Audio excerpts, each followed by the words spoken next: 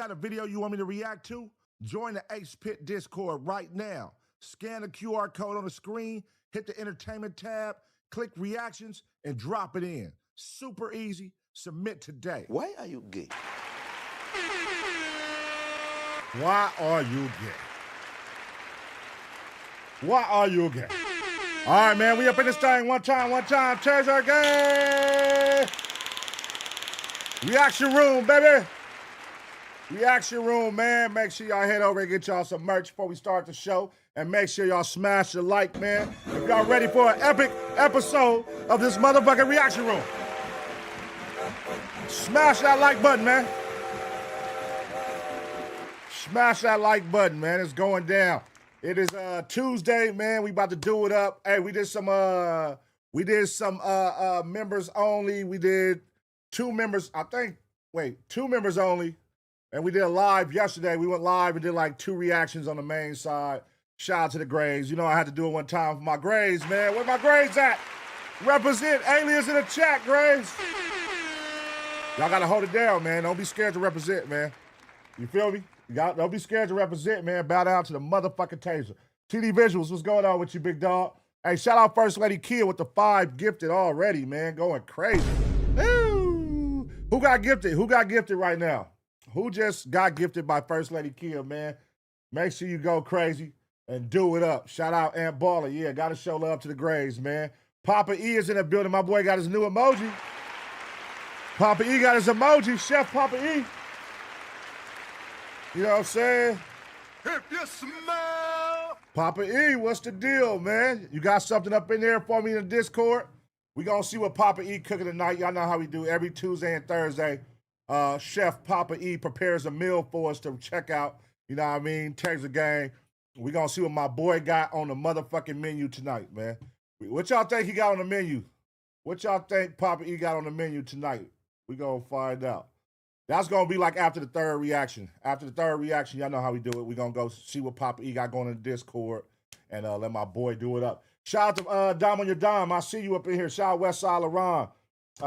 Let's see, man. Q. Oh, I can see y'all names right here when I'm live. Okay, here we go. William, what's going on, man? Stars Bang, what's happening? Celeb, 7th Street, what's going on? Dirty K, vote right now. Vote. I got a broken leg, but not $5. What does that mean, brother? Spider-Man is in the building. The real Spider-Man. MJG, what's going on, man? Thank you for subscribing. The real, let's see, MJG, Texas Southern Belle, I see you up in this thing. Chicken tenders. What?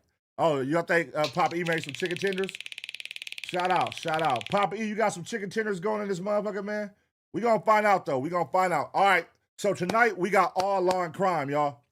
We doing all law and crime. We did, all hot topics like the past 2 days. So we gonna do law and crime tonight. We got a lot of shit. I dropped 3 reactions today. Y'all make sure y'all go check those out. For those of you who aren't on the green side, the gray side, y'all can go check them out. We dropped them. We did some reactions to all the Jay-Z shit going on. Drake responding to Jay-Z, getting this.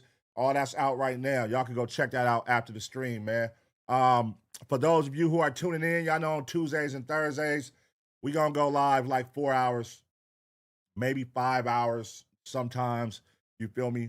I got 7 strong reactions from the Discord, and then I got some extra ones just in case down here, you feel me? So I got a slew. Let's see what y'all energy is tonight. I'm gonna match y'all motherfucking energy, man. If y'all turned up, I'm gonna keep going. If y'all turned down, I'm gonna end it at 7. But if y'all turned up, y'all got good energy, y'all going crazy in the chat, y'all engaging, y'all activating this motherfucker. I'm gonna keep this shit rocking, man. It's early right now, 7:40. So you know I got good energy. Let's have a good time, man. All right, tonight we did a reaction like this before. So for those of you, when we click this, please don't say we saw this already, because this ain't the one we saw. And I need you to know that I know what reactions we watch. So when you say we saw this already, like, come on, bro. I know what I watched, my nigga. Like, I'm not going to sit here and watch something and not remember it. I watched it. I know it. But we haven't watched this. This is a new one. But it's the same situation. Man eats coke. and overdoses and drops dead when the police pull him over. Let's see what this one is like. We saw one before. It was crazy as hell. And then we're going to go down to Atlanta. A Section 8 queen. She was supposed to help the poor. Instead, she helped her family. Damn. So many sad cases where people prey on act like they're there to help the underprivileged, and they take the money and keep it for themselves and go on shopping sprees and, typical shit, man. But we going to see what's going on with that story. Now, they found one of the missing scientists. We did a story on the missing scientists that's been going on. It's like 16 total now. They ended up finding one, the remains of one of the women that went missing, one of the scientists. So we're going to get caught up. We're going to watch that, see what's going on. This one is a new one for Midwest Safety, when cops keep discovering more bodies. Don't know what that's about, but the title, I fuck with it, and I fuck with Midwest Safety. So we're going to see what it do. Body Cam Ninja. This one is racist father and daughter lose control after police arrive. Anytime it's some racist father and daughter duo, it's going to be some comedy shit because they burnt the fuck out. Ignorant as hell. So I'm sure that's going to be some ignorant content we could watch and react to and clown they dumbasses. Also, racist bully gets the shit beat out of him. That's what I'm talking about. Racist bully gets the shit beat out of him. So we're going to watch the racist father and daughter, and then we're going to watch a racist nigga get his ass whooped. And then Dr. Insanity dropped a new video. Y'all know I love Dr. Insanity videos. I know y'all love Dr. Insanity videos, and those are our hour bangers. That's going to be an hour banger. That's going to be reaction number 7. And it's mom discovers her 13-year-old son just killed someone. So we're going to watch that. That's going to be number 7. Now, if y'all energy is going crazy, if y'all activated, if we feeling good in this motherfucker, I'm going to keep them going, and I got more after that. But right now, let's just start with those 7. Those are guaranteed. Let's get it going. Taser gang. Let's get it going. Yes, sir. Shout out to everybody in this motherfucker. Make sure you vote on the poll right now, man, what side you represent. Vote on the poll right now. If you represent that almighty green side, make some motherfucking noise. Drop them emojis if you represent the green side. You know what I'm saying? Now, if you rep that motherfucking big bad gray side, drop them aliens in the motherfucking chat. Gray side taking over for the 99 and the 2000, nigga. The gray side, long live the grays, man. Long live the grays. They are in the building, nigga. Long live the grays. Shout out to the gray side. Where's my goddamn presidents at, man? Where is the leaders of the gray side at? Where my boy Goombag? Y'all know Goombag, he all the way in Australia. Goombag is all the way in Australia, so I don't know what time it is out there. I don't know if it's up. I don't know if he's up. If he's gonna pop in eventually. So when y'all seeing Goombag, he's so anxious and thirsty for destruction. Give him some. Somebody give him some, man. Go at it with him. Bring somebody from the green side. Go at it with Goombag one time. We gonna let it fly tonight, man. We gonna let it fly tonight. Get that nigga some destruction, nigga. Nah, I'll mess with y'all. The cool side, man. Cool side. Get that nigga some destruction, nigga. You know what I'm saying? Hey, Damu Love. Where's Damu Love? Is Damu Love in the building tonight? Damu Love is also the leader of the Grays, man.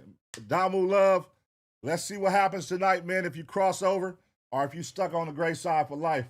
I think I'm right here, nigga. Hey, they represent hard in this motherfucker. Shout out to the Grays, man. Hey, let's see if Damu Love cross over tonight. Hey, man, he said he fine.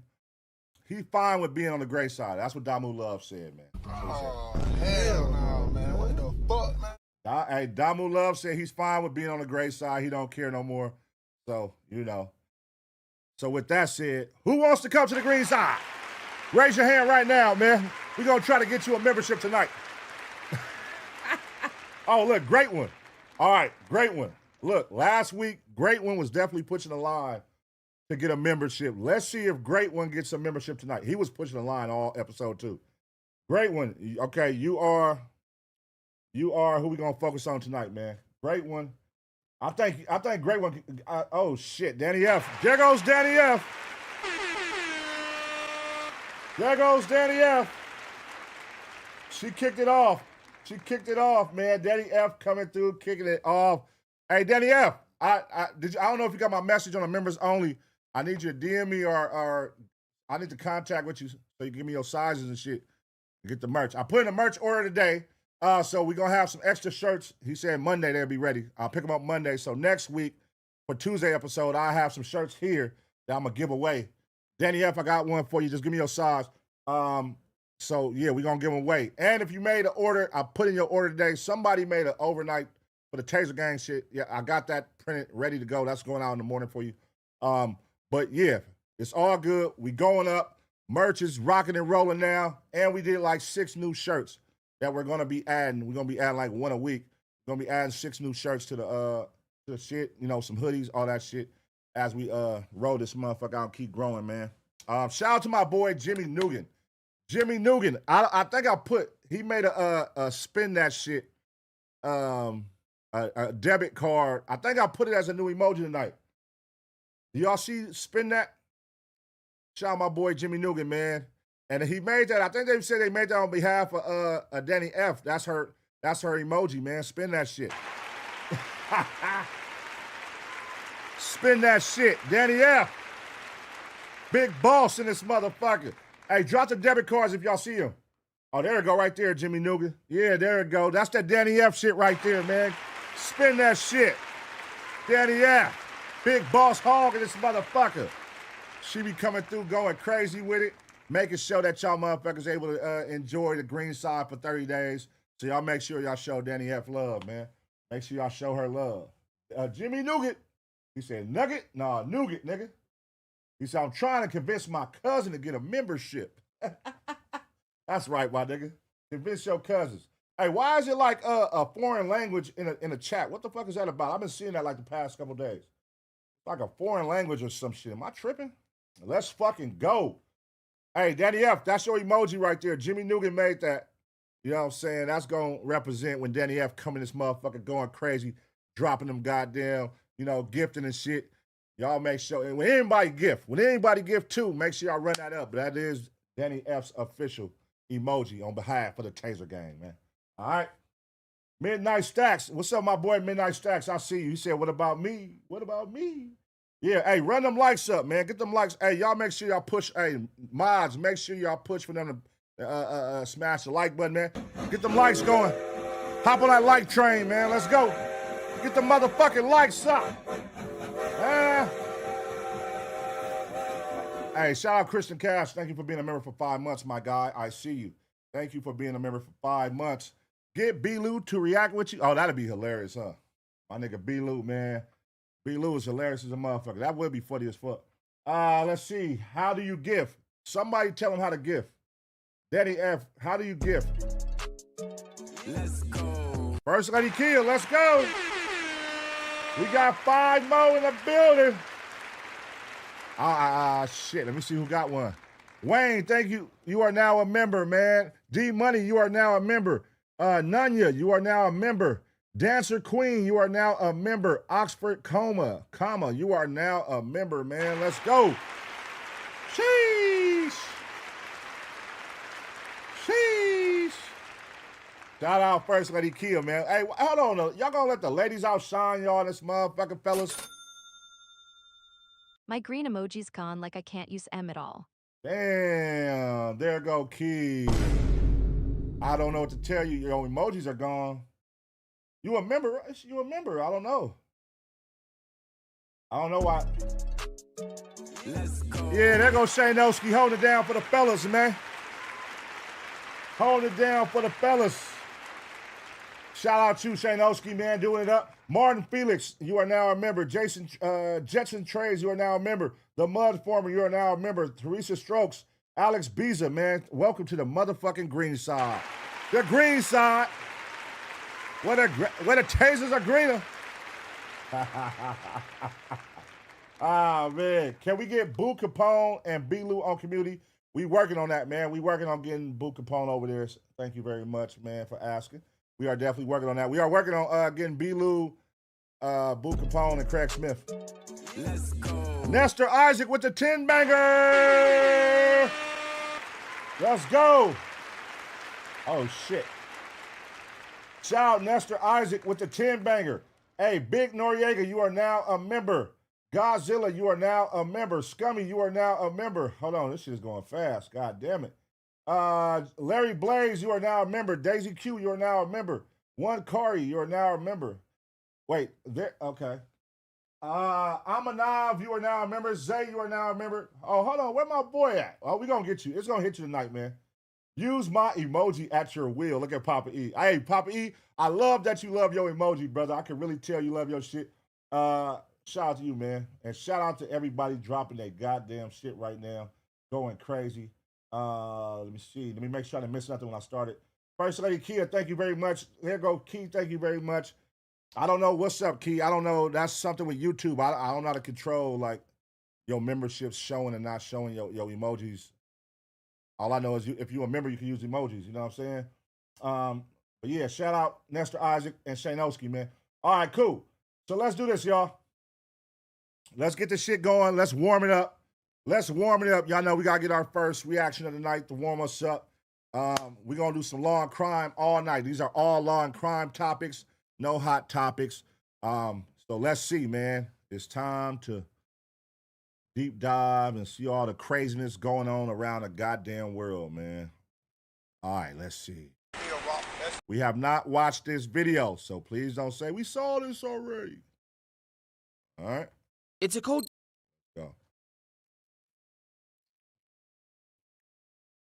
Let's get it. Let me cut this alert off so it don't go. Boom. All right. All right, y'all. We back with another reaction right here on ABP Reactions. And right now, we finna see what happens when a man gets pulled over, eats coke, overdoses, and drops dead. Let's go. It's a cold January's afternoon in uptown Charlotte, and officers with the Charlotte-Mecklenburg Police Department are conducting a traffic stop in the Greenville neighborhood. Their target? 41-year-old Harold Easter, a man investigators believe is involved in drug distribution throughout the area. The officers tailing him are a part of a task force investigating the allegations. They'd been conducting routine surveillance when, suddenly, they spotted Harold behind the wheel of a Dodge Durango. Knowing his driver's license was suspended, they seized the opportunity to pull him over, hoping the lawful encounter would uncover something far bigger, potentially bringing their investigation to a head. As lights and sirens were activated, Harold refuses to stop. But surprisingly, he doesn't speed away or make any evasive maneuvers. Instead, he continues to drive at around 20 miles per hour. So, he either A, hasn't noticed the police presence behind him, or B, something is happening inside the vehicle. Put your hands up! Hands up! Hands up! Uh-oh. Hands up! Do it now! My man just got out. We had some weed. That's all. Hands up! Hands up! Open the door for you.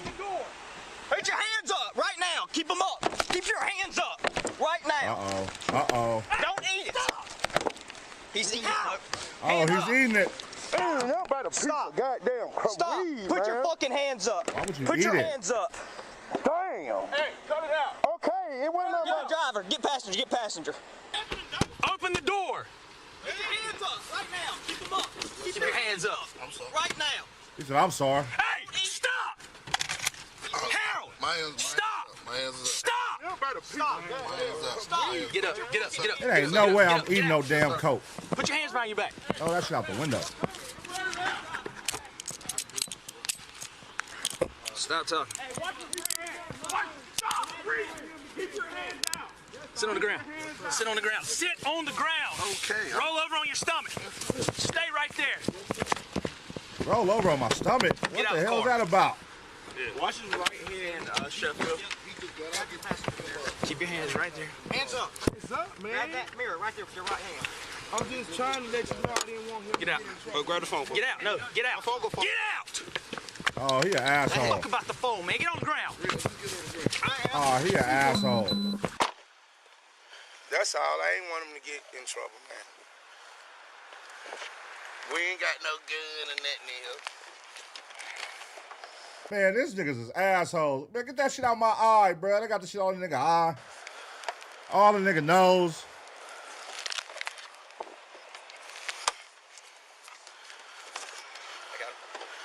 being so aggressive? God damn.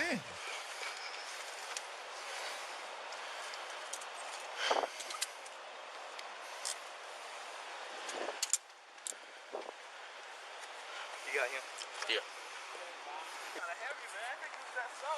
They ain't got nothing, man. I just picked him up to smoke a blunt, man. He just got home, man.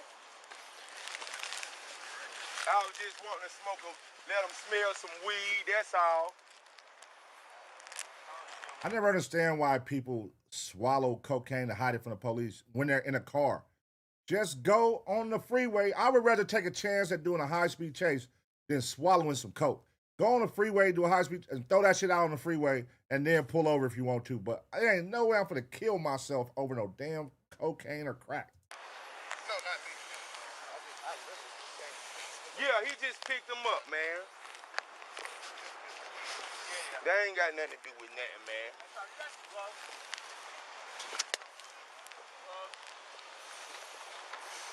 Face the car for me real quick. Face Hold the the car. car. Okay. I ain't got nothing, man.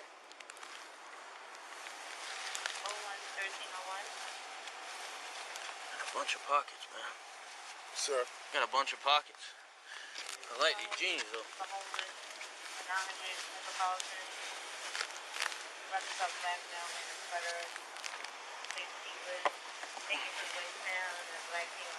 What the fuck did they do? They on their line.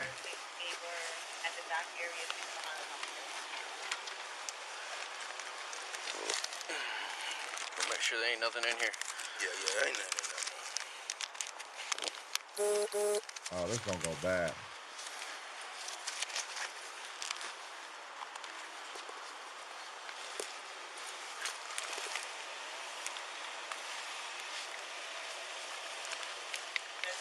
I ain't had nothing but to smoke a little rock with, that's all. What? Smoke me a rock, that's all. Just enough to smoke a rock with. Open your mouth. Yeah, I was gonna lace me up. Be still. Open your mouth, let your tongue out. I was gonna smoke Open me a your rock. mouth and stick your tongue Oh shit! Wait a minute. He the one that took it. He the one that ate it, huh? He's starting to say some wild shit. Yeah. What, man? I don't hear Why will you not look at me and do that? Open your mouth, stick your tongue out. Open your mouth, stick your tongue out. Lift your tongue up. Keep your mouth open. Oh. That's what I tell. As officers approach the Durango, they quickly notice Harold reaching towards the center console and grabbing a small baggie containing a rock-like substance consistent with crack cocaine. He's captured on body cam attempting to swallow it. Whether he successfully did at that moment in time, though, is up for debate. You see, the arresting officer would later report that he believed he had prevented Harold from consuming any narcotics. However, his body cam captures him yelling, "He's eating it," a statement that becomes important as the case develops. Another point of dispute is how much crack cocaine Harold actually consumed. Nice. Experts on the one hand estimate he ingested around 3.5 grams. People connected to God damn! That nigga ate 3.5 grams of coke? the case, however, believe the true amount was significantly higher. You got Yeah. crack all over your tongue. No. Why would you do that? Hold up. Oh. My bad. Hey. That's on me. Listen, he don't got nothing to do with that, man. He just got home. They just got in the Jeep, and I was going to get me a haircut. That's all. Straight. Just lean up against the car right here, man. Smoke Hands me up a against the rock. car. Hands up against the car. Hands up against the car. I ain't know. You go. Got crack all over his tongue. he was trying to eat it. Because I ain't want him to get in trouble. I was gonna smoke me a rock fly, you know what I'm saying? I smoke flies, you feel me? Judy Fly. Yeah, Judy fly. Been knowing that. Just lean up against Who, the car. me? Yeah, y'all know I've been getting high. Oh. I didn't mean that. I just meant been knowing about the Judy Fly. Oh, yeah. I smoke Judy flies, that's all. I was gonna smoke me a rock, that's all. He was cushioning up part of his crack. He didn't get all of it though, but that's what he was doing while I was fighting for his hands. But we probably got an 8-ball down here. Damn. No, he didn't get all of it. When I was fighting him, he was crushing part of it. We probably got an 8-ball right there. Smoke me a rock, that's all. All right, where'd you find that at? This was all came off the ground. He was throwing this out the window as we came up. This was on the ground too, but he chunked it out while I was dealing with him. Damn. And here's another baggie located in front of the driver's door. Seat. I mean, if y'all finding all that shit and y'all see he got all that shit on his tongue, y'all should ask that nigga or know, hey, how much did you eat, bro? We need to get this nigga some medical attention. They ain't gonna do that though. We know they ain't gonna do that, but like, nigga, at that point, this is finna go left. Just because we saw the last video before, y'all can go check it out. A video similar to this, man, where that shit kicked in while they had him in the back of that car. He was in the front of the car, actually, and he started going crazy. This was on the you said, this was on him. Yes, this was in the center on the center console right here, and he was crushing it up when I was trying to get control of his hands. Where was that powder at? I'm not sure exactly what's in it. I think it's something in a paper towel. Where was it at? In front of the driver's seat. Golly. Lean up against the car, man. Can you put my hood on? Come back here. Can you put my hood on? I'm just watching, make sure don't nobody put nothing. Put your hat forward. Yeah. Oh, he really did, too. No, I hadn't searched it all. I just Yeah, because he ain't had nothing. Listen. Nothing to do. Yeah, we got Okay, somebody yes, in there. You want them both in there? All right, I'm going to be quiet, sir. I'm going to be quiet. Come over here. Uh-oh. This is where it's gonna go all bad. Put him in the car.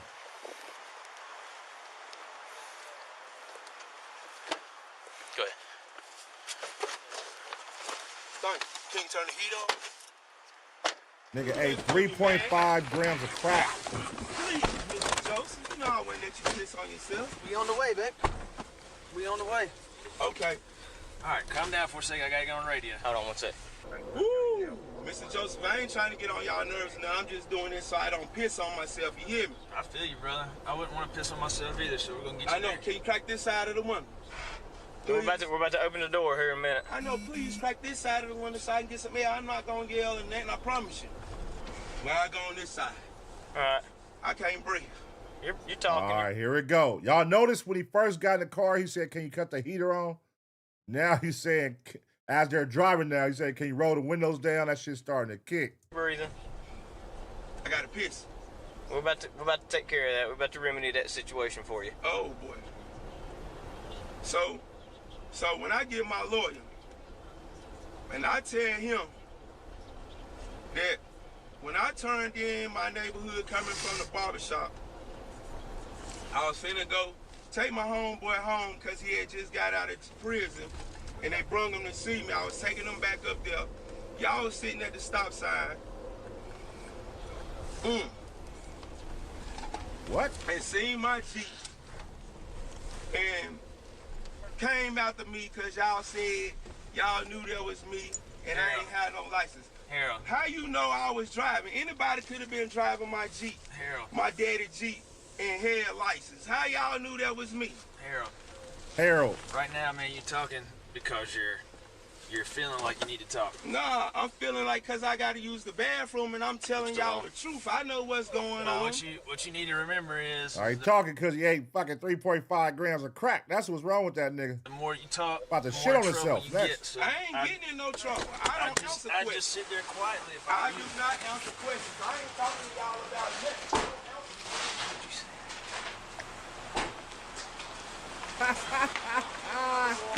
You won't let me piss. Forget what I did, shit, because I know I ain't do nothing wrong. That's why I I'll get it in a minute.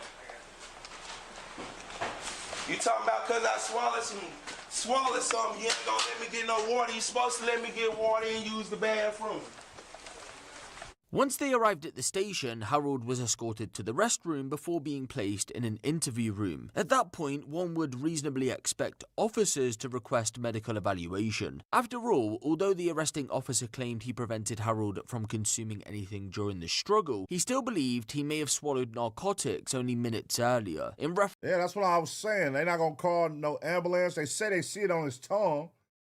Y'all might want to call the ambulance, fellas. This shit is about to kick, and it's going to kick hard. Reference to when he refused to initially stop. But that never happened. No medical personnel were contacted, no ambulance was requested, no continuous welfare checks were conducted. In fact, Harold was never even offered transport to a hospital, something that directly violated departmental policy, which required that any individual suspected of ingesting dangerous contraband be evaluated by medical staff before being booked into jail. Oh, his family about to get paid.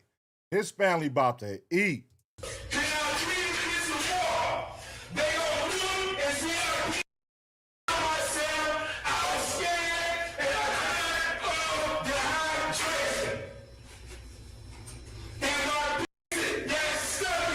That nigga look like Trader Truth, huh?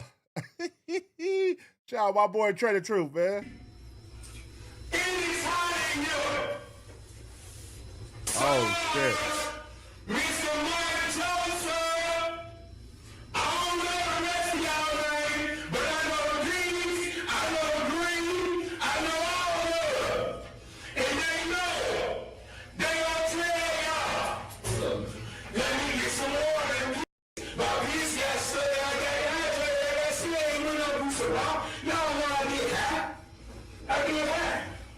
Why do you not have any clothes on? Because I'm hot.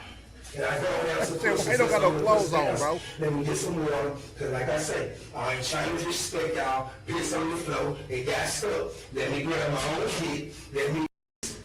I can grab my own sheets like a man and show me I ain't got nothing in my say no, I ain't ever need nothing in my when we don't been through me. So that's why I'm acting like this.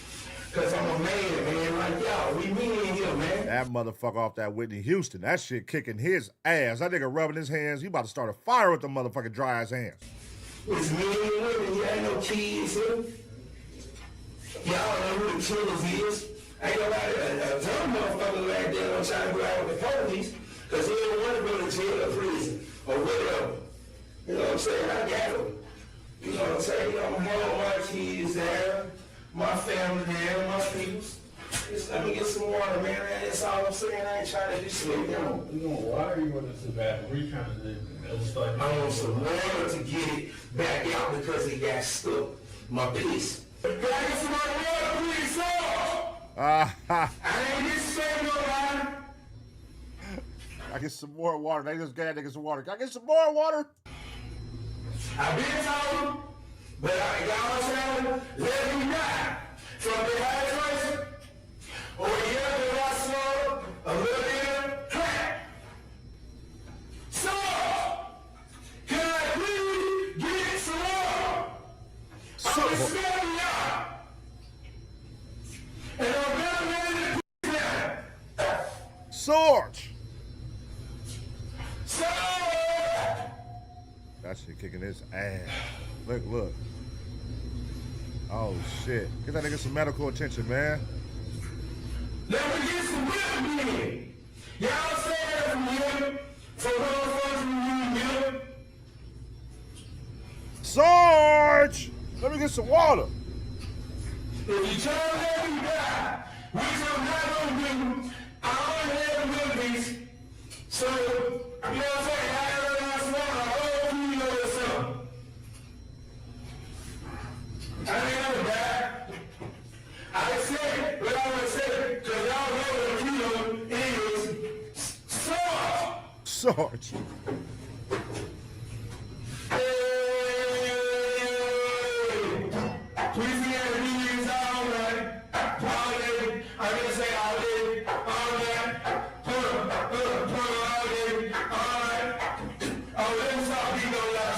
That shit trash. That's a trash ass beat you just made, boy. God damn, them crack beats is trash. I ain't be on the wall, y'all saying some black and some weed, and I'm saying motherfucking judge, hey, that's what y'all said, and I love these, that's all I need. Oh, it fell out, the little plastic. I couldn't be short of the plastic, that's all. Yeah, yeah. So let me get some water. On the highway. Please. I was saying that. The church says, hey,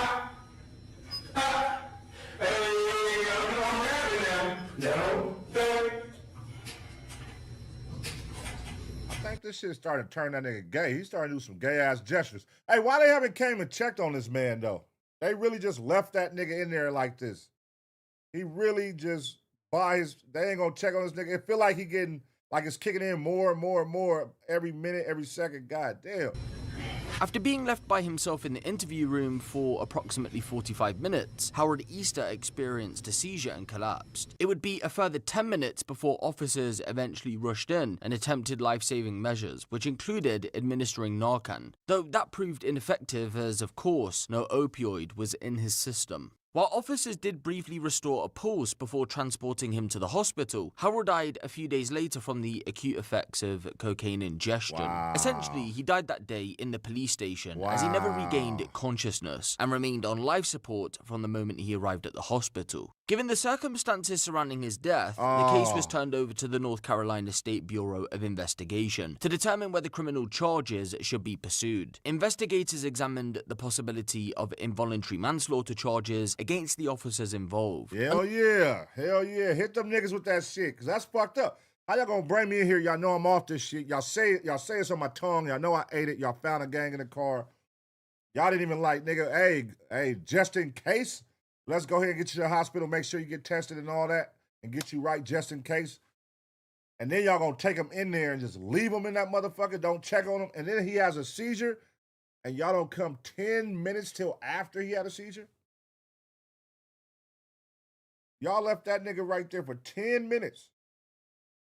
That's fucked up. Under North Carolina law, prosecutors needed to prove that the officers knew or should have known that Howard Easter had ingested a dangerous amount of crack cocaine. The officers also had a legal duty to obtain medical care for him, so if they failed in that duty through criminal negligence, then that would also play a role in obtaining this involuntary manslaughter charge. And finally, prosecutors had to prove that the officer's inaction directly caused his death. The case ultimately collapsed on that final point. 3 independent medical experts, including the state medical examiner, agreed they could not say with medical certainty that Harold would have survived even if the officers had called for help immediately. Therefore, no criminal charges were brought forward. Oh, that's fucked up. Of course they gonna say that, so that the cops could get off. Yeah, of course they gonna say that. Accountability instead came through CMPD's internal investigation. After determining that multiple departmental policies had been violated in the handling of the case, Sergeant Nicholas Vincent and officers Brentley Vinson, Michael Benfield, Michael Joseph, and Sean Sheffield were all recommended for termination. However, each officer resigned before the terminations could officially appear on their records. Oh, see, that's that shit the police be doing, man. They resign, and all they gonna do is go to another city, another state, and they're gonna get recommended by their last department so that they can get hired and get a new job. Them motherfuckers are slick, man. In 2023, Howard Easter's family also received an $800,000 settlement after filing a wrongful death lawsuit against the city. That's it? Although the family stated that no amount of money could ever replace Harold, they said the settlement helped bring some sense of closure to the incident. 800,000, man. Hell no. Oh, hell no, man. What the fuck? 800,000 is crazy. No way. Rest in peace to him. Rest in peace to that man right there. Y'all left me in here to die, man. Yes, I took it. Yes, y'all knew I took it. Y'all can see it on my tongue, obviously. You guys are professionals. Y'all, this ain't y'all first rodeo. Y'all know what I did. Y'all know I was trying to hide this shit. Hell, it seems like they already knew each other. They knew each other on a first-name basis. So you know how I get down. Y'all niggas definitely should have followed the procedures, got me some help. Y'all saw I started tripping out. You even said it like, hey, you ate that shit, huh? Your lips finna start burning. I heard one of the cops say that to him. Hey, your lips starting to burn, huh? Your lips starting to tingle. Like, niggas, so you made a joke, and then you left him in there to die.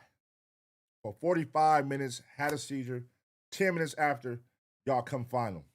That's fucked up. That's fucked up. Now, $800,000. Is that enough? Is that enough? If this was your family member, would you be satisfied with $800,000? That's fucked up, man. Like, hold on. It got to be worth more than that because that's not cool, man. What is your life worth, though? You can't put a price on it, man. But $800,000, nah, nigga. Sad situation, man. Let me know what y'all think. I'm going to give you 2 seconds to smash a like. And as always, get ready for the next reaction.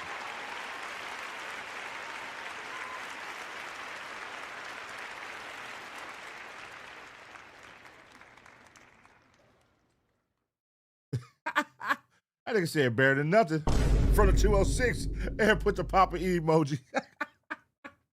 Better than nothing. Hey, shout out my boy Papa E. Better than nothing. That's classic. Great way to use his emoji, man.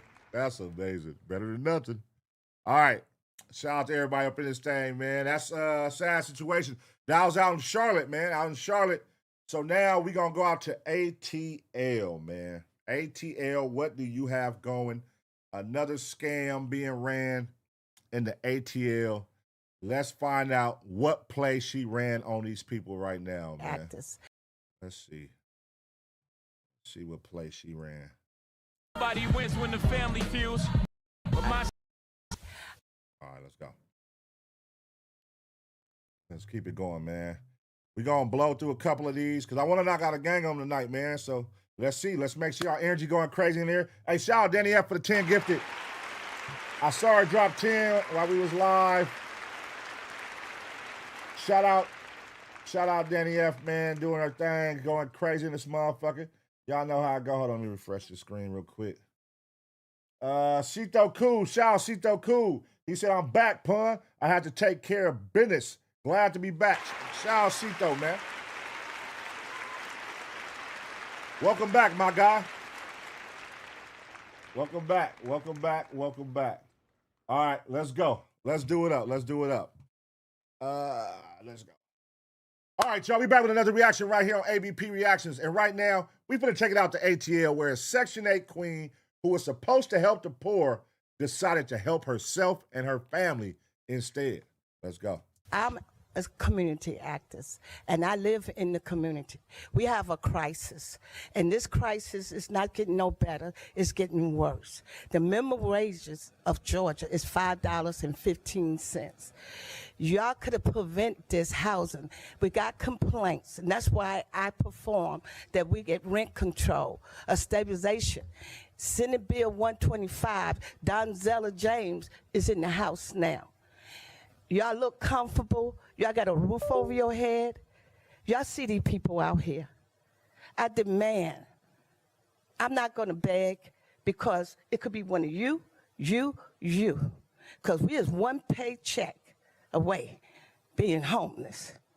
And you know how eggs went up? It's $9 in an hour, $9 for a dozen of eggs. And what I'm saying, housing authority, you're supposed to be protecting the people, because Section A, they call me. They're not answering the phone. They're being nasty to me. You need a monitor. I believe you're not being monitored, because affordable is not affordable. If I'm making $5.15, I'm a waitress. I have children. Wait, what? $5.15 an hour? I got to put them in daycare. I got to eat. You got seniors now is dropping their life insurance. Tracy, we need to talk to you. You talking to me about what? Who let you up here? The Section 8 money you've been collecting. You can't just walk into my office. I need to see a warrant. Oh, shit. They done got Maxine from Living Single. God damn it. Wait, years of struggling. And according to the feds, one woman was handing out housing benefits to the people she knew best. Now, a former Atlanta Housing Authority executive who allegedly treated Section 8 like a family hookup program is headed to federal prison. Fam, most of us know what Section 8 is supposed to be, a program designed to help families who genuinely need housing assistance. But we also know how difficult it can be to get one of those vouchers. For many people, the waiting list stretch for years, and sometimes it feels like getting help isn't about need, it's about who you know. And according to federal prosecutors, that's exactly what happened in this case. A former senior executive with the Atlanta Housing Authority, Tracy Jones. Oh, bro, that's a bad picture. Look at this picture they used. They cold to the motherfucker. Why would y'all use that picture, man? Tracy Jones. Look more like Quincy Jones. God damn. Has now been sentenced in federal court after previously pleading guilty to a scheme involving falsified documents, improperly obtained COVID relief funds, and housing vouchers that prosecutors say benefited people connected to her, including an individual tied to her son's partner through a property she personally owned. Now, after years of allegations, she allegedly abused a system that countless families depended on. All of those decisions have finally caught up with her. The body cam footage you just watched at the very beginning was the moment moment a woman who allegedly spent years concealing the truth was forced to confront it face to face. Today we're going to break down her rise within the Atlanta housing system, the federal investigation that exposed the scheme, hear from some locals, the charges she admitted to, and the sentence she received. Most importantly, where this case stands today. But before we go over this one, I want you guys to remember, I don't give you no angle. I just give you the story. So with that being said, make sure you like, comment, Who and snitched on subscribe. her? We're going to jump right to it. I wish payday came sooner. My boy, always make sure you put his commercial right there. Hold on, we're going to get right through it. Shout out to my boy, man. Going crazy. Process so you don't miss out. I'll catch y'all on the next one. Let's check it. Thank you. Good afternoon, honorable commissioners. I thank you for your service. I wanted to share with you today because we've been doing a lot of work in the community and there's some concerns and we need your help. So today I respectfully request your assistance on several issues that have been brought to several of us that are working in the community. One, the issue of rent control. We would love for you to take a position on rent control. Many of the partners that you have given resources to are now elevating the rent on the people that they supposedly serve. We want to end that practice, want to codify and mitigate the circumstances that cause this hardship on the people. So that is causing pain on the people. And we want to know where you stand with the people. We want you to take a position because at the premise of the Atlanta Housing Authority is rent control. All right, so rent control, for sure. I'm with you on that. But hold on, I really, it's been sitting on my mind since the beginning of this video. $5.15 an hour? That's not even legal. That's below, that's not even legal. Is it in Atlanta? $5.50. What the hell in 2026? What are you gonna do for $5.50 an hour? What job is that? And what the hell that check look like every 2 weeks? That's crazy. Because you sustain a stable level of rent. Now, speaking of rent, for those who don't know, Section 8 is a federal housing assistance program designed to help low-income families, seniors, veterans, and disabled individuals afford safe and stable housing. Instead of paying full rent, qualifying residents receive vouchers to help cover a portion of their monthly housing cost. Now, let's put this into perspective. In Georgia, the minimum wage is technically $5.15 per hour. Wow. What the fuck? The minimum wage is $5.15 in Georgia? Nigga, that is crazy. Per hour under state law. But because most employers fall under federal regulations, the practical minimum wage for most workers is $7.25 per hour. Meanwhile, the average rent in Atlanta in 2026 is estimated to be between $1,600 to $1,900 per month. And fam, depending on the neighborhood and apartment size, and most would agree, that's mainly in what some consider the hood. So just like $1,600 rent, that explains it. Nigga, $1,600 rent out here, you ain't even gonna get a studio apartment. Shit, LA, nigga, studio apartments out here is like $2,100 now. Shit, nigga, god damn it, nigga, you want a 2-bed? Oh, don't get a 3-bedroom, nigga. A 2-bedroom, you trying to rent some shit? Ah, damn, but $5.15, that fucked me up. I thought I misheard that wrong. Many major cities across America, thousands of Atlanta residents struggle every month just to keep a roof over their heads. And because of that, fam, housing assistance isn't a luxury, it's a necessity. Yet despite the need, tens of thousands of residents spend years on the waiting list. In Atlanta alone, roughly 30,000 households are on the waiting list for affordable housing and voucher assistance programs at any given time, according to the housing advocates and local reports. And think about that for a second. 30,000 people waiting. 30,000 families hoping for an opportunity. 30,000 residents just trying to catch a break. Now imagine learning that a high-ranking official whose job was to oversee part of that system wasn't simply collecting a paycheck from taxpayer. According to federal prosecutors, she was allegedly using her position to enrich herself, benefit family members, and even help the significant others connected to her children. We're talking about Tracy Jones, a long-time executive with the Atlanta Housing Authority. She ended up becoming vice president. She served in the leadership role for years and, according to the federal indictment, began abusing that position as far back as 2017. And because many residents already felt the system wasn't working for the people who needed it the most, Comments like these became increasingly common. We need the details on what exactly she was doing. I want to hear the details on what exactly, how did she include her family and help them out? In what kind of way? You know what I mean? Like, was she helping our people over like other races or something? Or when they say that, or what do they mean? That's why I want to hear more details. Atlanta Housing Authority meetings. Fam, you're about to hear from a lifelong Atlanta resident growing up, voicing frustration, questioning transparency, and demanding answers about affordable housing in her city. As it turns out, this was one of the last public meetings that Tracy had attended in 2022 before being under federal investigation. Everybody, I'm a community activist, and I live in the community. We have a crisis, and this crisis is not getting no better, it's getting worse. The minimum wages of Georgia is $5.15. Y'all could have prevented this housing. We got complaints, and that's why I perform that we get rent control, a stabilization.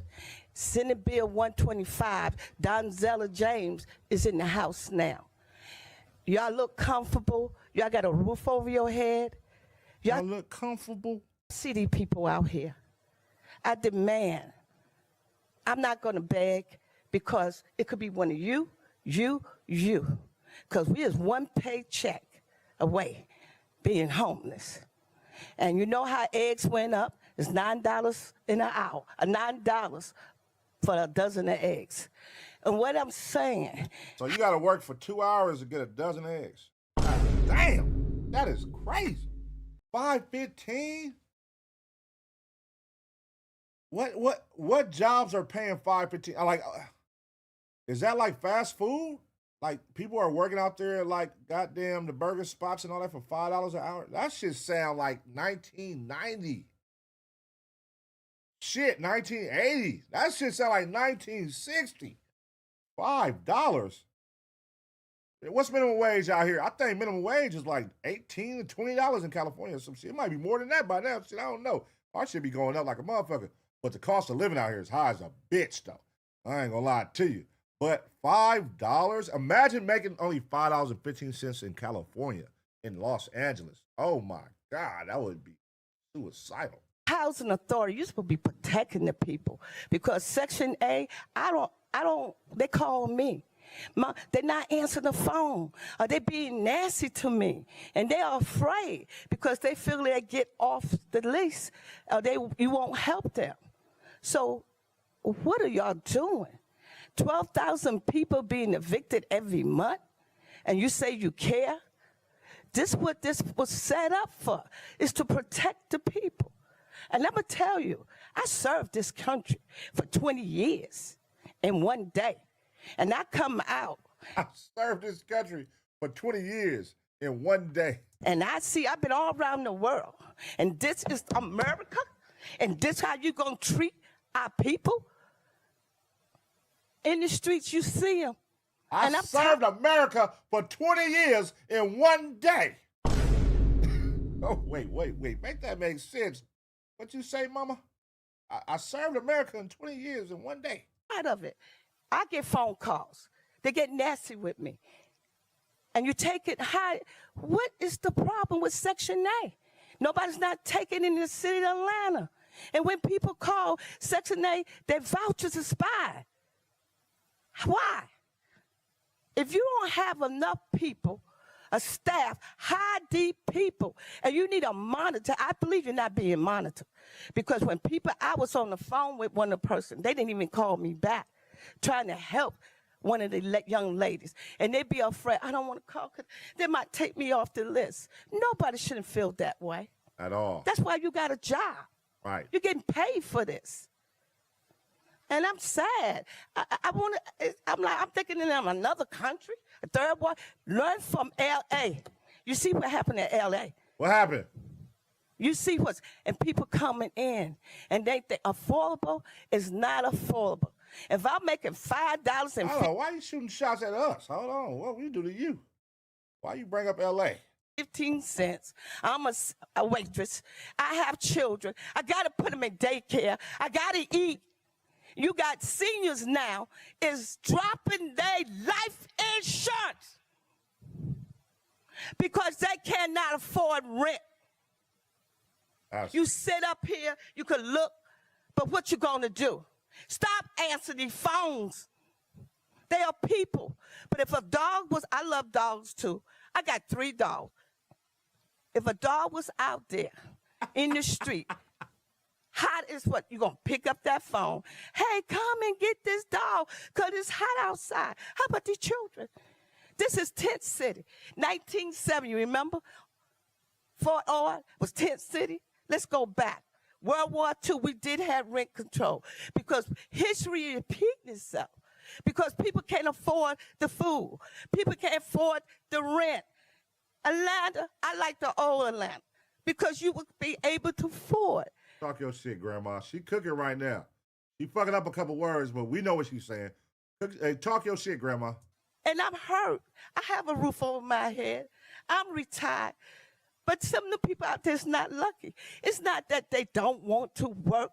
It's not like they don't want to do anything. They pride. You got people who have jobs. How you allow? And I want to know, how did you allow for this rent to go up like this? How? Tell me. 1 bedroom, $1,500, and I make $5 per hour, or $8. Still is not enough. I help a lot of people, a lot of children to keep. That's why you got foster care. It's increasing because the people cannot afford the rent. So they're going to say, I don't want my child out there. So when can you take them? But at least they have something to eat. At least they got a roof over their head. You let the development come in here. Well, there's ways to fix that. You know what I'm saying? Where, you know, case in point, safe sex, not having sex at all. You know, they can say shit like that. But, you know, you can't blame the people on people having kids and then not being able to feed them. You know? But, you know, don't have kids. Don't be out here fucking and having unprotected sex and breeding babies into the world if you ain't financially stable, man. And unfortunately, it don't work like that. A lot of women don't, you know. They think they in love. They don't give a fuck. They think this man finna take care of them. And they get pregnant and nigga block them and stop answering their goddamn calls. And now they over here making $5.15 at the Waffle House. God damn it. I up everything. You closed the project down. That was stupid. Because you didn't have a B plan. A plan and B. I believe before you had did that, I'm from New York. They didn't close the project down. Because if you had did that, they would be in crisis. Where are these people going? Where are they going? And they just coming in. Tent City? We're going to repeat it again? So I want you to... That's all I got to say. Okay, yeah, I don't want to cut you off. That's all I got to trying say. to be, go ahead. be respectful of the go time. Ahead. I'm passing with this. Okay, I want you to... So that we can continue with the meeting and answer some of your questions. So what I'm asking, why people not answering the phone? Housing Authority. Why Section A is not, how their vouchers expired? Why does inspections not going out there to the houses to inspect it? And these people vouchers expiring. Why? Tell me why. I wonder what part of Atlanta is she talking about.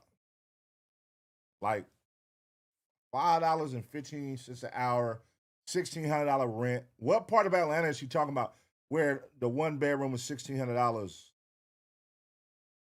Cause shit, it ain't Midtown. What part of Atlanta, y'all? Who's from Atlanta that can let us know what area y'all think or what area is she talking about? Do you don't have enough staff? What is it?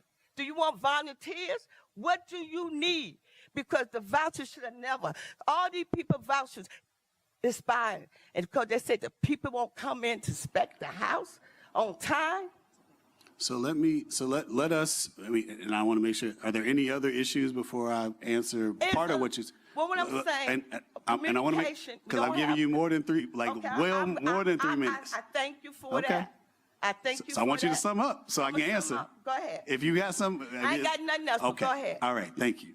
So we will get you an answer as it relates to the Section 8 issue, so we can spend some time after the meeting to make sure we've got a specific scenario that you're communicating about. This nigga look like a scammer. This nigga name is Larry Stewart. Larry, you look like a scammer.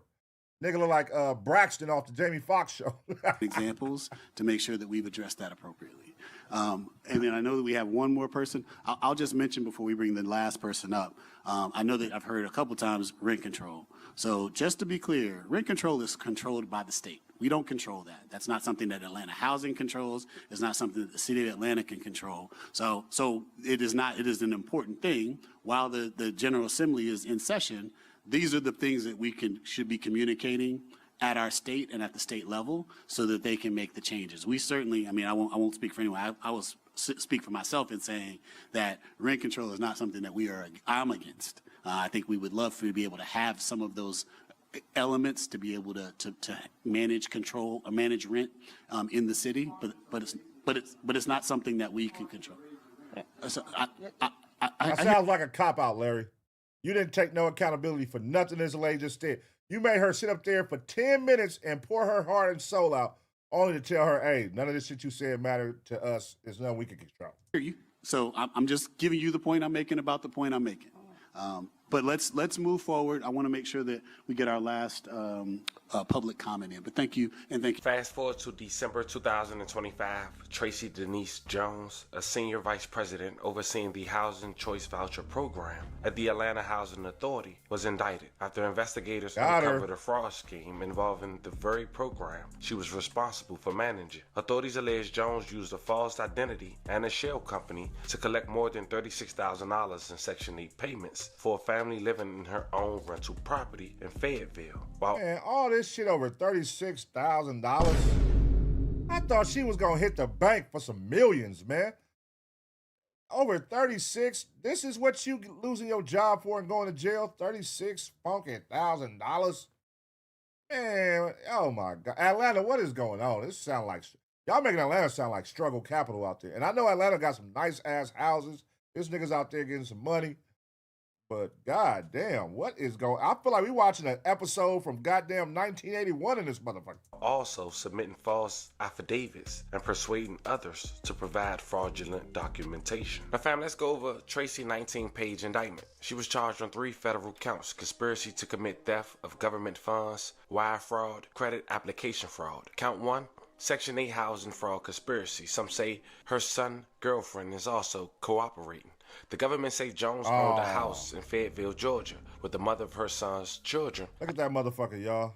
It makes sense now, huh? Identified as MD and Jones' grandchildren lived. According to prosecutors, they identified it under 3 steps. Step 1, MD allegedly submitted false paperwork claiming she lived in Atlanta so she could qualify for Atlanta Housing Section 8 program, even though she actually lived in Fayetteville. Step 2, they allegedly submitted a false domestic violence claim so MD's voucher could be transferred from Atlanta Housing to Georgia DCA. Step 3, Jones allegedly disguised ownership of the Fayetteville house by placing it under a non-profit/business entity called New Beginning Restoration Project, MBRP, and allegedly used the fake name Tracy P. Collins. The government say Jones... All this over $705 a month.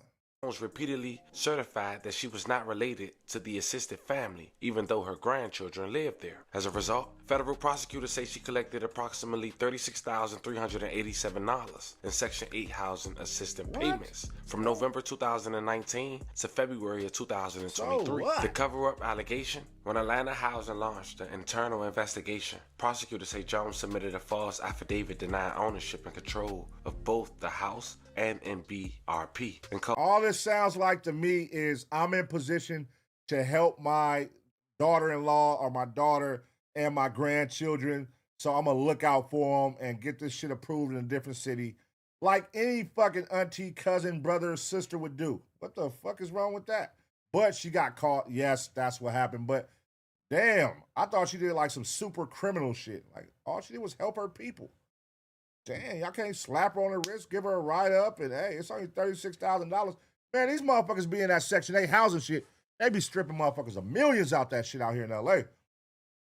Y'all tripping over $36,000? That's just a write-up. Don't do it again, motherfucker. Cause others to submit false documents as well. Count 2, PPP and COVID relief fraud. The government say Jones submitted multiple pandemic relief applications using business entities she controlled. EIDL loan and advance for, you guessed it, fam, New Beginning Now we getting Restoration somewhere. Project. Claims allegedly made 3 employees $56,000 in revenue in an active business. Government says it was no employees and no actual business operations, plus no sales. The funds received was $13,000 from EIDL and $3,000 from EIDL Advance. Total $16,000. This is petty. Application 2, PPP loan, MBRP. Here we go. Claims made that she had 5 employees, monthly payroll $4,464.80. Business revenue, and the government says those representations were false. Funds received $11,162. I mean, in all fairness, yes. Listen, it was fucking, everybody had lost their goddamn jobs. Niggas didn't know what was going to go on. This is during quarantine shit. Everybody was trying to hit the bank. Everybody was trying to hit the bank. Hey, it was some people out here getting some crazy money who didn't have no jobs and was claiming they had corporations and businesses. But, you know, shit, y'all got to see, y'all think this is something. That's a whole nother deep dive.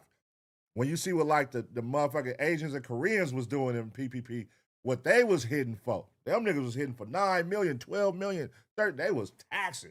PPP loan. Application 3, CIDL application, business, CNT management and consultant. Claim for employees with a $78,000 revenue. Government says the IRS filing shows only about $12,000 gross receipts. Application denied. Application 4 targeted EIDL advance. Claim 6 employees, $74,269 in sales. The government says no employees and no sales, and the application was denied. One quote prosecutors highlighted in this indictment is Jones allegedly wrote, "I am truly an honest business owner," and, quote, "I hear the stories of how people abuse the PPP loans to establish a lavish lifestyle. That is not me," while appealing one of the denials. Count 3 was the mortgage fraud. In June of 2022, Jones refinanced the Fayetteville property. Federal prosecutors say she falsely stated the Fayetteville house was her primary residence. She intended to live there, and she did not own other properties. The government says she actually lived in Atlanta and was actively renting the Fayetteville property to MD while collecting Section 8 payments. The mortgage was approved for $291,780. Hello. Atlanta Housing Authority executive pled guilty Hit they today ass. in a federal court to collecting more than $300,000 in federal housing and pandemic funds. Channel 2 investigative Hit reporter they Ashley ass. Lincoln live now in Fayetteville. Ashley, you were the only reporter in that courtroom today.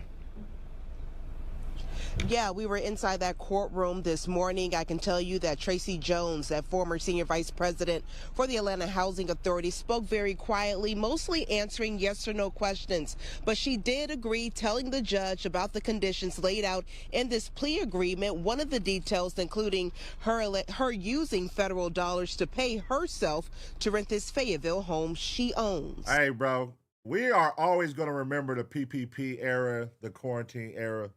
Bring back the stimmy checks. Niggas was happy about them stimmy checks. Niggas was blowing them stimmy checks in 2 hours. Them stimmy checks, niggas didn't take them checks serious at all. What, 1,200? Shoot it.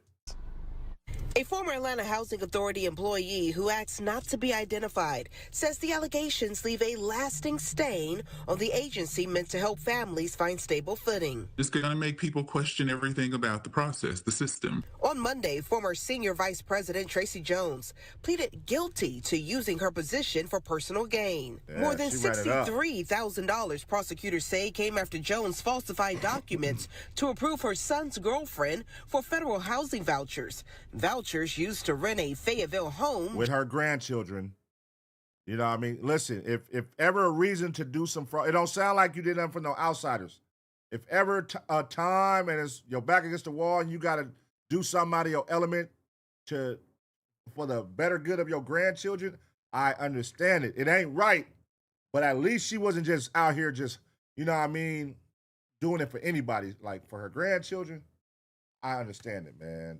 I mean, shit. And she was running a play for her house too, so don't leave that part out. Jones owns. Court documents say Jones even staged a domestic violence incident to help secure voucher approval down in Fayetteville. Not only were you getting the voucher and giving it to the family member was renting your house. So you're double dipping. Court records also say Jones used a fake name and business to pocket around $36,000, this time in pandemic relief dollars.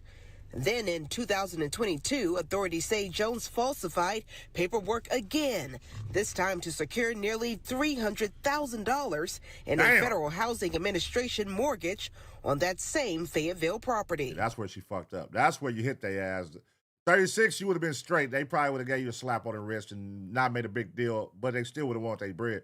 But 300,000, now that's where you playing. Not only did you take a voucher from a family, that house, your own home, was serviced by the agency that you work for.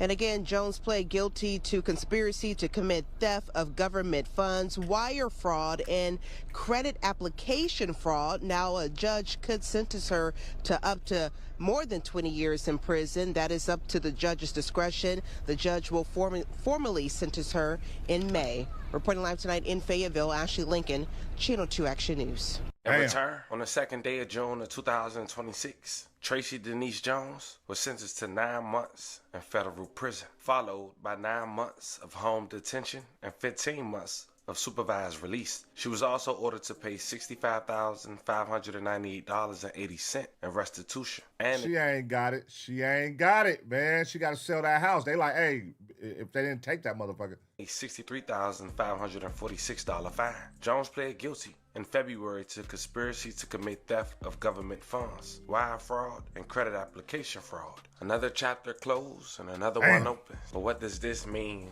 for the residents in Atlanta? Still dependent on vouchers. Only time will tell. Are many praying for the best and prepared for the worst? As more developed or even more resolutions come to the forefront, fam, I keep you guys updated. But all right, man. God damn. Hey, part of me feels like I fuck with what you did as far as helping out your grandchildren, that element of it. But then you also was using them at the same time to fund your own shit and run different channels of revenue to that house you own. And you know what I'm saying? Run them PPP loans and all kind of shit. You was profiting off them at the same time. You was looking out for them, and you was also profiting off them. So that's why I don't feel bad for you. Like, you know, you looked out. Hey, I'm gonna get y'all this house. I'm gonna say it's over here. It's in my business, but they ain't gonna know it's my business, and I'm gonna run this money through there. Make sure the kids got somewhere to stay. I'm gonna make sure it's on Section 8 so your rent is low.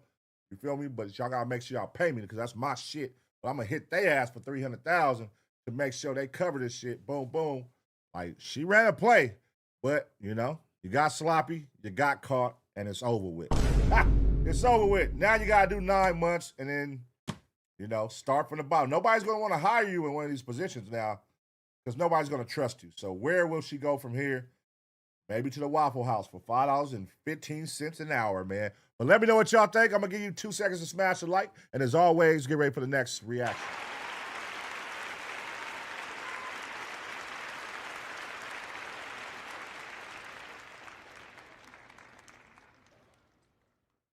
Hey, man, listen, I get it. It was worth a shot.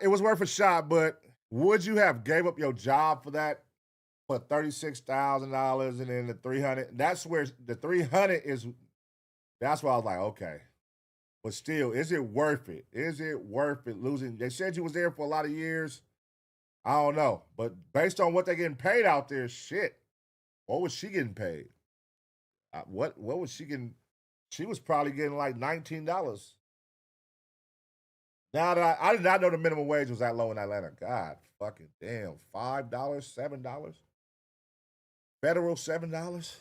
That's crazy, man. Shout out to everybody in Atlanta, though, man. I fuck with y'all. I fuck with y'all the long way, man. Shout out to my good ATL residents, man. Georgia residents. Shout out to all y'all out there that be tuning in and rocking out. You feel me? I see why you ain't got no membership. Nah, I messed you. Why are you gay? I was wrong. Nah, but look, hey, go ahead and get you a membership. Hey, somebody gift the Atlanta people a membership right now. Let's get their ass a membership, man. Viewers going up. Shout out, man. Whatever that means.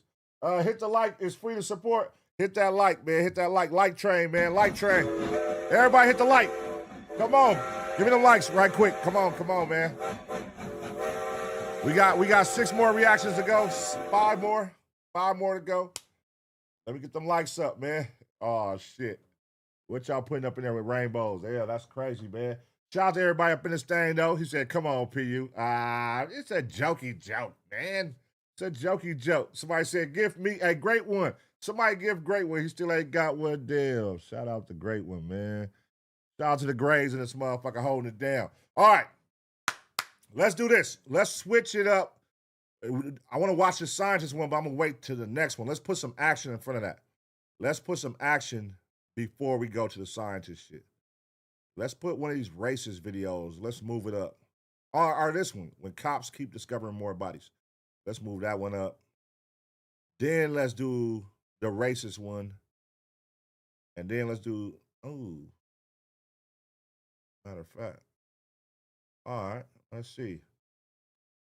Danny F, she said, I sent you a message on Discord. Okay, Danny F, I got you. Shout out, Danny F. That's my dog. Long live the Grays, man. Long live the Grays. Like I said, Gray for life. Grays for life, man. GFL. Put GFL in the chat if you Gray for life, man. So what that means is, if you Gray for life, when somebody gives you a membership, you got to turn it down and pass it along to somebody else. Don't sit here and get all happy when you get gifted and shit. You know what I mean? You got to hold it down. You got to go turn off. Matter of fact, if you Great for life, go turn off your membership so that somebody who really want one can get one, man. You know what I'm saying? Go do that then, nigga. Yeah. We got to stop the racism. Yeah, we got to stop racism, man. All right, let's see what's going on when cops discover more bodies. Medical. All right. Boom. I don't know the context of this video, but let's just go off the title, when cops discover more bodies. All right.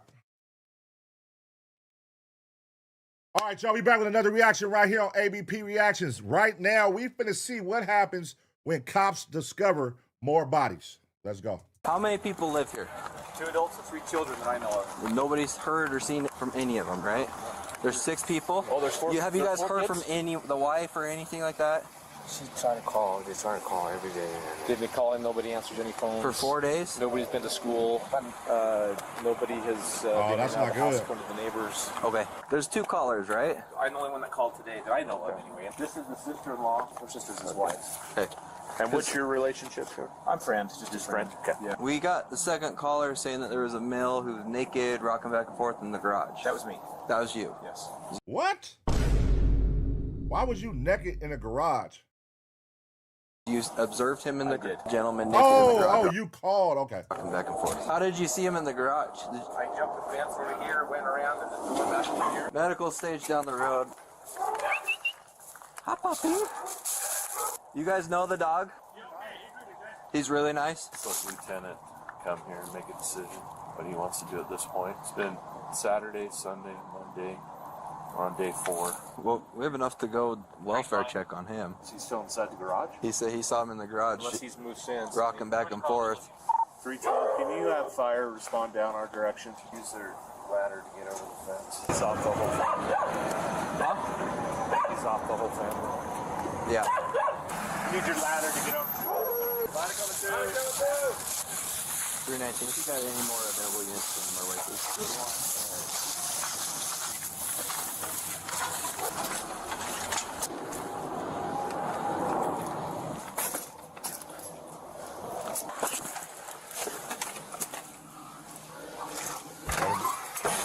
You better be careful. You better be careful. Stop, police. He's right there. You better be careful. Show me your hands. Sir? Hey, show me your hands. West 5, police. Hey. Oh, that's the naked guy. What's going on? Can you stand up for me? Hey, medical. You guys check this guy out? What's your name? He's got a wound right here to his head. What kind? You smell that? Man, you better stand back for that nigga. Y'all trust that nigga too much. You all in front of his face, he might pull out a knife or something, do something crazy real quick. Yeah, I don't know. This is definitely some mental shit going on, it seemed like. I can't tell if that's him. I can't either. Hello, sir. Probably need to. Sir, can you put your hands behind your back for me? Please. All right, put your hands behind your back. Hands behind your back for me for a second, Behind your okay? back. So we figure out what's going on. Thank you. He's got a head wound on this left temple. Sir, can I get your first and last name? Can I get your first and last name? It looked like he's sitting in his own piss, too. Ugh. Sir, can you look at me? What was it? Can you tell me what city you're in? Oh, he speaks English. You guys got a Hallie, right? What? Halligan? Yeah. There's probably a Hey, can you female and answer other me? kids that we Can need you to tell check me on your too. first name?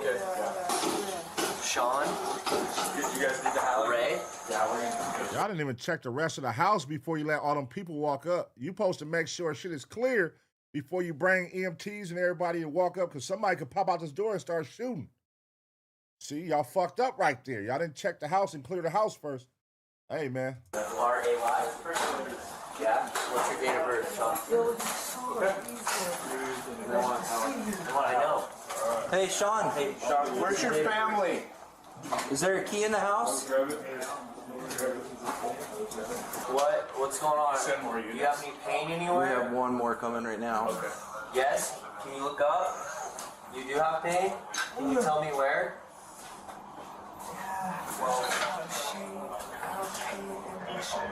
Pain in your shoulders? You know how you got your head wound and your black eye? You know how you got a black eye? These niggas, bro, they just fucking up everything. What the fuck? 6 other people, no kids have been going to school, can't get a hold of the wife for 4 days. We need to get in that house. We need to get in the house. Yeah, and if we transport him, we need one of you guys to come. We got a unit coming right now for that. Where are you going? Okay, we're going to stand you up, okay? 1, 2, 3. Okay, let's walk over to the stretcher over here.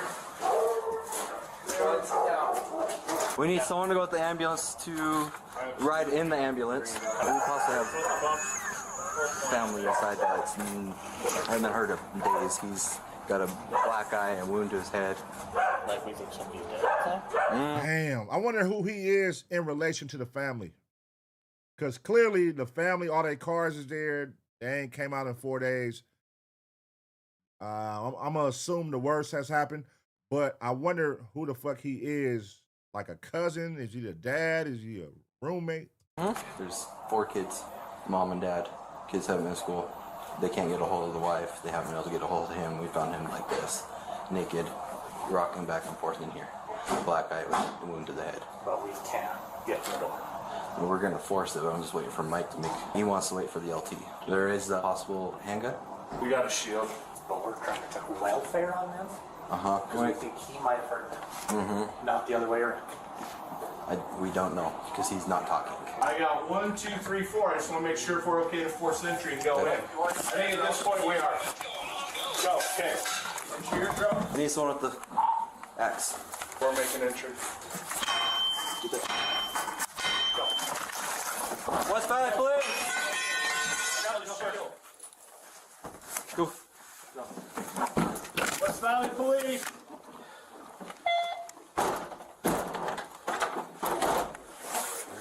Clear. West Valley PD, anybody in here? Coming out.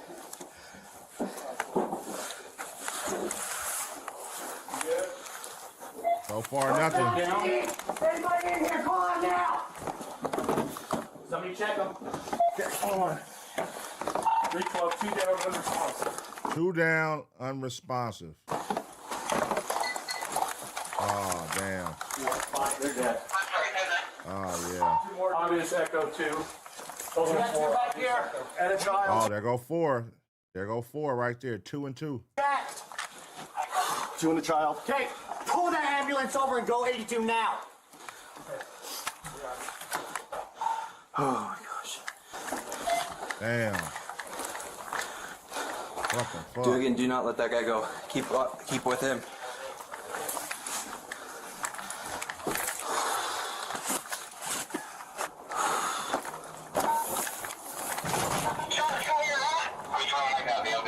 Are they still outside? No, they're gone. They're gone. Who was he knows? Dugan's with the suspect. Obvious. Now, this is an interesting story. I want to see how this unravels and what is the motive. Who is he? Who is the nigga in the car to them? We have a 2-year-old. So 5. A 12-year-old and 2 adults. What's our time frame? Because it smells like it's been a minute. No one's heard from him for 4 days. Like 4 days. Yeah, basement all clear. Yes. Let me double check it. 319. Log crime scene.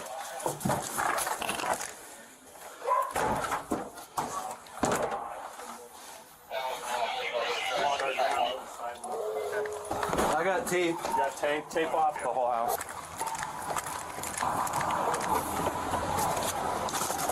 Prados. Give this to Choi. He's already 82.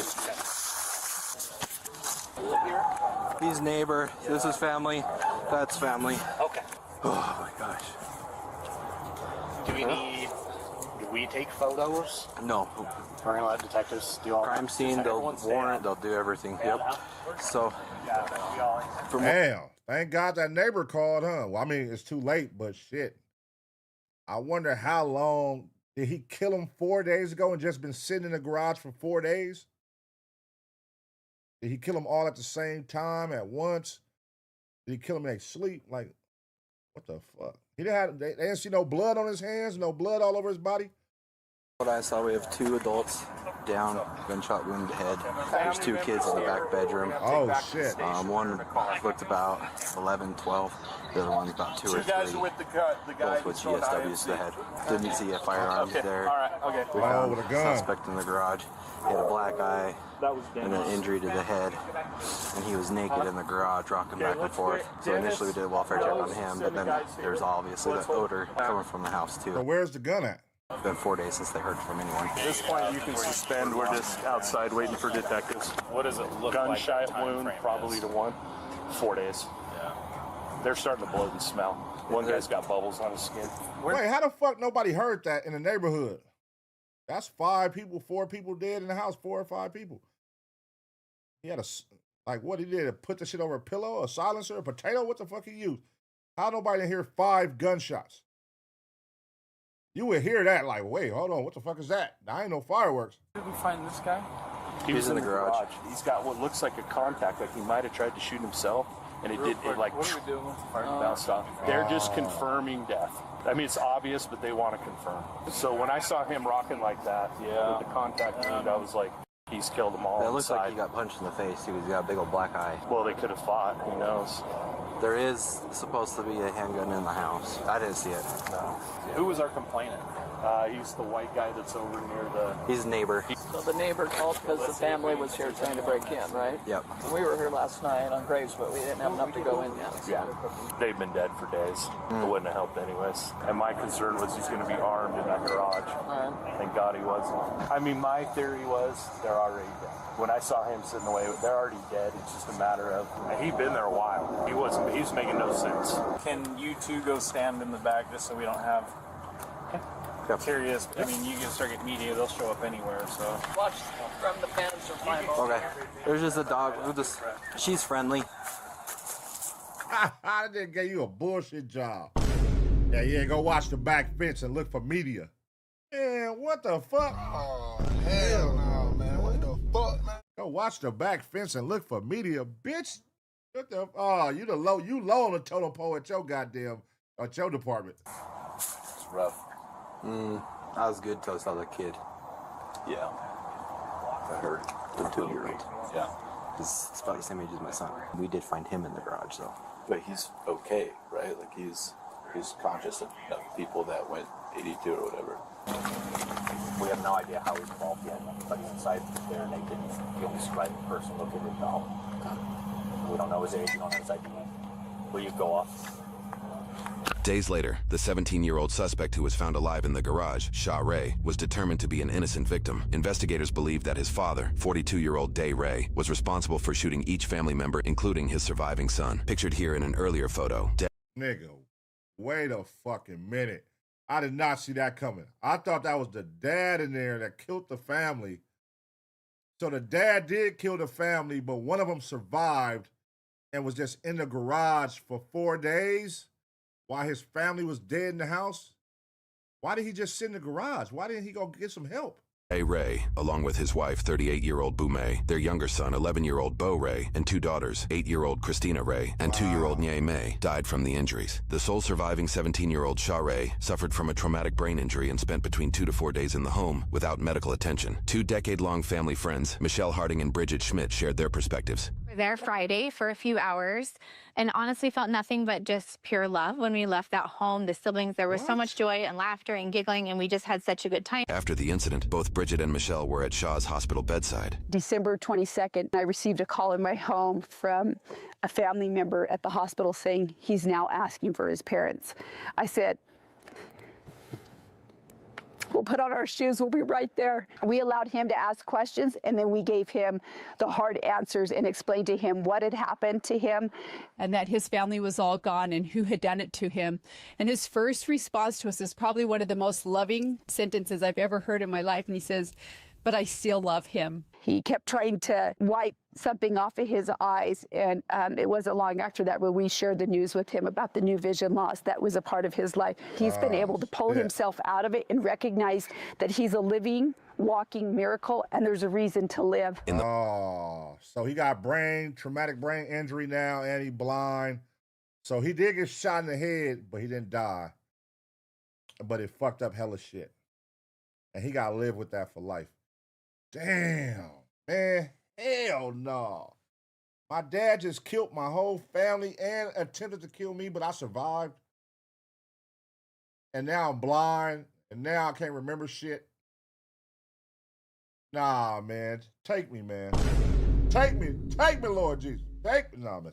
The following months, Shaw Ray was placed into a special schooling system for the deaf and blind, where he learned to walk with a mobility cane and read Braille. The first thing that we said was, we're going to help you walk at graduation. But the second thing we said was, it's okay to have bad days. Whenever we see them, they bring a smile into our face. He's been through a lot, and he's still alive, which is a miracle. During his recovery, he shared with news sources his philosophy on perseverance. I just want to keep moving forward with life, to be able to relive memories with my old classmates, teachers, and principals, and move on from that life. I think it'll be a kind of, it'll just be nice. Religion is a big part of why I'm always so positive. It gets me thinking that I will be able to see my family again in the afterlife. My one major goal is to be happy and to make others happy. Becoming a true Hey, man, salute to him, man, because to be that positive after such a traumatic experience like that is crazy. I would be holding a fucking grudge, a chip on my shoulder so crazy after something like that. He's positive. He see the brighter side of things. And he's not complaining. That's salute to him, man. Full of hope and triumph, Shaw graduated high school. I'm just so happy. I will be going to the University of Utah and majoring in pre-law. I wanted to be the inspirations to my siblings. I am very grateful. Tragedy struck in the following months. Last week, 19-year-old Sheree died unexpectedly Sunday in his aunt and uncle's home. Oh, come the fuck on, man. Oh, rest in peace, man. What the fuck? Damn, I'm like, damn, this is a beautiful storyline right here. He died at 19 after surviving that. Rest in peace to him, man. After death, the wisdom forged in Shaw's philosophy still rings on. When I look back at it, memories of my friends and family, I love them with all my heart. Time is like a leaf in the wind. It's unpredictable, unforeseen, and fleeting. You have to make the best of it. For those looking to donate, a link is in the description for Perkins School for the Blind. Wow. Hold on, wait, let me go back real quick. How many people live here? Hold on, let me just go back to this here real quick. And fleeting. You have to make the best of it. For those looking to donate, a link is in the description for Perkins School for the Blind. All right, man. Damn, rest in peace, man. Rest in peace to Shaw Ray. Man, goddamn, I for sure just knew he was finna go on and do something in college and become something successful or what. Damn, I did not see death coming. Wow, man. Life is crazy, man. Life is crazy. Rest in peace to him, man. Let me know what y'all think about the situation. That was very sad. A father, looked like they were refugees that were in a program and took out his whole family, man. You know, I have been seeing that more and more in the news with people taking out their whole family more than ever now. It's like becoming real common right now where niggas are executing their whole household. Like, you used to hear about that shit. It was like some rare shit. You'd be like, what the that was like shocking to hear about that back in the day. But now it's becoming so common to where it's like, even with the guy in Louisiana recently, just took out 8 people. How you take out all your kids, their auntie, you killed. He chased his kids down. That's what was heartbreaking about that story. It wasn't like he did it in his sleep, which is fucked up. He actually, while they were up trying to run from him, he chased his own kids down and shot them.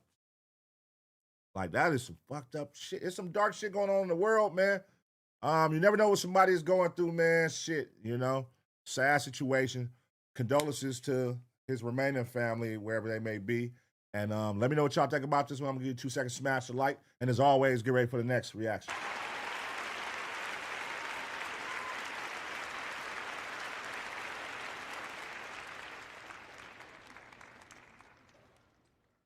Damn, man. Hey, he had a beautiful, you know, beautiful spirit about things, man. He had a beautiful spirit about things. That's fucked up, man. You never know. You never know. You never know, man.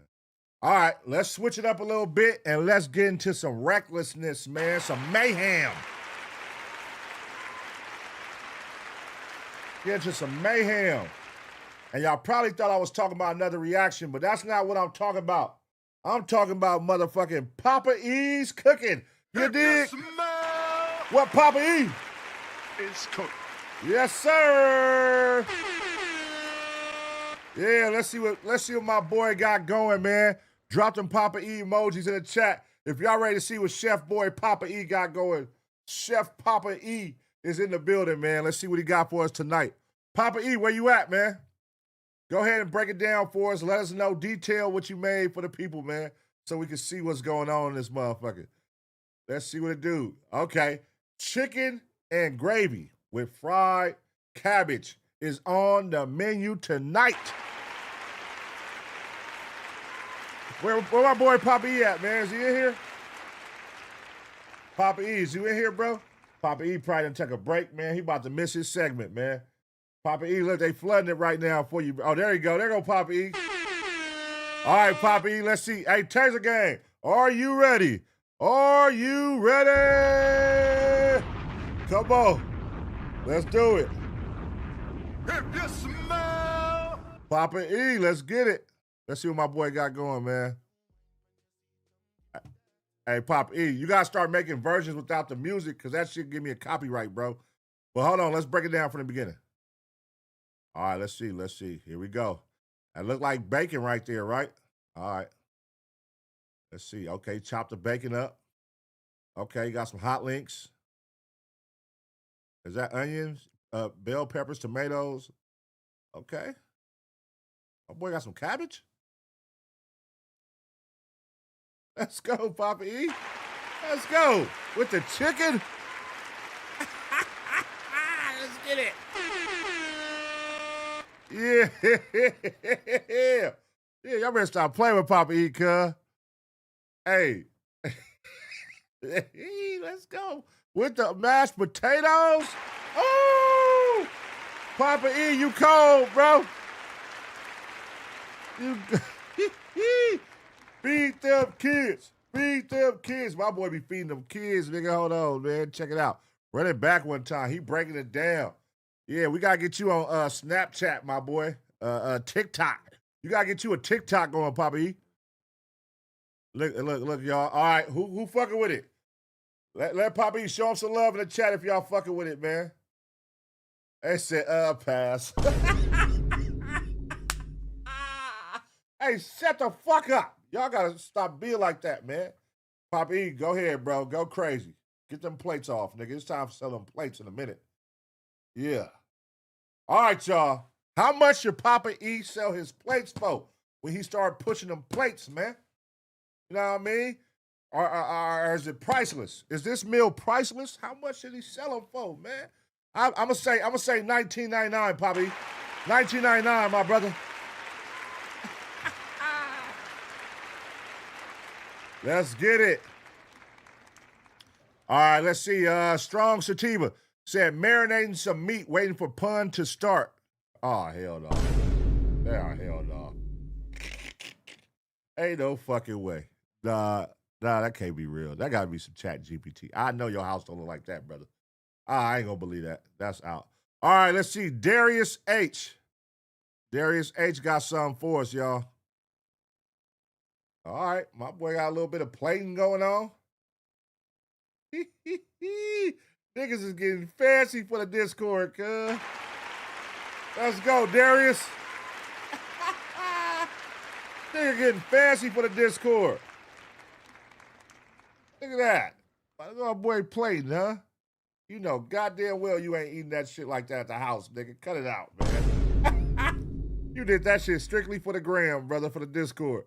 Hey, but look, salute to you, man. What do y'all think about this plate right here? Y'all fucking with it? They said that shit from a restaurant. Hey, that's a great compliment, because that's at his house. That look like his kitchen or something. That's at his house, man. You say it look like it's from a restaurant. Oh, you fancy, huh? That nigga, hey, shout out to you, bro. Go crazy. Hold on. All right. Shout out, man. Shout out, man. That's Papa E's Meal of the Day. Papa E's Meal of the Day, man. Y'all make sure y'all tap in with Papa E, man. Keep showing them love and support. Hopefully my boy get this book going. Something, you know what I'm saying? A TikTok going. Make this shit count, Papa E. Make this shit count, my boy. I'm going to shout you out every Tuesday and Thursday and represent for you, big dog. You feel me? All right, let's see. Let's go into this racist father and daughter, man. Shout out to everybody right now tuned in, man. Shout out to everybody tuned in right now. Let me show y'all some love, man. First, let me go through the goddamn green side. Green side, represent right now. Roll call, roll call. I need to put a beat on here, huh? I need to bring that back where I put beats on this motherfucker. Let me see. I don't got no beat on this motherfucker. I need a beat, huh? Yeah, I'm going to add that. Let me see. I don't got no beat. I sure don't. Shame on you. I got to put one on this motherfucker. Let me see.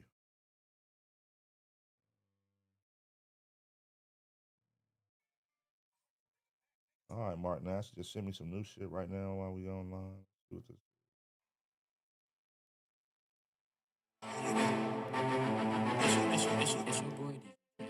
All right, let's see.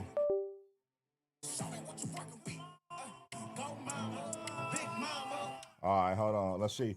All right, let's see, man. Shout out to the Greens in the building, man. Walla the Don, Leon W. Shout out to you. Hold on. Let me cut this off real quick. This shit going crazy. Let me cut this off. All right, there we go. All right, Mile High Stepper, Texas Southern Belle. Shout out to you, Tay-Bay Chevy. Shout out to you, MJG, Patch Fan. What's going on, Patch Fan? Mile High Stepper, Guest 214, Nagra Arts. My boy Nagra Arts is in the building. Shout out Nagra Arts. Jess Polish, I see you. Shit. Just Ellie, what's going on, Ellie? Westside LaRon, Cito. My boy Cito is back on the green side. You feel me? Sancho Tipsy, what's happening? Mr. Stacy D, what's the word? Zay the Kid that did. Sweet Jazz 91 is in the building, man. Let's see, man. Spider-Man, my boy Spider-Man. Make sure I drop some spiders in here. Spider-Man, you've been on good behavior, man. I want to salute you for that, bro. Spider-Man, you have been great. You have been great, brother. You know, I can't just talk shit when you be fucking up. I gotta talk shit when you're doing good too, man. So, you know what I'm saying? You've been doing great, man. I commend you on that, holding it down in the motherfucking Taser Gang chat. You feel me? Everybody drop some spiders for Spider-Man one time. Spiders for Spider-Man. And I can't give one credit without giving the other credit. Make sure y'all show some love for Lady N too. Lady N, shout out to you too. I appreciate you both. Thank you. Thank you. Y'all make this such a beautiful experience when it's like that. You know what I'm saying? And shout out to Denny F. Shout out to Nestor Isaac. Shout out to Memphis May. Shout out to everybody that be holding it down, going crazy in this bitch. Shit, y'all know I'm gonna shout everybody's names out at the end of the night. Siufa, shout out my boy Siufa. Shout out J Mac. Let's see. Lit Leandre, what's up, Lit Leandre, man? Flacco Beats 216. What's happening? Guest 214. What's the deal? You feel me? Hey, that's the green side. True feels. Now it's time for my other favorite side, the gray side. Aliens in the motherfucking chat. Drop them aliens in the chat. There we go. Midnight Stacks. There go my guy, man. Spark Plug. What's the word? Guzman family. Shout out to you. Handyman. What's going on? Hey, Handyman, we got to get you a membership, man. I already see what you're talking about. Nike Dre. What's going on, man? Joe G. What's the word? Bam Bam. Peter Jr. Black Hurts Music. This shit is going too fast. Let's see. Goddamn it. Peter, Great 1818. Reckless Reacts. Shit. Soul Player, what's happening, man? 7 Kangaroo 7. 456 Blue Flame. Edgar Galvan. Hold on, man. Bam Bam 650. Peter Jr. 2819. Licorice. That's a crazy name. What the fuck? Oh, hell no, man. What the fuck, man? Nigga name was Licorice? All right. Licorice. Shout out to you, man. That's crazy. Kev the Blacksmith.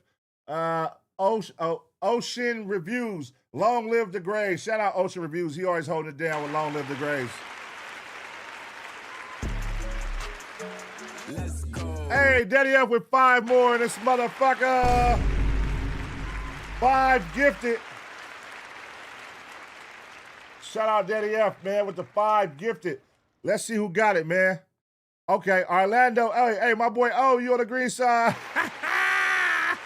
Yeah! Hey, Kangaroo 7, you just got gifted. Addy Wavy, Silence OTW, Key to 5. Key to P, 52. Shout outs, man. There it is. 5 of them.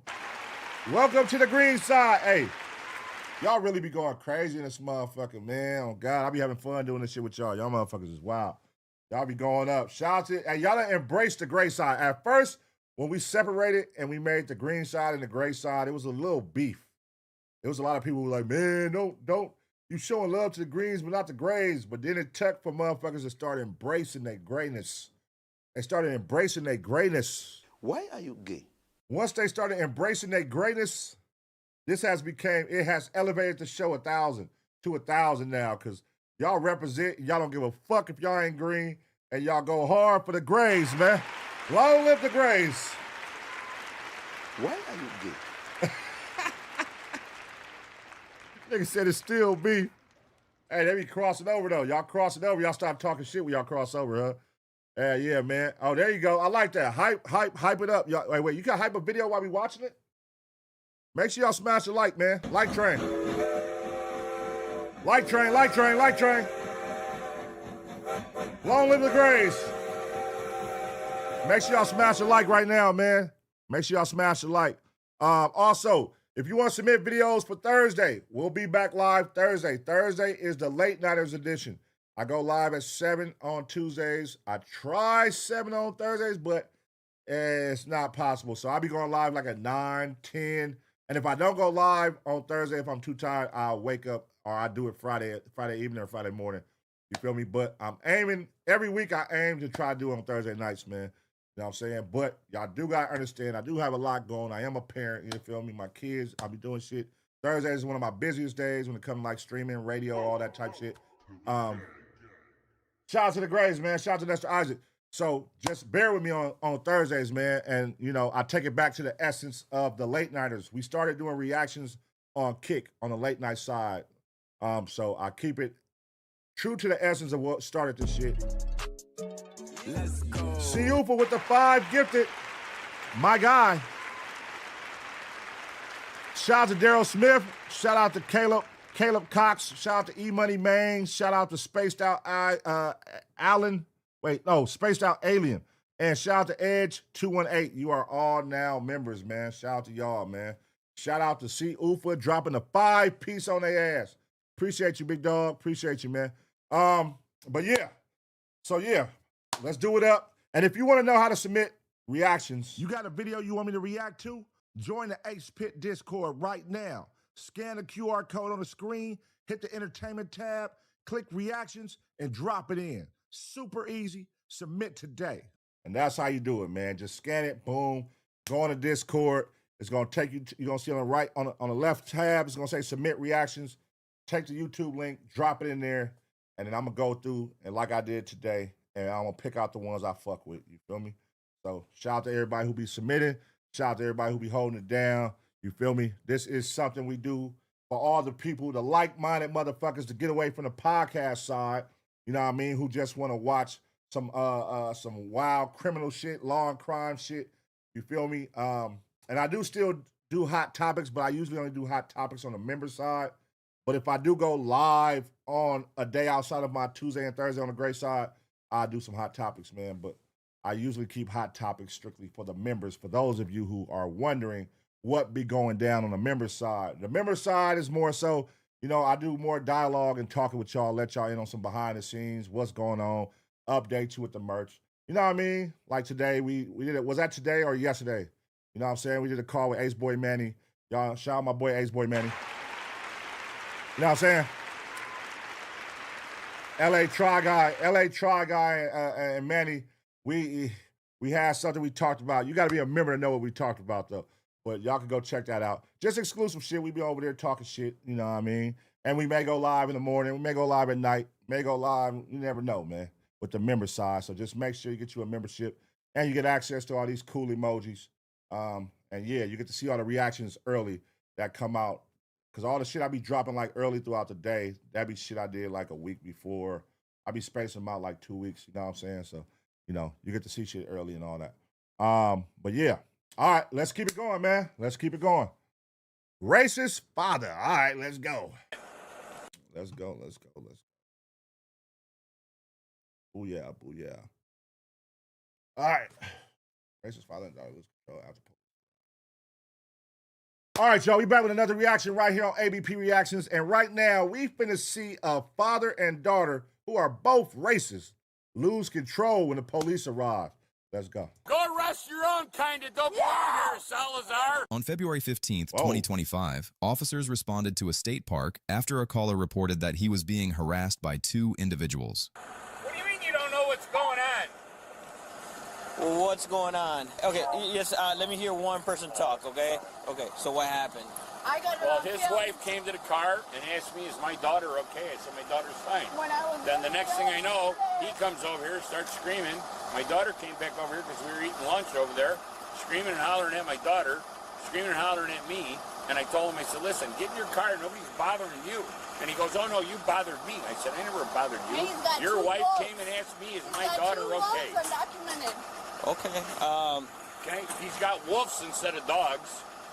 Wait, did she pull out her dog to use as a weapon to guard her? She definitely look how she looking. She definitely got that dog in her hand for the wrong reasons. Okay. So did an airport get physical? Like, no? No, it almost got physical. It almost got physical? Almost got physical. He wanted to get in my face. He kept asking me, he kept antagonizing me to get out of my car. And I said, you literally antagonized me from all the way over there while I'm still filming all this bullshit that's been happening. Okay, was it over like the dogs or something? No. It was just, I don't... all the way over there. Okay. All right, well, I watched her approach my father's vehicle to try and with his vehicle. Nobody bothered anybody. This woman came up to me and said, is your daughter okay or is that woman okay? She keeps hollering at me. All the way from over there. From all the way up from over there. Okay. To nobody. Well, let me talk to her. We do have the Force Preserve Police coming over. They're going to want to speak to you guys. So the father is racist, the daughter is racist. Is the dog racist? Do y'all think the dog is racist too? And then they're going to take a couple statements and see how they're going to proceed from there, right? We're just here because we were literally right outside, so that's why we came out here. Cook County or King County? So this is going to be, I believe, Cook County. You don't know what county you're in?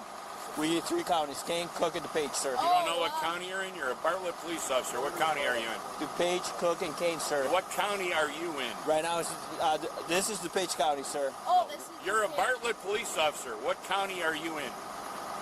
It's a real simple question. Sir, I already explained to you. We fall in 3 counties. You can't be in 3 counties. Sir, yes, we are. Okay. Oh, my God. Man, you over here talking shit and can barely walk.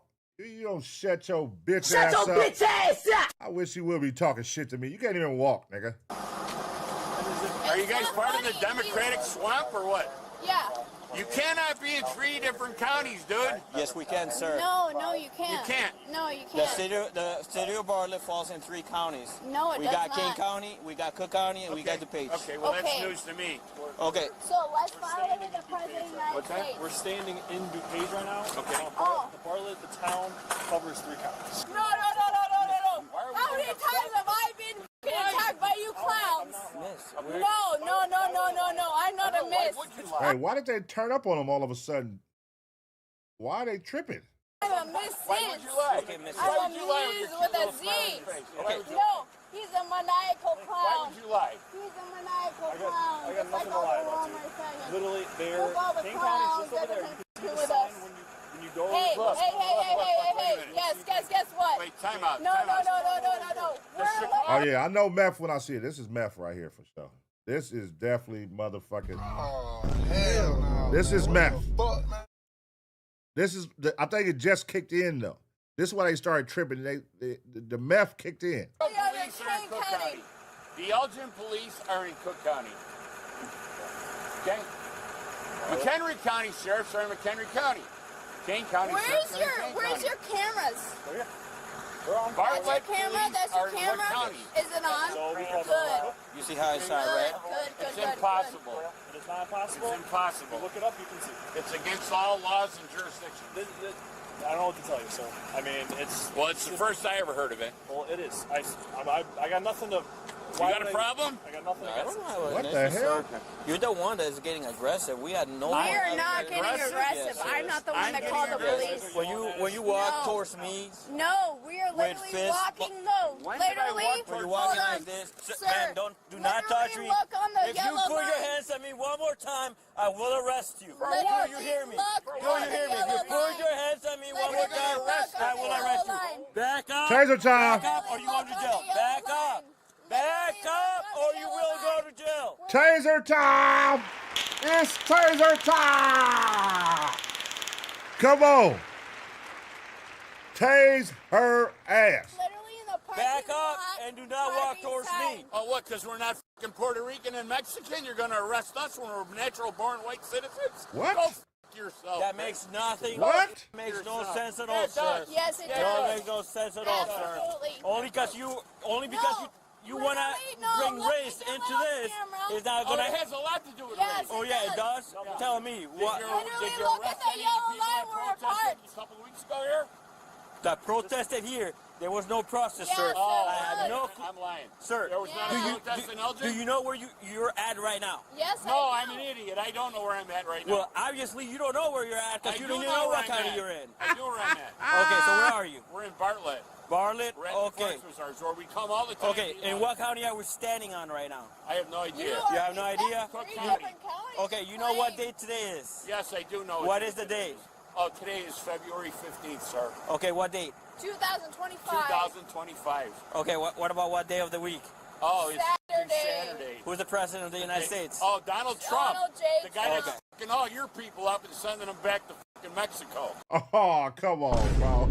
Ain't no fucking way. This is where it'd be like, all right, fuck this cop shit. Hey, what's up with you, homie? This nigga talking, these niggas be talking crazy. Okay. Yeah. Okay, well, Hey, I'm guess glad. what? We I'm were glad in that the you got that yellow on your line chest, with okay? your I'm glad you got that off your that chest, you too. want to Yeah, with us, funny little that prick. you want to claim that I'm in your space when I was literally in the yellow You line were. claiming You that were. you want to You put your claim hands that I'm in Miss, your you put your hands space. on me. It's all And right. I wanted to show you in your little camera, you all are right. literally in our Okay. space. and I'm you just have letting you know. nothing to do with these seconds. No, because I still gotta get my camera, my Hey, let me see if they want to sign complaints for disorderly conduct. Don't mind let them go. Go run away. So right now you guys are being detained. She using that dog as a weapon, bro. They might want to tell her to put that dog up in the car or something. That's why she keep walking up. Y'all notice how she keep protecting her dad? Like, she keeps walking up, but notice how she's holding the dog. Like, she's going to use that shit. If they try anything on her, she's going to sick the dog on them or some shit. You guys are not free to leave. You guys are not free to leave. If you leave, you guys are being detained. We're investigating a crime. You guys are not free to leave, all right? Don't go anywhere. And I'll document everything about these clowns. Yes. Get in your Right now we're staying car. here. Please go get your. Don't get in the car yet. We're staying here. You're detained. You're not free. Get in your car. I'm not leaving and going anywhere. Stop telling me I'm detained. Oh! Oh! Touch me again, bitch. Touch me again. Oh, Taser, old crippled man. We ain't never saw that. Taser's old crippled ass. This crazy racist motherfucker. Touch me again. You're not walking up on me like that. I will beat you like you're my stepchild. No, you won't. Put your hand. Oh! Let's go! Get off. Let's go! Get out of the way. Yeah! Yeah! Okay, you're under arrest. Yeah! Stop it. Knock it off. Shut up. Ma'am, let go. What the f is wrong with you guys? I just told you I can't move. All right, give me his hand. Yep. Let go of the leash and put your arm behind your back, ma'am. I have the dog. Let go, please. That dog is a pussy. Poor dog. He probably don't even want to be around. Now, I take that back, dog. I don't want to judge you and call you a pussy. I'm sorry, dog. I'm sorry. Oh, hell no, man. What the fuck, man? That dog probably didn't want to be there in the first place. He might be one of us. He might be on our side. Hey, that dog, y'all finally freed the dog, man, because they got that nigga in the middle of some bullshit. You breathe? No, I can't breathe. You can't breathe. Do you want medics? Yes, I want medics. Okay. Ma'am, let go of the dog, please. Zapper. Please put your hand behind your back. I'm going to lift you up, okay? Oh, yeah, you were able to slam my head to the ground. Ready? 1, 2, 3. Yeah, all that tough talk at now, Grandpa. Talk that shit now. Medics are on their way. You need medical attention. You can cuss me. Do you need medical attention? Yeah, it sounds like medics are on their way. What the f is wrong with you guys?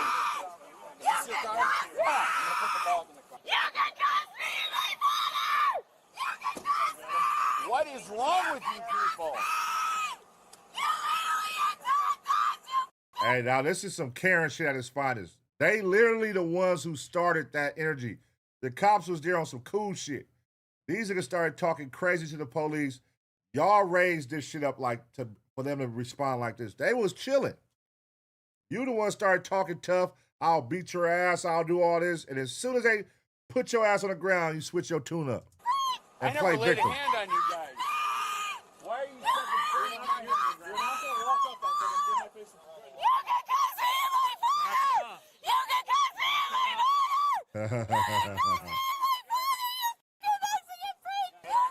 Leave her and my daughter alone. She was in the military. Leave her the f alone. Shut up. We're going to walk over here.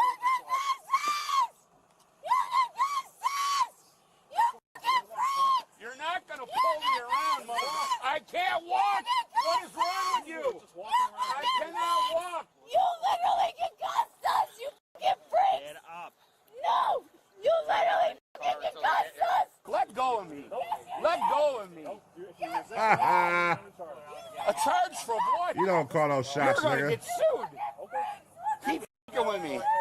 Keep f***ing with me. Do you want to sit or stand? What do you want to do? Knock it up. You want to sit or stand? You have to pick one. Are you going to sit down or are you going to sit up? Don't try Dapper. Don't try to trick me. Hey! Don't sit her down. Yeah, sit her back. You gotta sit down.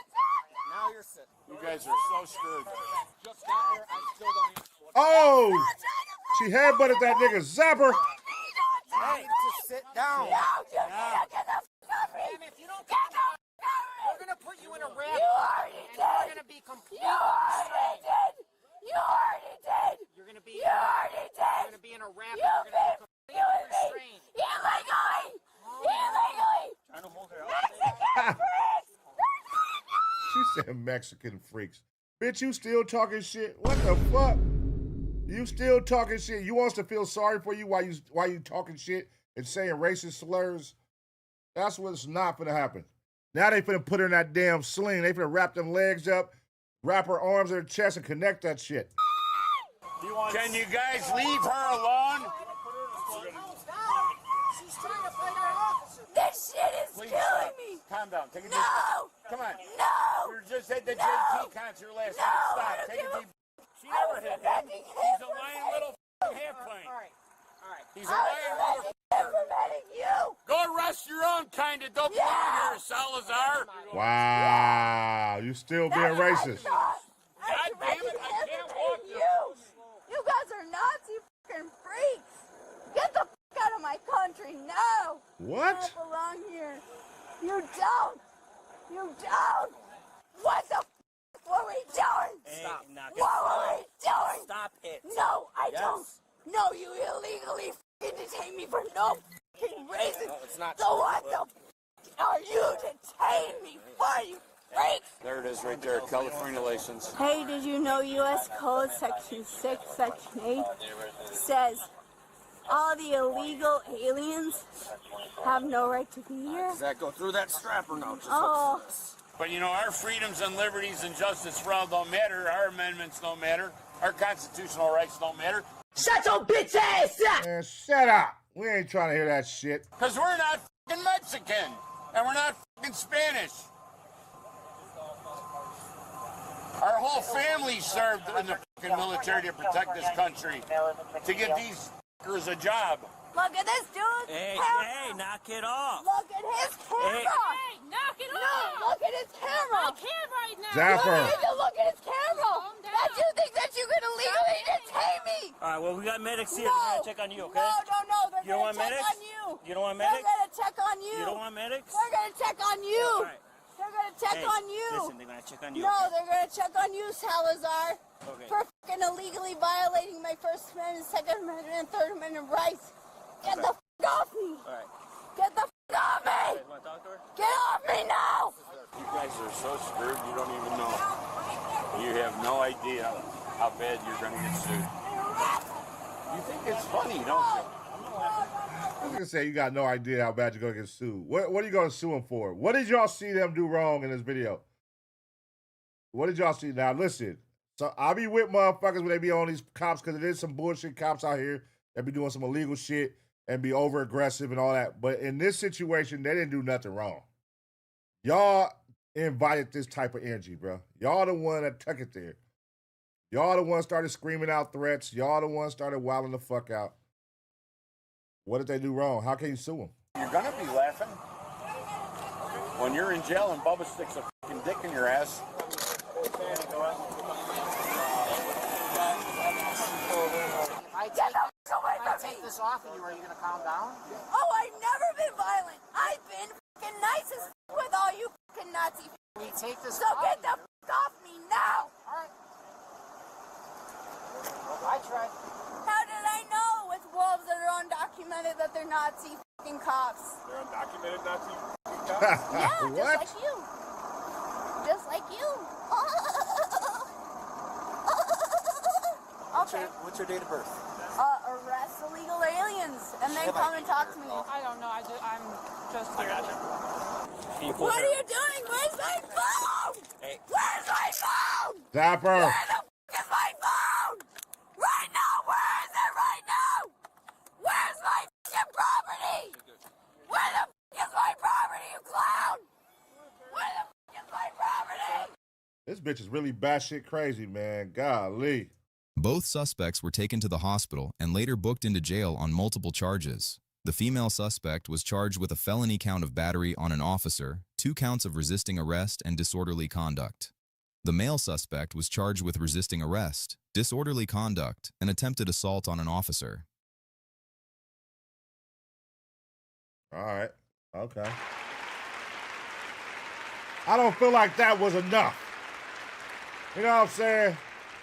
I feel like they should have incited a little bit of Taserism in there, man. They should have zapped her up. She was calling for it, man. She was calling for it. She was headbutting, kicking, rolling, all kind of shit. If that was a brother, if that was anybody else, a minority, they would have got zapped. You feel me? For sure. Because it ain't no way you get away with kicking a cop, yelling, going crazy, headbutting. But at the same time, You know what I'm saying? Whatever, man. Whatever. This dude right here talking shit, back fucked up. He can't even walk, and he's still talking shit, still being racist as a motherfucker. Like, brother, you let it go, my nigga. You're done. You can't even take no footsteps. You can't even walk to the police car, bro, but you're talking all that shit. This is crazy, man. You know what I'm saying? We don't condone, we don't support the racist bullshit. You feel me? Like, you look dumb as fuck. Look at that shit. Look, like, you yell at your own people in this situation. She yelled at her own people, calling them crazy names, and, you know, aside from the Puerto Rican and everybody else who was there. Like, the fuck? And y'all didn't, what? Where does that get you? And you talk about you finna sue. What are you suing for, sir? What are you suing for? You know what I mean? Let me know what y'all think about the situation. This father and daughter combo. What should have happened to him? How much time, if any time, do you feel they should get for being out of pocket like this? You know what I'm saying? Or what should happen with him in the future, nigga? The dad right here. Because he's pushing that type of rhetoric down to his daughter because she learned it from you, nigga. So I can only imagine what you be talking about and what you done taught her whole life, man. Sad situation, man. But let me, I'm going to give y'all 2 seconds to smash a like. And as always, get ready for the next reaction.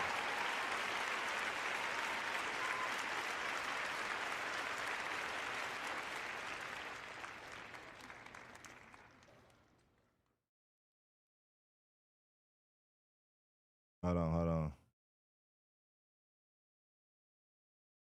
Let's see, man. 1 second, y'all. All right.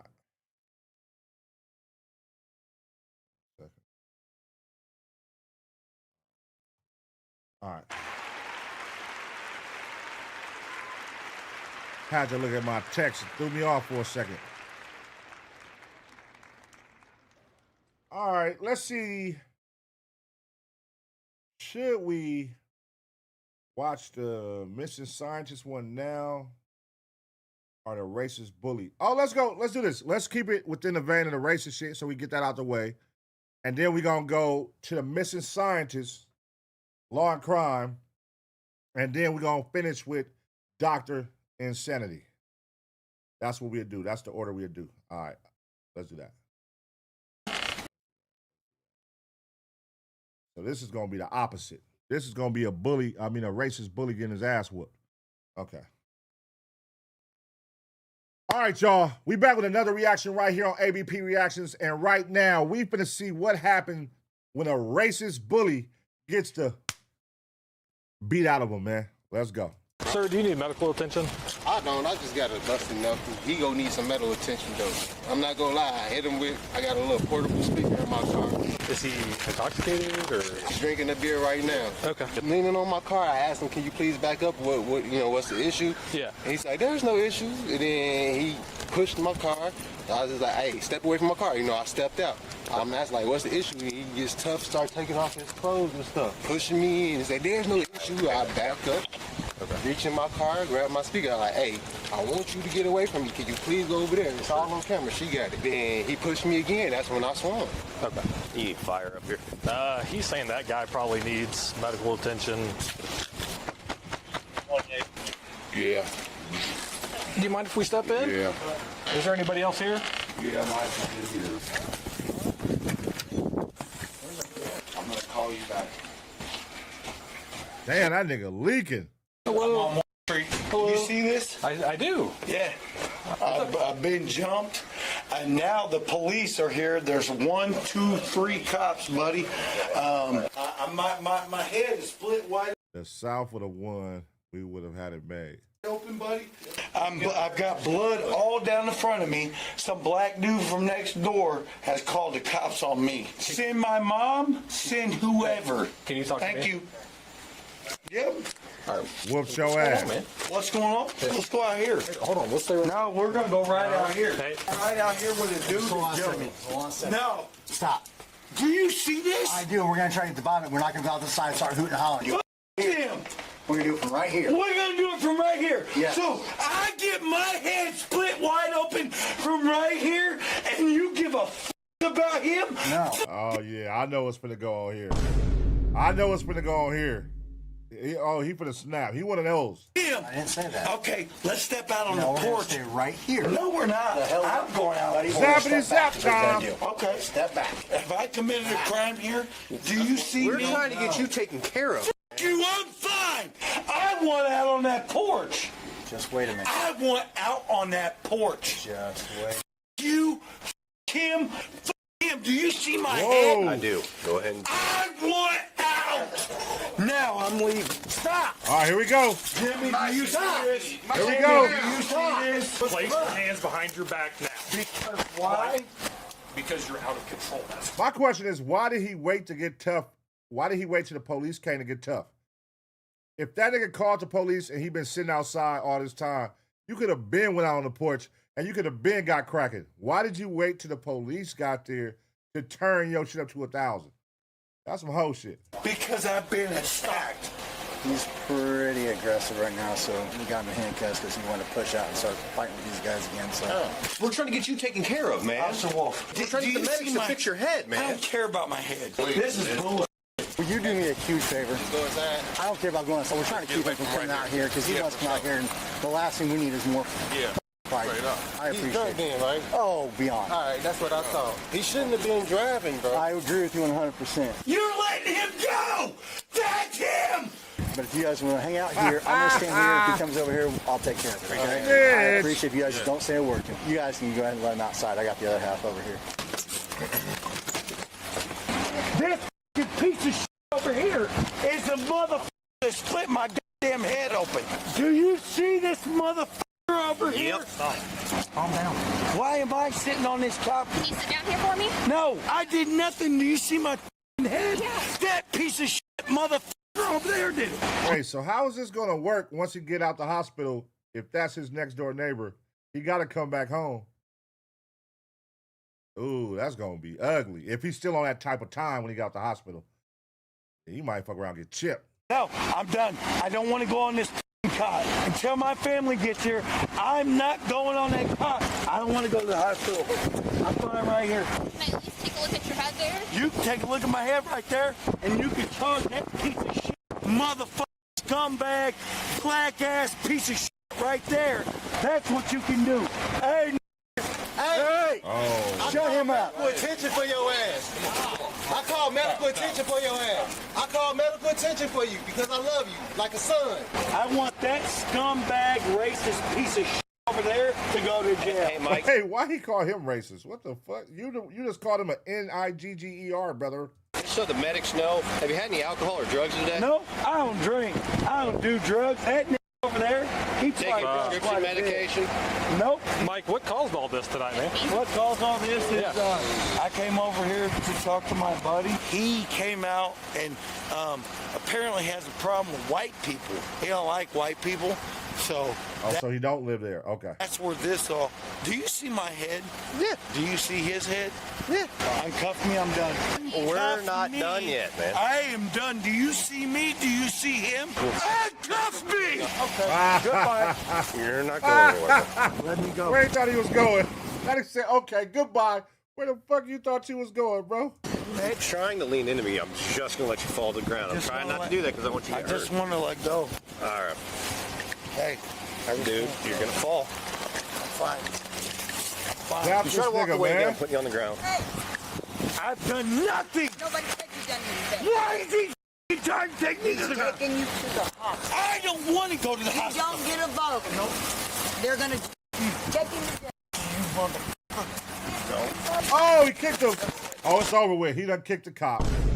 He done kicked the cop. They about to whoop his ass. Oh. Oh, yeah, you're f***ed up. That was just my microphone getting kicked. Mom! Got the legs. Now, That's good. you're going to the hospital, and then you're going to jail. You understand me? You understand what I'm saying? Girl! You f***ing ass piece of shit! I'll see you in court. All right. Fuck you! I'm not going on that journey. Bullshit. Oh, shit. Motherfucker. I'm not going on that journey. This nigga remind me of like a Stone Cold Steve Austin or so. Somebody throw that nigga 2 beer cans, cuz. Get cracking. Mom! Get him up! Stun them all! Stun them all! You don't want to get shocked again, then stay still. You're not going to kick people and hurt people. I didn't hurt nobody. You motherfuckers are going to jail. Hey! Stop it! You're not...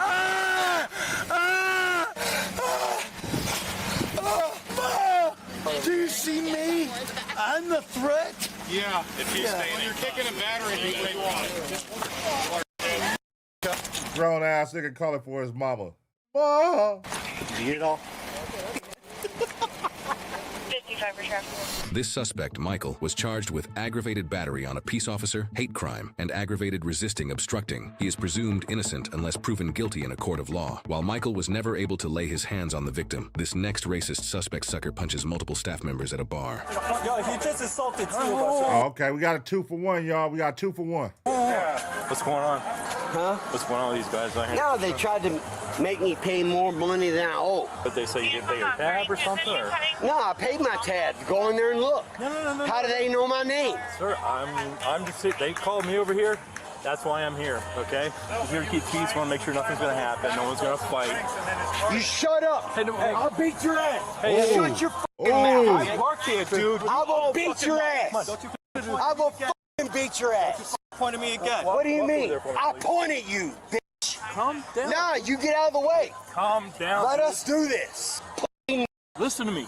You're going to end up in jail. This nigga in front of the cop, he don't give a fuck. He on demon time. That nigga don't give a fuck. The police right in his face. Stop. You're gonna, what do you go? What? You want to go to jail? No. Turn around, put your hands behind your back, bud.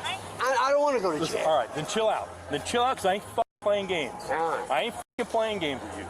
All right, you need to chill the out. You have your ID on you? No. You don't have anything? What's your name? I ain't giving it to you. You want to go to jail? I'm not giving you my name. I'm telling you right now. Where you going? Better stop. Get off my shirt. Chill out. Get off my shirt. Chill out. Put your hands on your back. All right, I will chill. I will chill. Chill out. I will chill. Put your hands behind your back. I will chill. Sir. I'm not going to put my hands behind my back. You're going to put your hands behind your back. No, I'm not. Yes, you are. Ask me Oh, shit. I hope he got some backup coming, because I don't think this cop can handle this nigga. This cop is soft as fuck.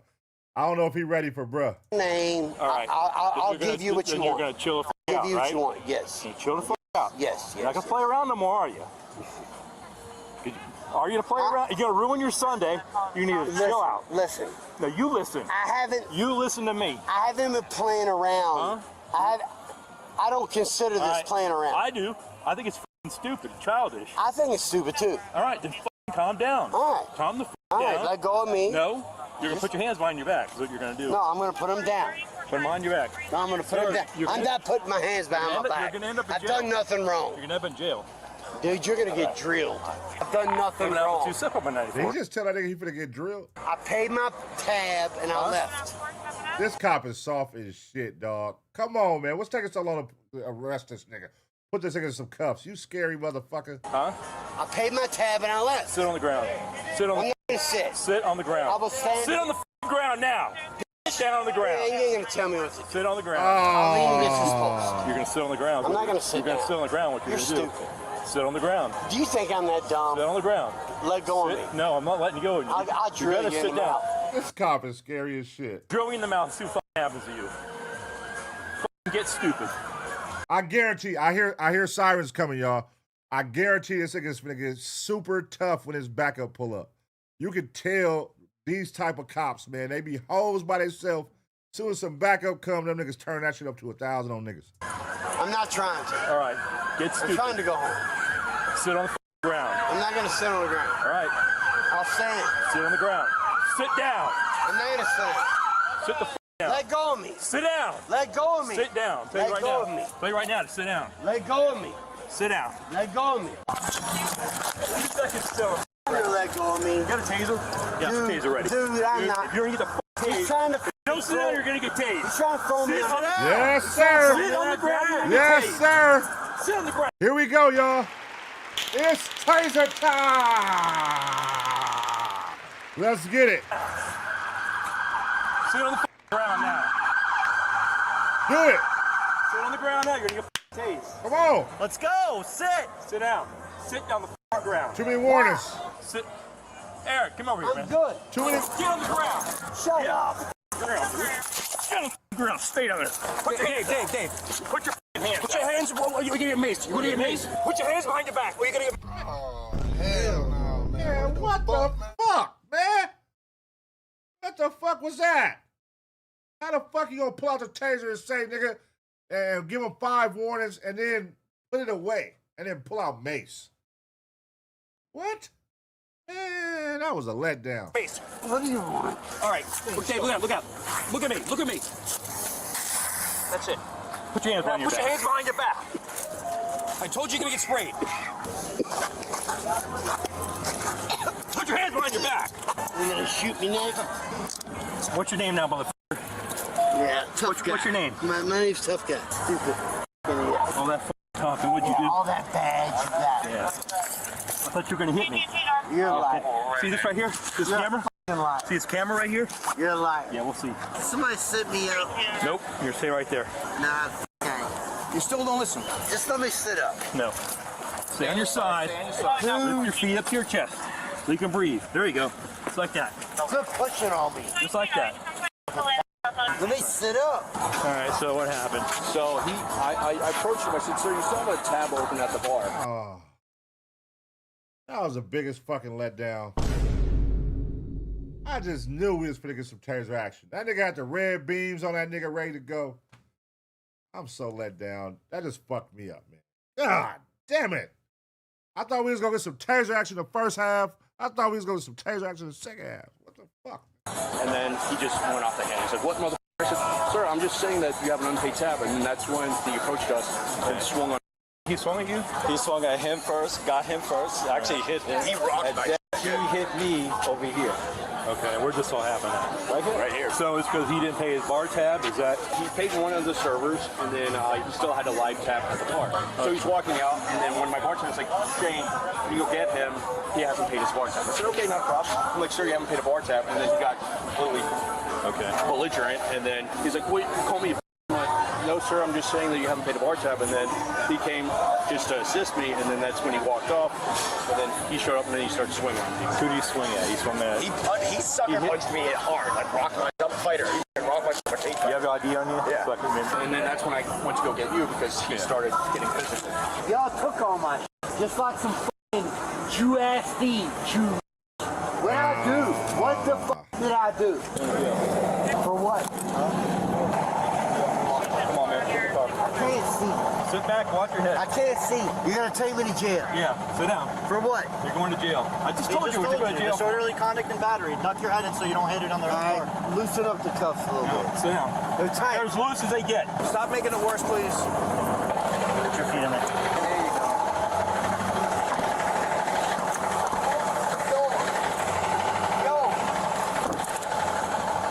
This suspect. Broward County, Florida, man. They out there in Florida going up drunk as a motherfucker. Hey, listen, Broward County, let's talk to your police department real quick. You niggas is soft. Oh, hell no. You niggas is soft. How the fuck you gonna pull out that taser? This nigga ain't listening to you niggas. He ain't putting his hand behind his back. He won't sit down. He won't do shit y'all niggas say do. And then you pull out the taser and y'all scared to use the damn taser and pull out some mace. The fuck? Who the hell, man? Fuck that mace. Eric was charged with battery, assault on a law enforcement officer, resisting obstructing without violence, petty theft for not paying his tab, disorderly conduct, and resisting detention arrest. While he initially pleaded not guilty, he later took a plea deal, changing his plea to no contest in exchange for a sentence of 6 months of probation. He was also ordered to complete anger management and to have no contact with the multiple victims he punched. All right, let's run this back for a second, because there's something deeper in both of these clips that people might have missed. People love to break things down by race, background, all that. But what I'm seeing here is simpler and more dangerous. This is what happens when people let emotion run the whole situation. First clip, you've got a guy pulling up, aggressive, yelling, and throwing slurs. That's not just anger, that's someone deciding they're willing to take it wherever it goes. And once you step into somebody's space like that, you're not in control anymore. You're reacting to whatever comes back. That's why I always say be careful who you live next to, because one bad decision from them can pull you into something you never asked for. Now, second clip, watch the difference. The officer's giving him space, right? Trying to slow it down, but the suspect keeps poking at it, pushing, and talking too much. And I'll be honest, there was a time in policing where that wouldn't last long, but now there's an expectation to hold back and to give more chances. And this is what that looks like, officers tolerating behavior that most people wouldn't tolerate for 10 seconds. No, that officer just soft. until it reaches a point where action becomes the only option left. So when you look at both of these, it's not about where they came from, it's about the moment they decided not to stop. And that's usually the exact moment everything changes. Oh, man, all right.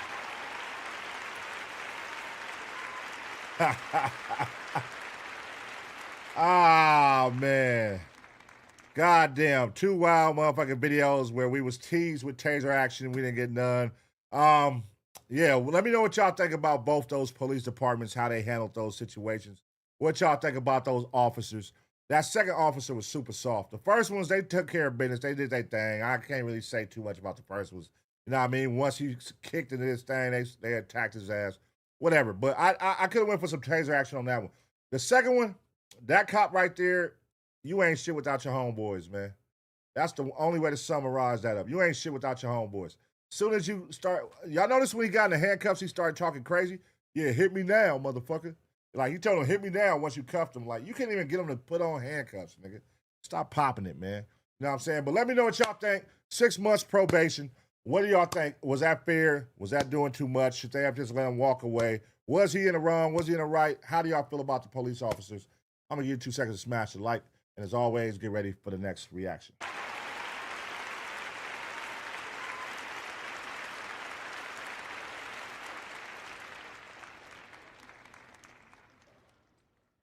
Y'all got me hot, man. And you know what's crazy about that? It was like 5 people sent this video in a Discord. Everybody was sending this video. And I'm like, all right. I'm thinking we're going to get some taser action whenever everybody's in the video. We ain't found a video with no taser action in a minute, man. We need one. I don't really like those taser compilations. Those get too corny. I know some of y'all be like, that's like thirsty levels. I like to see a good storyline that includes a taser. It got to be like a interesting story, something that happened, and then the taser come out and calm everything down. Like, I like seeing that type shit. I don't like just watching compilations of tasers. You know what I'm saying? But yeah, man. Shout out to y'all for submitting, though. For submitting these reactions. He said, y'all should be ashamed, motherfucker. Midnight Stacks, what's the word, my boy? I see you in the building, man. J-Mac, what's going on? Spider-Man, what's happening, man? I Stunt 2011. Trey Loke, what's happening, Trey Loke? OC, OCI, OIC, OC. You know you my boy. I always fuck your name up. My bad. OC. And you always tell me how to say it, too, and I still fuck it up. My bad, dog. My bad. OC.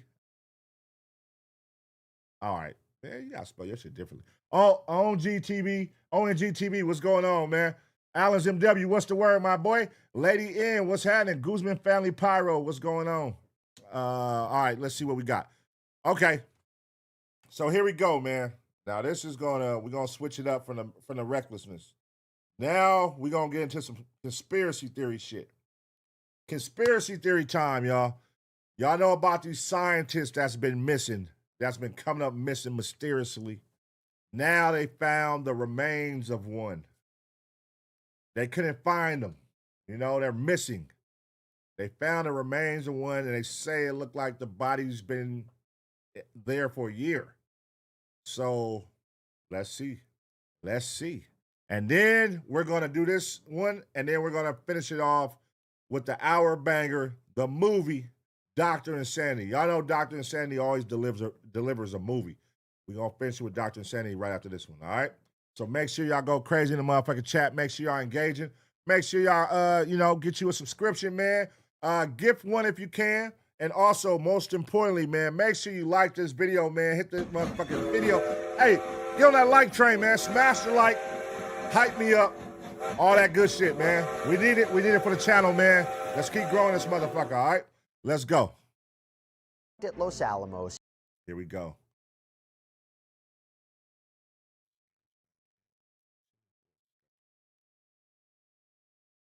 All right, y'all, we back with another reaction right here on ABP Reactions. And right now, one of the missing scientists have been found dead in a chilling forest discovery. Let's get caught up. We know the government is looking into these scientists and lab workers that have died or disappeared. We know the FBI got involved. We know the White House is now looking into this. But now, one of those people has just reportedly been found. Her name is Melissa Casillas. She worked at Los Alamos, and where she was reportedly discovered and what was apparently found with her is going to raise a whole lot more questions, but we're going to try to separate fact from fiction right now. Welcome to Sidebar, presented by Law and Crime. I'm Jesse Weber. You know, as we were writing this episode, I was looking at the date and I was like, wow, Father's Day is right around the corner. I couldn't believe it. Now, if you're looking for what is that perfect gift for all the dads out there, meet the my boy got some promo off. Okay. My bad. Just going there, big dog. All right, let's go. Off site-wide at chefiq.com. So, big development we got to talk about. And by the way, I have to say, I just came back from CrimeCon in Las Vegas. You guys are the best. You guys are the best. Thank you so much for the kind words that you're following us here on Sidebar. You're invested in these stories. You appreciate what we're doing. And this is one of them. This is one of the stories that when I was speaking to you all out there, you want to know more about. Let's talk about it, okay? This case. You have a hiker walking through Carson National Forest. Nothing out of the ordinary. And then they find something no one expected. Human remains. And next to those human remains, a handgun. Within days, the remains are identified as someone we've talked about before here on Sidebar, Melissa Casillas, an administrative assistant at Los Alamos National Laboratory, missing for nearly a year. And her disappearance back in June of 2025 was strange from the start, right? Her phone, she had more than one, left at home. One of them was factory reset. Her purse, her keys, all still there. She was seen walking along a highway, then nothing. What? So, okay, let's just keep watching, because y'all finna allege that she walked in the middle of the forest and shot herself? Until this. And this discovery is definitely going to raise a lot of questions. How did she end up 6 miles from her home in a national forest? Why was a handgun found with her remains? And why, according to her family, was she located in an area that had already been searched? Melissa Casillas wasn't a general. She wasn't a rocket scientist, but she worked at a lab that handles some of the most sensitive nuclear secrets. And her case became part of a much larger story, one that caught the attention of the FBI, the White House, the House Oversight Committee. You know, we've been covering this story from the beginning, right? The missing scientist, the retired general who vanished, the theories that are out there. But you go back to Melissa and what this development is telling us. Because according to the New Mexico State Police on June 26, 2025, she fails to show up for work at Los Alamos National Laboratory. She doesn't return home that night. Her husband, Mark, who also worked at the lab, according to NBC News, tells investigators she dropped him off at the lab earlier that day and said she was going to another location within the lab to complete a work task. Interesting. Stick a pin in that. Her husband, Mark, and he went to the job on the day she went missing. What's up with Mark? What do we know about Mark? Well, let's keep watching. But he says she never came back. Her family goes to the house. They find her belongings, purse, keys, identification, the phones, all left behind. Again, one of those phones, factory reset, wiped clean. Same afternoon, a family acquaintance spots Melissa walking eastbound on State Road 518, 518. A highway runs through the mountains northeast of Taos. This is the last confirmed sighting of her. There's apparently surveillance footage of this. The state police launched an investigation. They don't rule out foul play, but a spokesperson says it could be that she disappeared voluntarily. And nearly a year passes, and we don't hear anything. And then you go to May 28th of this year. A hiker reportedly discovers human remains in the McAfee Ridge area of Carson National Forest. It's about 6 miles from Melissa's home, and a handgun is found alongside the remains. The Office of the Medical Investigator positively identifies the remains as Melissa Casillas. 6 miles away, and all of a sudden, this body that they've been looking for, that's been publicly talked about on news channels, it automatically comes up a year later with a gun next to it. Shut the fuck up. And which, by the way, I'm going to bring on Ashton Pack in a little bit to understand how they were able to confirm this was, in fact, Melissa, cause and manner of death. I have a lot of questions. But her family released a statement online, and it has some information in it that could be significant to talk about. I mentioned this before because it says, quote, "We confirm that the remains found in Rio Chiquito are Melissa. There will be more information to come, but what we can tell you now is she was located in an area previously searched. This is a lot to process. Our hearts are heavy, and we fully intend to continue to pursue answers for justice. Located in an area previously searched. I mean, they're saying that the initial search teams looked there. They found nothing. And then nearly a year later, a hiker stumbles across her remains in that same area. There's a gun. So either the search missed her or maybe she wasn't there yet, which I want to explore. The New Mexico State Police, they haven't explained what's going on here. The medical investigator's office hasn't released a cause or manner of death. The investigation's still active. I want to talk about it. Okay, so I want to bring in somebody who's going to walk us through what we should make of this, what is happening behind the scenes, what we can expect next. Somebody I just saw in person at CrimeCon in Las Vegas. Now I'm back to, you know, the box version of him. Private investigator Ashton Pack. Ashton, good to see you, and it was great to see you in person. Yes, Jesse, it was really great meeting you guys and everyone over at Law and Crime. I really appreciate all that support. You got it. All right, so let's go through this. First of all, how do you think that they ID'd her? Remember, this was the Office of the Medical Investigator that confirmed that this is Casillas. How did they know this is Melissa? Well, I'm going to go out on a limb and say they probably were able to obtain some kind of DNA, and then you also have dental records, which is often used. I know a firearm was located in proximity to the body. That's another record that could be used to collate, you know, or at least try to identify her body. If it wasn't, and we'll get into this a little bit more, I don't know the state of her body. I don't know the state of decomposition, if it existed. Is there a way, are there tools, or is there a... I think if the body been there for a year, that motherfucker gone. In the forest, animals, nigga, all kind of shit, bugs, everything that ate that motherfucker alive. Now, the gun, how did they search the area and not find it, and then all of a sudden, a year later, it reappears? Well, it appears. That don't even make sense. A technique that they do if they can just visually identify her in a way?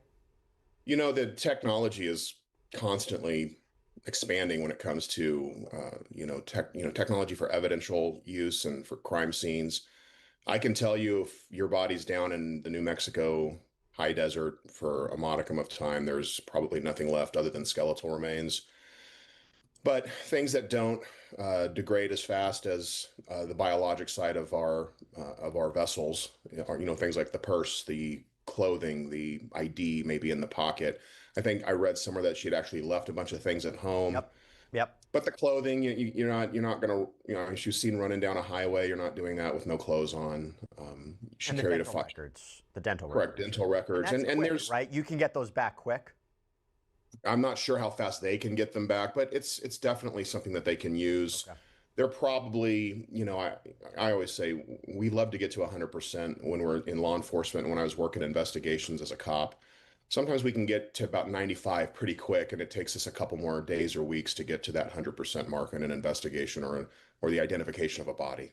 As we're talking about this, now it goes into the ME going to be determining cause and manner of death. I imagine it's going to be complicated, maybe not. If you talk about the handgun, you're speculating about what might have happened to her, but at the same time, if you're talking about level of decomposition or the state of her remains, what should we be thinking about in terms of cause and manner of death and how they're going to be able to determine that? Well, just from reading everything and based on my training and experience, I have a bad feeling that this young lady chose to take her own life. So I think ultimately, you know, if that was the case, they're going to be able to show that fairly quickly, because that evidence will be there. Gunshot, you know, wounds, they don't disappear with time. I want to know what the husband said, like when they questioned him, like, because obviously you're the last person to see her. Like, what was her? She dropped you off at work and said she was going to go to work somewhere else. Did she seem like she was down, like stressed out? What was it like at home? Like all of a sudden she just goes and offs herself, goes on a hike, that's crazy. If there's a skeletal remains that are intact, so. Let's focus on that, the handgun. And the handgun reportedly found next to her remains. State police confirm it is there. They don't say who it belongs to. They haven't said officially that it's connected to her death, but they did make that statement. What does that say to you as an investigator? That tells me that she probably utilized that firearm as the tool to, you know, unalive herself. And I'll go to the big question. I'll just go to it right now. This is the biggest thing. How was she not found earlier? I mean, her family says she was found in an area that was already searched. This is, maybe you know this terrain. You can tell us more about it. But just to let everybody know, to give everybody an idea, I was just reading this from People magazine. This is a massive search. You had hundreds of volunteers. You had authorities. You had family members. They were all looking for her. There was a push on social media to try to find her. There was a GoFundMe page that was formed to raise money here. How is it possible she wasn't found earlier? Well, when you're dealing with places like New Mexico, massive rural high desert, hundreds of thousands of acres of undeveloped land, it is not, it is very difficult to, to say with 100% certainty that the search was, you can conduct an exhaustive search and still miss that, potential needle in a haystack. Crazy. Another thing to think about is there's probably all kind of bodies back in that motherfucking New Mexico. There's some crazy shit be going on in New Mexico. If this young lady unfortunately chose to take her own life in one location, animals, coyotes, mountain lions, the kind of the cleaning system of our, the forests and the deserts, that could have changed the location of her body. I'm trying to find the right words to articulate to say it, without being so, brutal about it. But the fact is, Mother Nature doesn't care about, us as a species. If we go out into the desert. No, I'm not rolling with that. So you're basically saying like animals could drag her body around and take it from one place to another, but so the gun is following it? You know what I mean? The gun is following the body when they drag the body. The animals is picking up the gun and taking it with them. You know what I'm saying? Like, yeah, that one don't work, brother. We don't have the right shelter and the right weapon system to protect ourselves. And if we go down out there, either injured or hurt, it has a system in place to, clean it up, and so to speak. So it could have been that in all reality. That's 100% true. I mean, that could be the situation. I have to address the other theory, right? So the other theory would be, you and I both know that she is connected to a larger story. There are those out there who will say, all of a sudden her body shows up, handgun placed there. Can investigators determine whether or not her body was moved to that specific area, not by wildlife, but by human beings? What would be the telltale signs that that could be a possibility and that the scene was staged in some way? I'm not saying that's the case. I want to be clear. I'm not saying that's the case, but I know where people are, where their mind is going to go on this. And because there's a lot of speculation, there's a lot of confusion about her and her connection to everything else. So you just tell me. Sure. Again, Jesse, it's a great question, and we have to address it. It's the elephant in the room. We live in the day and age of everything's a conspiracy. My pushback to that is there are true conspiracies, but when everything is a conspiracy, then really nothing can be a conspiracy. Yes, investigators, law enforcement, they're going to be able to determine fairly quickly if a year-old body has been moved or it was placed there. You're looking for things like tire tracks, foot tracks, abnormal. If a body is in the outside in the rural parts of our country, it's going to show. It's going to be. You're going to see it. It's going to indentations. It's going to be settling into the ground. You know what'd be crazy, man? It's always crazy how when these people be missing, right? Like in a situation like this, these scientists and all this, and then how out the blue, randomly, it's always like a hiker discovered her body. A hiker discovered her body. Like how nobody else discovered this body but this hiker. And who the fuck is this hiker? What do we know about this hiker? How do we know that the hiker don't work for the government and they put the story out here? Like how do we, and we always accept that story. Like, oh, a hiker found her body. Anytime somebody missing, a hiker found her body. We don't ever question who the hiker is. We just run with it. We believe it. We always just believe it. Hiker ran across her body. Oh, okay. A hiker found her. Like, nigga, what if no, nigga, it don't even gotta be somebody that found her. This could be them. Like, they know where they put the body at, nigga. They just gonna say a hiker found her. They don't ever show who the hiker is. They don't ever identify the hiker. Like, what the fuck? You probably see some scattering of the body from wildlife. You'll be able to tell pretty quickly. The gun isn't going to be sitting there pristine. It's going to have wear and tear on it, and as will the body that's there. So if it was brought there and placed, if there's some major grand conspiracy, I don't know. you know, in my world, looking at, you know, if you wanted something bad to go away, just you would eliminate the body altogether. There would be questions, and then that would be it.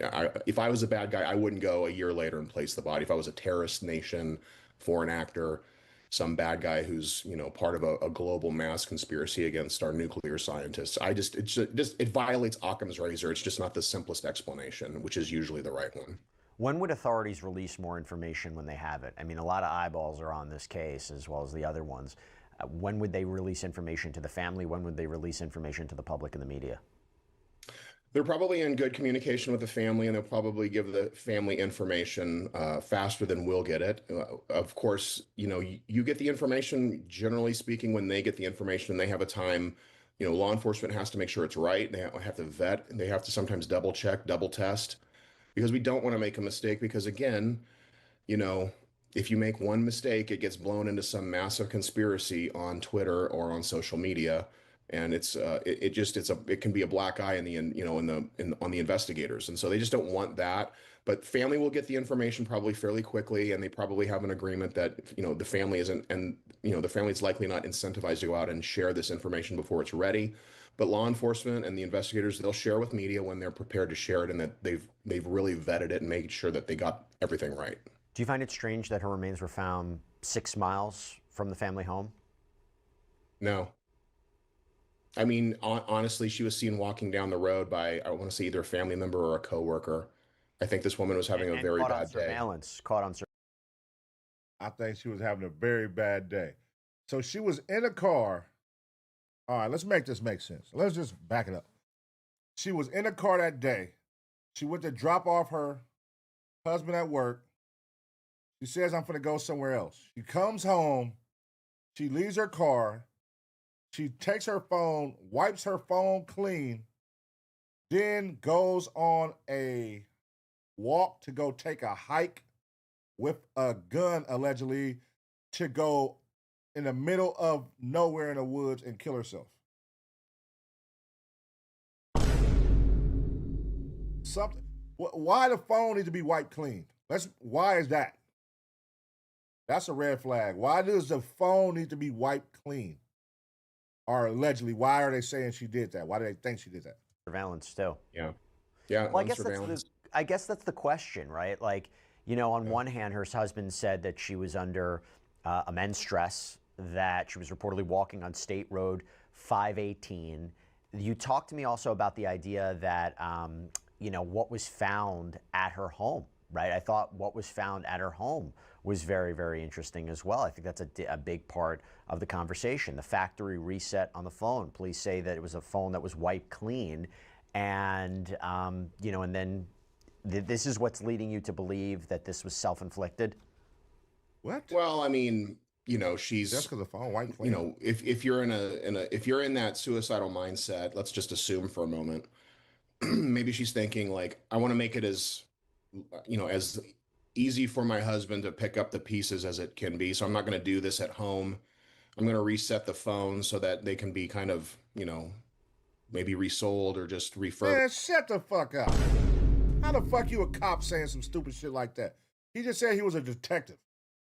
What type of stupid, I wipe my phone so that it can be sold after I die? You think somebody that's suicidal was thinking about that? Well, shit, let me go ahead and make sure my phone is clean so when I take my life, my husband can sell it. And he ain't got to worry about going through that and work. Like, man, what the fuck? This doesn't even make sense. Why she just didn't take the car and go to the middle of the woods or drive? Why would she park the car, wipe her phone, and then walk? Why not just drive? Why, like, you know what I mean? Like, it ain't making sense. And get, you know, that she's kind of erasing herself in a way. You know, there's a million psychological avenues we could go down at. Of course, investigators will probably have a little bit more information. There's probably some things that we just don't know about what is also in the home, what happened. But she's under an immense amount of pressure. She's under stress. You know, she says, you know, I'll see, I got to go to another part of the lab to get some other work done. And then later that day, she's seen walking down the road. So me personally, from everything that I'm seeing, you know, I'm far into the 85, 90 percentile range that she chose to unalive herself, and just a very. How are you coming to that conclusion? Like, you're not even presenting, like, what did the husband say somebody next to her who talked to her that day or somebody that know her? Like, what was her reason for suicide? What was she going through? Or are y'all trying to say she didn't tell nobody, was no signs, she just wanted to kill herself? Was she losing her job? Was it trouble with her relationship? Did somebody pass in her family? What would be the motive to kill herself is what I'm trying to, y'all haven't identified that. What would be the motive to kill herself? You know what I mean? Fortunate, circumstance for her family. And it's not unusual for you that someone like her would do this without giving any kind of advance warning to her family, a goodbye of some sort, a note, hold on a little bit longer for a hug, make some sort of clue as to what she was about to do. That wouldn't surprise you? Well, she might have left a note and they just haven't released the information yet. Or she might have something out there that, was her way of saying goodbye that isn't being construed in the traditional sense. But so she's been missing for a year, but she left a note. What the fuck type of detective is this, man? She might have left a note. Nigga, she's been missing for a year.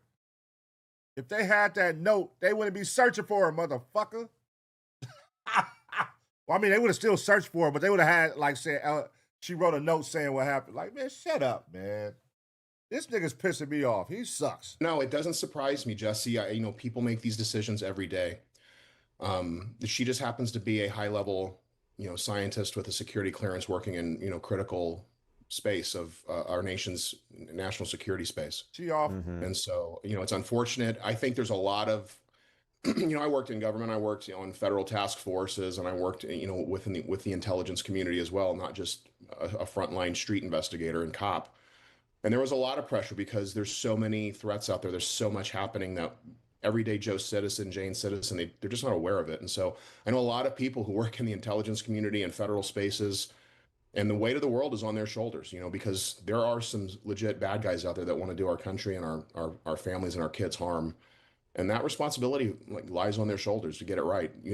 Bad guys can get it right once. We can never get it right. We can never be wrong. I always tell my cops and my trainers when I was training, you cannot get it wrong. They get it wrong. They can be wrong. They get it right one time and it's mass devastation. So. Ashton, can you... This nigga talking like he high power, man. You stay with me for a little bit. I want to just put this into context of the other cases and the other stories that people are making connections to, and try to see if this is determined to be, her remains. And let's say you are correct, or your theory or your belief at this point is correct that she did this to herself. I want to know how that's going to affect the investigation into the other cases. So just let me lay this out. Stay with me for a second. So as I mentioned, according to the House Oversight Committee, Melissa's disappearance was one of several involving people with ties to Los Alamos. Again, to the research, the Air Force research, to classified technology. See, that's the part they keep leaving out. Like, nigga, you act like, oh, she just killed herself. Nigga, it's 16 motherfuckers that come. A lot of them worked in the same office and department as each other. And they just mysteriously, over a matter of a year, 2 years, just fell off the map, either went missing or died. Like, that's what you're leaving out. You just, oh, she had a bad day. She dropped her husband off work, said she's going to her other lab, and she came home and wiped her phone and walked and killed herself. That don't even make sense. Like, nigga. Hell, yeah, they probably had a letter. They just want to release it. But they had us over here thinking she's been missing for a year. They just found her body. Like, bruh. What do y'all think happened? Let's make some assumptions. If you've been following this case, or if you're familiar with it, or just if you're just your first time seeing it right here, what does it sound like to you possibly happened? What do you think happened? Some dead, some missing, enough of them that the House Oversight Committee started asking questions. And according to the committee's April 2026 press release, at least 10 individuals with ties to U.S. nuclear secrets or rocket technology had either died or vanished in recent years. And by the end of that month, you had Congressman Eric Burleson put the number at 13. Now, the committee's statement read, quote, "These deaths and disappearances may represent a grave threat to U.S. national security and to U.S. personnel with access to scientific secrets." And the FBI announced that it was spearheading the effort to look for these connections. The White House said it was investigating. So, Ashton, you've got this you got these multiple investigations, right? You got the House Oversight Committee investigation, you have the FBI involved, you have the White House paying attention, you're looking at that. Where does this death of Melissa, where does potentially, finding her remains, how does that affect the other cases? It's a great question. I mean, ultimately, the FBI is going to be the lead investigative agency on this, and they will provide the information and intelligence to the oversight committees as well as the White House. I think the FBI it'll be a no-brainer for them to come in and take this case and look at it with a fine-tooth comb and with a microscope, as they should. Again, when we spoke earlier, and I've spoken about these missing scientists and people tied to our national security apparatus, I don't think there should not be an investigation. I think there should absolutely be an investigation, because we have to know beyond any shadow of doubt that there isn't a foreign nation state or anything like that going on here. Terrorist organizations, foreign actors, nation states that are trying to gain access to our secrets. Again, all right, check this out here, Baldy. Over here at ABP Reactions, we watch a lot of fucking reactions on crime cases, brother. And one thing we know, you can wipe your phone clean. That doesn't fucking matter. They can still go pull up shit from what's ever on that damn phone, man. Even if you wipe it clean, even, you can delete it. That's the simple level one. Let me delete it. But then we done seen cases where somebody wipes the phone. And even after they wipe the phone clean to it's a factory reset, they come and still find shit. So it can be done. Y'all just choose when to do it. And it sounds like in this situation, nobody did it because they didn't want to do it, because they're fucking hiding something. That's why. We're not stupid, bro.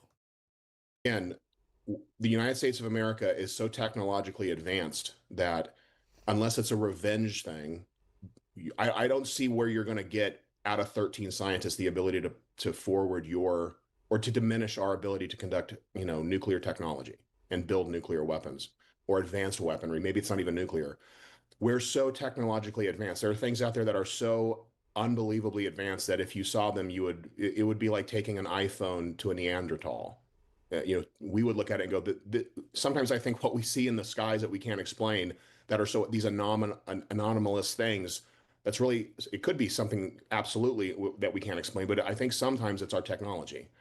So we've already got it. We know the United States of America has how many thousands of nuclear weapons that, killing unless it's a revenge thing that you're going to target our scientists and then the people who have access to them.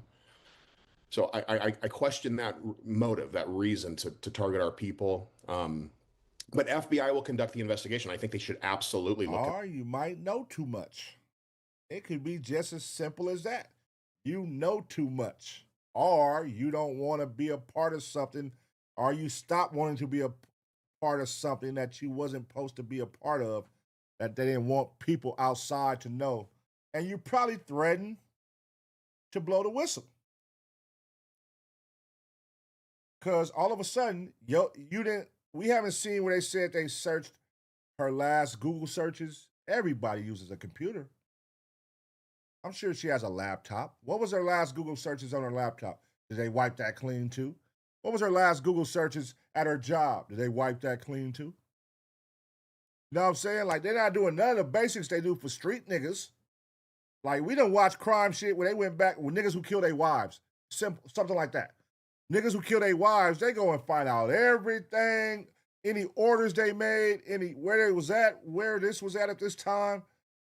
They act like they don't want to make any connections. everything that the state cops and the local cops there and the medical examiner are looking into, that whole case file, I hope, is shared with FBI and that they're able to use their investigative and their incredible evidence lab. I hope they're assisting with this and looking at everything from their perspective as well to confirm that this young lady, did what we think, what I believe she unfortunately did.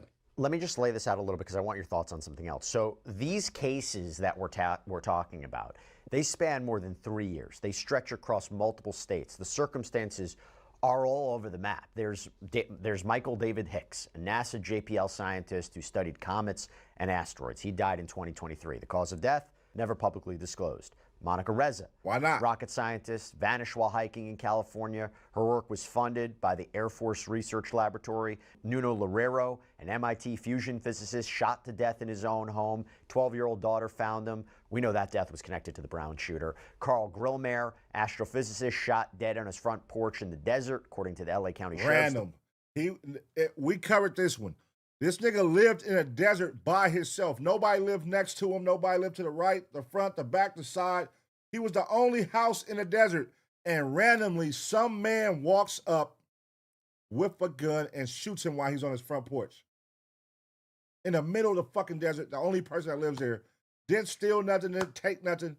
Just walked up and killed this nigga. What? Department. Deputies responded to the scene, also responded to a carjacking nearby, and that all led to the arrest of a suspect, 29-year-old Freddie Snyder. He's been charged with murder, a separate burglary related to an alleged trespass at Grillmeyer's home 2 months earlier. There's Anthony Chavez, retiree who worked as a foreman at Los Alamos. He disappeared from his New Mexico home, left behind his car, phone, wallet, keys. Searches apparently turned up nothing. Stephen Garcia, come on, man. We not stupid, dog. Contractor at the Kansas City National Security Campus, manufactures non-nuclear components for nuclear weapons. He was last seen leaving his Albuquerque home on foot, carrying only a handgun. Jason Thomas, pharmaceutical researcher. His body was, according to police, found in a lake in Massachusetts. Police say they didn't suspect foul play. You look at all these names, Ashton. You've been talking about a little bit. You're skeptical to bundle it all together, even though you wouldn't be surprised that people are making the connections or saying, you know, what's going on here? That's crazy. Yeah, I'm not surprised at all. And when you look at it from a 30,000-foot worldview, you know, it seems like it could be connected and that it should absolutely be investigated. And I do believe that I do believe the FBI should and will look into all of these. But again, I think a lot of these cases, a retired foreman, why? What would be the motive for this? What, unless revenge? And again, what does a foreman have to do? In all reality, he has a security clearance because he has access and proximity to classified materials. What's the motive to hurt this man? Now, this guy who was killed in the hallway or the entry of his apartment, the sheriff's deputies arrested a guy, they charged that person with murder. Sure, let's get the details of the case, let the case work its way through court, and hopefully the FBI can come in and do a deep dive, kind of like dig down into the background. Was a foreign nation state using this guy as a patsy? We know that the government of Iran in the past has used patsies and proxies to do their dirty work. They've had plots in this country before. The FBI will be able to determine that after the investigation is done and the case is adjudicated in court. So yes, at the top high level, when you're looking down at it, and you're checking, you're seeing these stories on social media. Yeah, it seems really weird. It seems like there could be some kind of a conspiracy going on. I just caution people, like, peel the onion back and let the investigators do their jobs on this. And I really hope that the FBI investigators are able to peel the onion back, utilize their technology. They have some of the most advanced technology. No. Fuck that. Peel the onion back and let the Taser gang do our job, motherfucker. Go ahead and email us the files. Go ahead and send the files to goddamn Danny F. or send it to Spider-Man, and we're going to go through them, and we're going to figure this shit out. As far as analytics are concerned, let the armies of FBI analysts start plugging in all the data and come up with an after-action report or some kind of a report that can then go to the White House, go to the oversight committees that can answer these questions. Again, are we going to get every question answered? I don't know about that. That's going to be a hard one. There's just sometimes you can get, like I said, you can get it to 98, 99%, but maybe we can't get to 100. But if the investigators find that, hey, it looks like this is, these are all random acts and not really related, or we have these three over here that they appear to be possibly related, but everything else was just happenstance, then that's what the investigation will show. And let's be clear, the one that started all of this, arguably the one that got the most attention, retired Air Force general, walked out of his house, never came back so far. William Neal McCaslin, 68 years old, retired Major General, 34 years. He worked on some of the most sensitive technology the U.S. military has, astronautical engineering, space acquisition, National Reconnaissance Office, spy satellite. He commanded the Air Force Research Laboratory at Wright-Patterson Air Force Base in Ohio. Again, that's the same base that you have people theorizing have claimed for decades stored the Roswell incident, the debris from there. According to his wife, McCaslin had access to, in her words, some highly classified programs and information. So when a guy like that walks out and doesn't come back, it Come on, man. Come on. obviously got a lot of attention. And then on February 27th of this year, McCaslin's wife, to just give you a timeline, leaves for a doctor's appointment at 11:10 a.m. She returns just after noon. He's gone. His phone is on the counter, turned off. Smartwatch is plugged in the bathroom. The shirt that he was wearing when she left, it's hanging in the closet. Apparently changed into something else. She doesn't know what. She calls 911. She says something. Make that make fucking sense. I left at 11, got back an hour later. This nigga done changed clothes. Everything is still here. What the fuck? The shirt he had on when I left is hanging up. Like, what the fuck? This shit don't be making no sense, man. I mean, it makes sense, but it's like they feed us these stories for us to not believe. Like, there's a pattern here. Like, it's the same shit. Leaving their phones and just leaving the house. Leaving everything. Not taking my watch. I'm not taking my wallet. I'm not taking my phone. Who the fuck you know that do that? You just forget everything and you walk out the house and go missing. No signs of like suicidal thoughts. No signs of having a bad day. Like, you don't hear the family saying like, oh, he was having such a bad day, or she was going through it, he was going through it. No, we was cool. We was chilling. We was talking. I said, I'll be right back. I came back an hour later. He was gone. Nowhere to be found. Like, what? That is just stops you. My husband is missing. Okay. And it's been about 3 hours, and I have some indication that he must have planned not to be found. Later, we also obtained body cam footage from the deputies who responded. And in it, a colleague who apparently had dinner with McCaslin the night before tells the detective he wasn't his usual self. He wasn't his usual self. He was kind of spacey and quiet.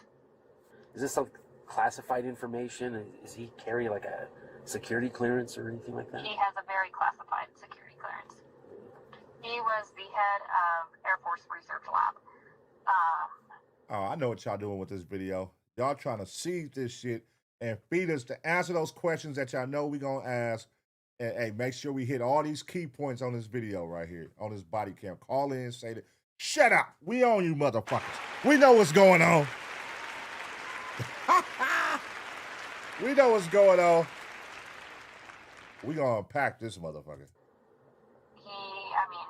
To the point, the man's names are in the UFO documents that are fixed to be released. He's in that in-depth, so he has a very high security clearance. And by the way, you can check out the rest of what investigators discovered in our previous body cam breakdown, where we go through all that footage that we got our hands on. But you go back to this timeline. Weeks turned into months. No sightings, no videos, no answers. You go to March 7th. Investigators found a gray Air Force sweatshirt about a mile from his home. Family couldn't confirm it was his, though. By the 2-week mark, the sheriff's office released a photo of what they believed he was wearing, this light green button-up shirt. They also confirmed what was missing: his hiking boots, his wallet, a .38 caliber revolver with a leather holster.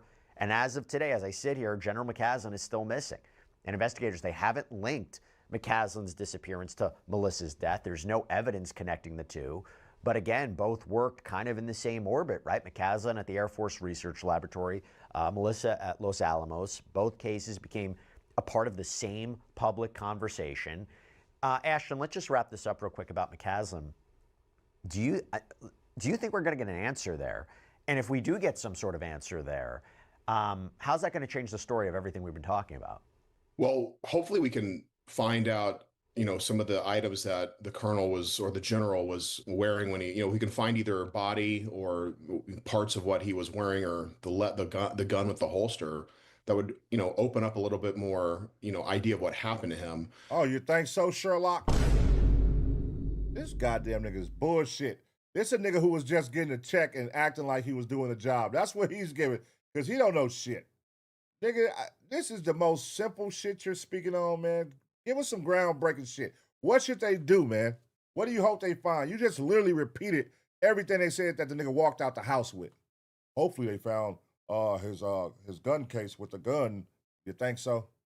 Like, let me posit this, Jesse. You're a 34-year retired 2-star, 1, 2, 3-star. You're one of the highest ranking Air Force officials.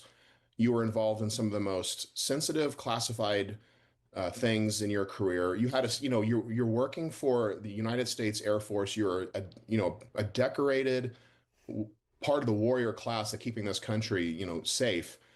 And then you retire, and then maybe you have some issues with a mental health issue, and you're meeting with friends, and they're telling you about the good, and you're reminiscing of those glory days, and then you have dinner with a friend, and it's like, yeah, you can't really talk about anything. You're no longer, you're suddenly you're in this inner circle, and then you retire. And he probably still had a security clearance to some level if he was doing any kind of consulting work, but all of a sudden you're not in that inner circle anymore. And that is that can be a very devastating thing for some of our veterans and the people who are at the tip of the spear in defending our country. I see this happen in law enforcement officers. I myself have, you walk out of the police department after 23 years, and you're not there anymore. You're not in the know. You don't get to go to have that coffee every morning with all your fellow detectives. Or you don't bump into the bosses who are, hey, I had to clarify questions, or hey, great job on that case, or oh man, you guys did such a good job on that work. So we just don't know what was going on with this general, and maybe that was part of what was happening in his life. And again, he leaves his house. It's suspicious circumstances for sure, and I think it should be investigated. But again, let's peel the onion back. Let's try to figure out what actually is going on here before we jump to these conclusions. He's retired. What would be the point of targeting him outside of revenge if he was a part of some advanced weapons system, for example? Why is it so easy for him to keep pushing a narrative that he's suicidal or that he's going through something? It's easy for you to keep saying that. You've been saying that the whole video. He's retired, he's old, he's this, he's that. Yeah, that's a given. That's what's gonna make it believable. That's what you would think, right? But I don't think this is that. They're doing and you're pushing the narrative with them. Why is it so hard for you to say, hey, what if he isn't? Nigga, what if he's glad that he's finally ain't gotta work no more, and he ain't gotta be at work 16 hours a day, 7 days a week, and now he finally can enjoy time with his wife, and nigga, he getting a check every month. He living life, nigga. And his wife clearly said, hey, hold on. I said, I'll be right back. And then I come back, he gone, nowhere to be found. Why is it too hard to believe that something could have possibly happened to him from the government or from his last job or something associated with the other people that are missing? Why is it so hard for him to say that? He won't say that at all. He just keeps talking about dude is old and suicidal, and he missed his job. So, well, a lot of strange parts. Peel of the this layers whole back on the saga. onion. Ashton Pack, thank you so much for taking the time, breaking down this development. And look, this is a devastating development and update for Melissa's family. Just thinking of them right now. I hope they have some closure from this, and I know it's very sad, but I hope the closure comes to them, and I hope that her memory is always a blessing to them. All right, man. Nah. He's a part of what they got going. He's pushing their narrative. Listen, man, it's so easy to believe. That's a given, right? Okay, he's an old guy. He's retired now. Oh, he just wanted to walk off and leave everything and leave his wife, who he's been with forever, and don't tell her nothing, and just walk off and randomly go missing for a year. Well, he still haven't been found, and just randomly go missing. And then the people that work in the same department as him, same shit has happened. Phone wiped clean, off into the sunset, not telling their spouse, missing. Both have a gun. Why are you taking this gun? Where nowhere to find a search history of what they was looking for, their phone. What is going on? But you want us to believe it's a suicide? That's all I'm saying. That's what makes it weird. Just present some evidence that make it make sense, man. But this was a terrible job on your end, Mr. Ex-Detective, in my opinion. Correct me if you feel like he did a great job. I feel like that was terrible. You know what I'm saying? We could have went without you, my brother. You know what I'm saying? But let me know what y'all think. What do y'all think is really going on? What do y'all think they're trying to hide? If you feel someone is trying to hide anything, let me know in the comment section. I'm going to give you 2 seconds to smash the like. And as always, get ready for the next reaction.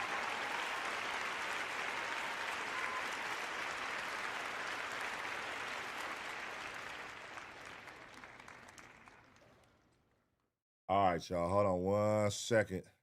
We're going to get to our last one of the night, which is a Dr. Insanity. So y'all know I got to give me some goddamn chips.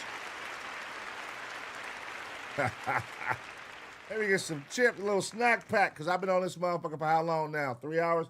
All right, let me get a little bag of chips, man. This one about to be an hour banger. Y'all know this shit finna go crazy. Dr. Insanity is going to be a mystery thriller. So be ready, man. This is a time. Go take your bathroom break. Go get you something to drink. Whatever. You know, turn your TV up. We're going to sit here and we're going to let this one ride, man. We're going to react to this one. Shout out to all the greens in the building. Shout out to all the grays. This is the Taser Gang.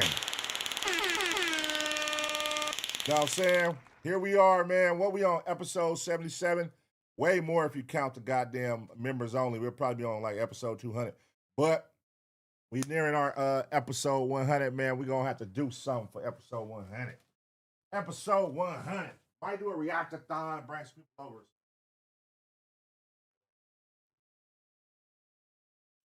Pack around.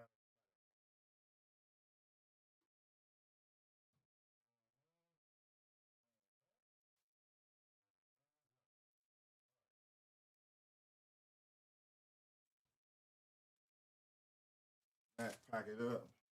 Do it up. Do it up.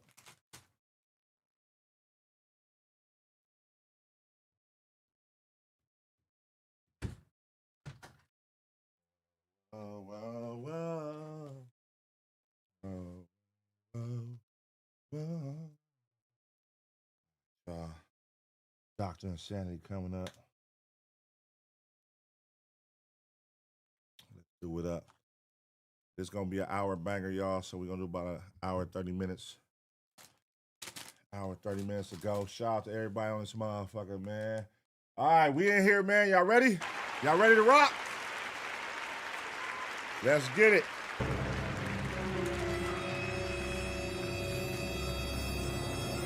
It's time for Dr. Insanity, man. This will be the last one of the night. Unless we keep it going, unless y'all turn up. Hey, man, I'm here for a good time, man. Let's go. It's still early, too. It's at 10, 11 o'clock. Let's go, man. Let's go. Let's go. Power. All right. See, boom. Yeah. Let's go.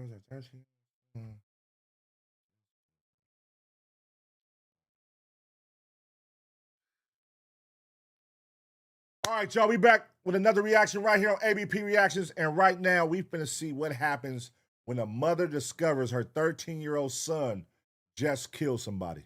Let's go. How are you? Oh, you're coming out? What's you editing? I was editing Dexter. What do you guys suspect or what do you guys know about what happened? Police are speaking with 13-year-old Hunter and his twin brother Levi. And while they appear clueless now, one of them has just committed a gruesome murder. We need to talk to essentially each of you, and we're wondering if we can go down to the police department. I don't know what's going on. Neither do I. As the weeks-long investigation continues, detectives discover that these are no ordinary boys. One of them has spent years obsessively researching serial killers like Ted Bundy. Now he believes he's executed the perfect murder and can outsmart police. But a series of childish mistakes would cause his violent fantasies to slowly come to light, leaving his family and the entire town in utter shock as the monster they feared turns out to be a 13-year-old boy. Find that fool. Yes. And he needs to die. It's not possible. There has to be someone who planted evidence. What happens now? He's only 13. There's two types of people in this world. You've got monsters, you've got people who make mistakes. If it's a murder, then it would be a monster, right? Oh my God. This is about to be good. It's 2 a.m. in the small village of Fairfax, Ohio, and tonight, a 13-year-old boy decides this is the night he becomes a serial killer. For years, he's been obsessed with true crime content, and with his family preparing to move away the following week, he's finally ready to put everything he's learned into action. At 2:30 a.m., he slips out of his house and walks less than 10 feet to his neighbor's house next door. Once inside, the 13-year-old puts on a pair of gloves, something he learned on YouTube that would prevent him from leaving behind his DNA. He moves silently through the house before approaching the bedroom of an elderly woman. At 2:40, he begins strangling her, but despite months of preparation, he quickly realizes this will be far more difficult than he expected, because when the woman wakes up, she fights back, punching and brutally scratching the boy's face. But just minutes later, the woman is dead, killed at the hands of a little boy. DNA. At 3:15 a.m., he's back in his own bed, as if nothing ever happened. What the hell? It's just past 11 a.m. on a Sunday. Many Fairfax residents are returning home from church when the Fairfax police receive a 911 call, unlike anything they've heard in years. 911, what's the location of your emergency? 3919 Germania. I think my sister's might have been murdered. It might be some blood. I don't know. Okay. She did not respond when I yelled at her. All right, sir. I have Hold on, wait a minute. Back it up. They left a word out. Did he say murdered and raped? Hold on. Let me see. Returning home from church when the Fairfax police receive a 911 call, unlike anything they've heard in years. 911, what's the location of your emergency? 3919 Germania. I think my sister's might have been murdered. Uh-huh. So he went across the street in the middle of the night to try to have sex with that old lady. That's the part they left out in the beginning. I'm like, why would he just randomly in the middle of the night go over there to kill her? He went to go try to have sex with that old lady. It might be some blood. I don't know. Okay. She did not respond when I yelled at her. All right, sir. I have help coming out there for her, okay? You know that Okay, thank you. might want to harm her or anything like that? Absolutely nobody. On the line is 61-year-old Daryl Tenpenny, insisting his sister had been murdered, something almost unheard of in this area.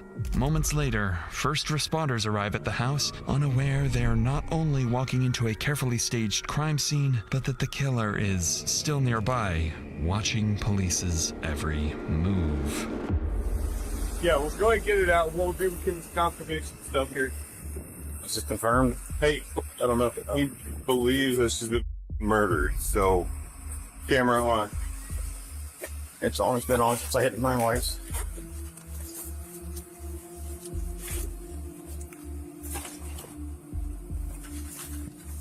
Hold. Rigger. Just try to touch as least as you guys can. Do what you guys got to do. Yeah, no. So you got blood. Did he cover her up? I don't know. The dispatcher said that he found her with a pillow over top of her. I don't know about peroxide and cleaning chemicals? That's different. A lot of cleaning chemicals. Pepto-Bismol. She drank it? I don't know. Well, let me go. You want the monitor? We have rigor.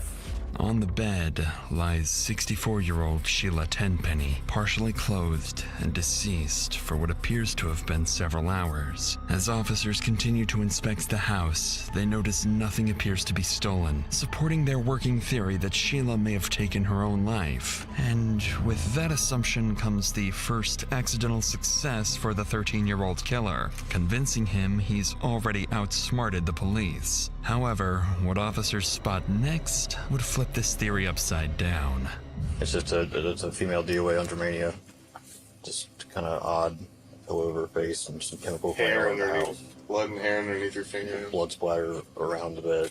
The guy that found her said the door was open, and he said that he told the squad that he thinks she was murdered. So We'll get. I don't see blood from her. So that might not be from her. Oh. Who knows? That's police work. I don't mean to overstep. No, you're good. That little nigga did all that studying to be a murderer and left blood behind. Yeah. I mean, it's possible. Yeah. While the blood and hair beneath Sheila's fingernails certainly raised suspicions, investigators still refuse to rule out the possibility of this being self-inflicted. But before they send Sheila's body for autopsy, there's still something that doesn't sit right with them. They're baffled by how certain the victim's brother, Daryl, seemed that his sister had been assaulted before paramedics had even suggested that possibility. And with that statement alone, he has unknowingly made himself their first suspect. So they decide to ask him a few questions. How you doing, sir? Obviously not great. I'm Officer Moore, Fairfax Police Department. When's the last time do you know, yesterday, do you know what time about, or did you talk to her or see her? I seen her, and actually, 7:09 p.m. is the last message I got from her. Was there anything, was she struggling with anything? No. Mentally, physically? No. Nothing at all? No, she's pretty happy. Okay, so you made a comment to these guys when they first got here that you thought, she's laying on the bed with her legs spread, and it looked like there was blood, and her head had stuff on top of her, like someone tried to smother her, and she looked like they ripped her thing open, and I yelled at her, and I didn't see no movement from her whatsoever, and I just turned around and walked out. What the fuck? Interestingly, Daryl never mentions performing CPR. And while police now know it likely wouldn't have saved Sheila, that's not something Daryl would have known for sure. And right here comes the second lucky break for the teen killer. Because every good murder needs a fall guy. And the see, that's kind of a reach, because everybody don't think like that. To do CPR. Not a lot of people think like that. They see a body like, oh, let me give you CPR. Like, a lot of people don't think like that. Police have just taken the bait with Daryl. Shortly afterwards, Daryl's interview wraps up, the scene is secured, and officers return to the station to await the autopsy results. But as investigators leave the house, they would overlook a crucial piece of evidence. Lying beneath Sheila Tenpenny's body was a men's wristwatch, a seemingly insignificant detail that would later become one of the key pieces of evidence used to solve the entire case. 1 week passes, and then comes the update investigators have been waiting for. The forensic and DNA results arrive, completely overturning their initial assumptions. Investigators determined that Sheila Tenpenny had suffered blunt force trauma to the head and neck before ultimately being strangled to death. But they also confirmed something crucial. Sheila had managed to fight back. On her hands and beneath her fingernails are traces of blood and tufts of hair. DNA belonging to an unknown male. With these disturbing findings, there is no longer any question. This is a homicide. So early Monday morning, officers returned to the neighborhood, going door to door in search of anyone Sheila may have wronged, and anyone with fresh defensive wounds. But in reality, the detectives couldn't be more off track. While the young killer quietly brags about the murder online, growing more confident by the hour. What?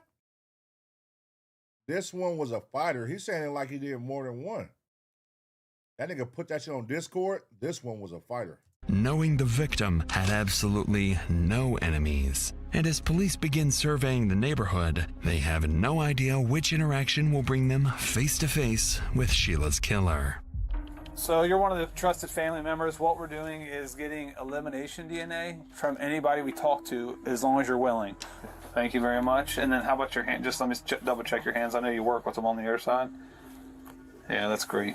I can't believe they haven't got a lead or anything. There's a lot going on, I'll say. So this is just part of the process. Here's my card before I forget, in case you have anything else or need to reach out. Email and phone numbers on there. Find that fool. Yes. And he needs to die. Yeah. Capital punishment. I wish we did that more often, to be honest with you. So. I mean, if it gets out, he's going to do it again. You can't cure you don't that. fix that. Yeah. You don't fix that. I agree. Okay, you're good there. I'm gonna come up here soon. I know this is a pain in the ass, man, but I definitely appreciate it. So you guys think this is a random thing, or? I want to say no. I do. Well, but from what I've heard, a guy down in that new house over there, and a couple others. I've been out here having my cigarette. Sure. I hear, I think the brother did it. They're going to arrest him in a couple, 3 days. I'm like, what? You think the brother did it, huh? Yeah. Why? Any reason why they think that? I don't know. That's just speculation right now. That's interesting. After speaking with more than a dozen people, officers uncover a major new rumor. Many in the village suspect Sheila's own brother, Daryl, is responsible. With this as Man, that's fucked up. You can't even mourn your sister the way you want to mourn her because they done started a whole rumor that you the one that killed her when you didn't even do it. You didn't know nothing about it. You the one that discovered her body. You can't even mourn her properly. Because everybody looking at you like you the one that did it. That's fucked up. their only real lead, another team of officers led by Special Agent Richard Ward makes a surprise visit to Daryl's house, less than a mile away. And for the actual killer, the plan appears to be working even better than he imagined. Suspicion has successfully shifted onto Sheila's own family member, pulling detectives completely off his trail as they begin focusing in on Daryl. For now, though, officers have just arrived at Daryl's house, where it would soon become clear just how lucky the kid got and why Daryl makes the perfect fall guy. Oh, shit, I Daryl. lost my mother, and I have not straightened anything out. And now I got more to deal with. Oh, damn, Daryl. Oh, you weren't lying. Yeah. Well, these are right here, all these boxes. Where do you hang out at? Come in here. Daryl, what the fuck, man? What the fuck, man? What the fuck, Daryl? That is disgusting. Oh. Hey, I need to ask you a favor. Remember I got you swabs? Daryl, come on, man. This is out of pocket, Daryl. What the fuck is this? I need you one more thing.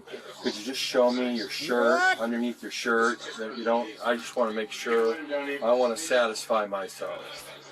I don't think you'd ever hurt anybody. No, special assistant. Okay, throw your shit back on. So you have any idea when the funeral's going to be? Well, we don't have. They won't release the body yet? I don't know. Nobody's contacted us. I was going to send you a message this morning and say we are okay with that because we want this person caught. Right. Suffice it to say, damn, that nigga got them ancient hangers, cuz. Nigga, I haven't seen hangers like this in forever. What the fuck? Them is ancient iron hangers, bruh. This nigga he probably got some shit in that house. Detective Ward is taken aback by Daryl's unusual living situation, but still, no scratches. And so the investigation takes a step back. There is seemingly no one they can tie to the murder. No enemies, no leads, nothing. But that's because they're looking at this crime completely the wrong way. With the investigation at a standstill, officers canvassing the area continue knocking on doors until they reach the neighbor directly across the street. That's fucking cold, because you would never expect a kid. Just 50 feet from the victim's home. It's one of the homes where no one answered earlier, and as they approach the front door, the homeowner, Rebecca, steps outside, unaware that, in the next few minutes, her life is about to be turned upside down. So I don't know when it actually happened. I know that we saw like the trucks or cars or whatever on Sunday. So and actually Sunday morning at like 6 a.m.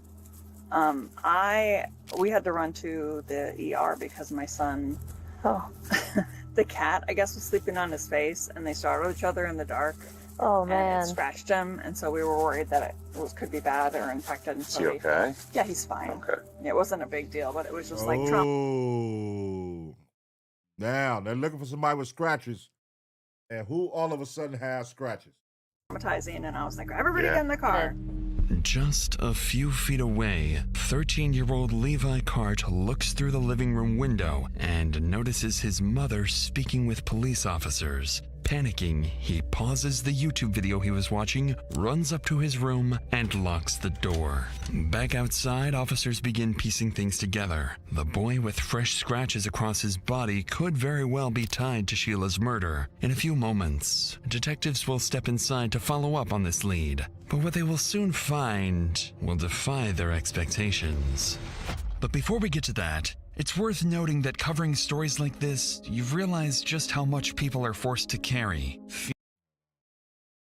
Damn, the mama didn't even realize she snitched on her son because she don't know. She just helped their ass out. That's pdsdebt.com/insanity. With that said, let's get back to the scene, where detectives are about to go inside Rebecca's house. Unknown to them, what they're about to find inside will be nothing like they expect. Do you care if we come in, or you want them to come? Okay. The only reason we're outside is because I was feeling stressed out. All right, I do have 2 cats though, so. No problem. Come on in. Hey guys. Hello. You wanna come out here or no? Oh, this is I bad. haven't been really transparent about what happened across the street, and people who are investigating are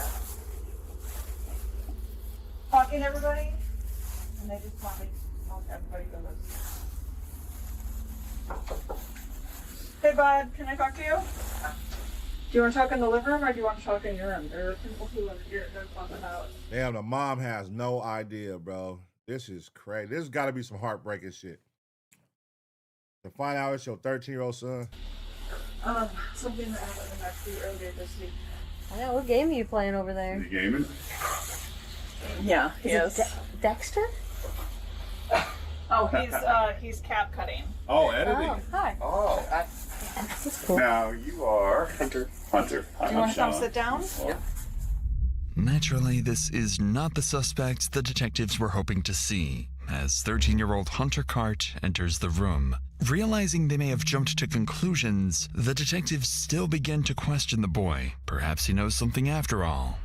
So we're with the your criminal investigation, and we're just talking to people to see if they might have heard or seen anything unusual that happened over the weekend. No. Right. Yeah. Sorry? Why'd you stop me to ask? Yeah. Yeah. My brother got into an injury and he had to go to the ER. Yeah, I got that's what really we heard. sick and started vomiting and stuff. So How are you feeling? That Getting better? A lot better. But That's good. that Where's whole your day brother? was just kind of a blur for everybody. Unless it's something that happened a long time ago that's memorable. It's not really something I remember unless it is really, really brought up. Although Hunter is unable to provide any new details, he seems fairly cooperative and willing to help. His twin brother Levi, on the other hand, is still in his room, refusing to come out. Earlier, their mother had mentioned Levi. And Levi is the one. Oh, Levi is editing Dexter. And he the one that got the scratches the night of the shit, the morning of. Oh, was editing Dexter, and he won't a come out the crime drama room. centered around a vigilante serial killer, a show both detectives are all too familiar with. And it's here the detectives would begin to realize their initial hunch about Rebecca's sons may not have been a coincidence after all. Yeah. It's usually never quick, but that's actually Hey, Louis. pretty quick. Hello. Yeah. How are you? Louis? Oh, you're coming out now? What you editing? I was editing Dexter. Sometimes I edit. Yeah. But He likes to make videos for TikTok. yeah. Oh, yeah. Oh, Yeah. nice. Yeah. You know? Me and Liz. Is that the cat that got you there on the nose? I don't know. I don't know what Well, happened. has We it? just Oh, that, we man, that's pretty cool. Oh my God. This nigga look like a killer, bruh. And he might be a little zesty too. I don't know. A zesty Zero's killer is crazy. startled each other because my bed was right there. Yeah, his bed was out here and until all the lights were off. Oh, okay. So we've been knowing for a while that we needed to cut their nails. Hunter's been saying that for I know. a long I time. felt so guilty because I had to So us moving, I mean, we know everybody knows that cats just are awkward. So us moving, Marshmallow being weird because we're moving, and Is Marshmallow the cat? yes, and Yeah. we had a like a play set for them, and we packed it up. So that's also probably another thing. So yeah, me and him just randomly saw each other. He scraped me on the neck. There we have it. I thought it was just scratches on the nose. So you got scratches on your nose and your neck, nigga? Sure, if you can see. No, okay. Where else did you get it? Yeah. He kind of scraped How me many on my face stitches? a little bit. 5. And then mainly my nose. And I was nose trying was to the clean scary my one. I was Yeah. trying to clean myself up. Yeah, it the was 5 like- stitches. It was pretty deep. Pretty deep. Oh, it hurts so on your nose there. A cat gave you 5 stitches? we went back to the house after we got out of the doctor, and then that's when we saw the ambulances. I don't know, a lot of it's a blur because I tried to clean myself up, so I was distracted in the shower. Okay. Interestingly, both brothers used the same word, blur, when recalling the incident. And while traumatic events, even something like death of a neighbor, can affect memory, what catches officers' attention far more is the way Levi seems to over-explain what happened. He claims the deep scratches came from a fight with a house cat, something officers find difficult to believe given the severity of the wounds. So, with this in mind, detectives believe that despite their young age, the brothers have given them enough probable cause to take the next step. The detectives ask to speak with Rebecca outside for a moment, where they request permission to collect DNA from both of her sons. Without much hesitation, she agrees. But when See, the mama's out the loop. She don't know what's going on. The mama gay? Hold on, listen. I'm noticing something going on in this house. The rainbow chair, the sun, a little zesty. All right, but listen. This is crazy, man. This is wild because she don't know. And then, do y'all think the other brother is in on it? Do y'all think the other brother knows or he's in on it? Because he kind of he threw his brother under the bus too, talking about them scratches and all that. I don't think neither one of them knows that the brother did. When the three of them return, one of the brothers would have a very different reaction to being tested. Do you mind if I come? I can explain it to you. Yeah, So he's feeling a little overwhelmed by this. Yeah, I just feel like I've been to enough doctors recently. I don't want to. So have you seen any crime shows or anything? You know how we kind of do our job. The medical stuff's a little different than the law enforcement stuff. But I don't know if she explained to you, but we're just going to swab your cheek, and it's not going to go into any database or anything, but we're going to compare it against stuff that we have. That makes sense. Okay. And it will take 2 seconds. It's just Do I have to do it? You don't have to do anything. Okay. But obviously, we're asking everybody on the street, and it would be super helpful if you could. What you gonna say, little nigga? Yes or no? All right. Okay. And you're Levi, right? Or you go by Lewis? Go by Lewis. Lewis? Okay. His name used It'll be easier if you sit down for your legs. Why don't I have to do it first? I can do it. I'll Right. show you. First. You're making him join I can be the guinea pig too. It's whatever. Of course, I didn't look that all the way for it. The detectives proceed to take DNA swabs from both brothers, though Hunter and Rebecca are clearly far more willing to cooperate than Levi. But what one of the brothers doesn't seem to realize is that the more he talks, the more the Cart brothers begin to look less like witnesses and more like suspects. Uh-oh. Lewis has a few scars on his back, but it's just from the surgery. Yeah, because my... Yeah. Oh, see. Oh yeah, you could show them. Sorry. Oh, yeah. Oh, Well, it wow. looks pretty minimally invasive. Yeah. It was 2 years ago. Yeah. Yeah, it was a lot. Yeah, I have worse Hunter's always scars than that. Yeah, it so. didn't look like that. Yeah. Sorry, Very good. I keep mentioning things We that had a you don't good mention surgeon. without your permission. This nigga finna kill his brother next, bro. Listen, shut the fuck up. This nigga over here just got out of nowhere. Hey, Hunter got scars on his back. God damn, nigga. You see, I don't want to take this goddamn DNA test, and you just gonna throw me under the fucking bus for these scars on my back? How's it feel to have yeah. these scars now? Dr. Stevenson. It's where they go in and they How's it feel to have these test scars each now? nerve root that links to your leg. What do you guys suspect, or what do you guys know about what happened? Well, I can tell you this. It shouldn't have happened. And we need to figure out why it happened so that, hopefully we can keep it from happening again.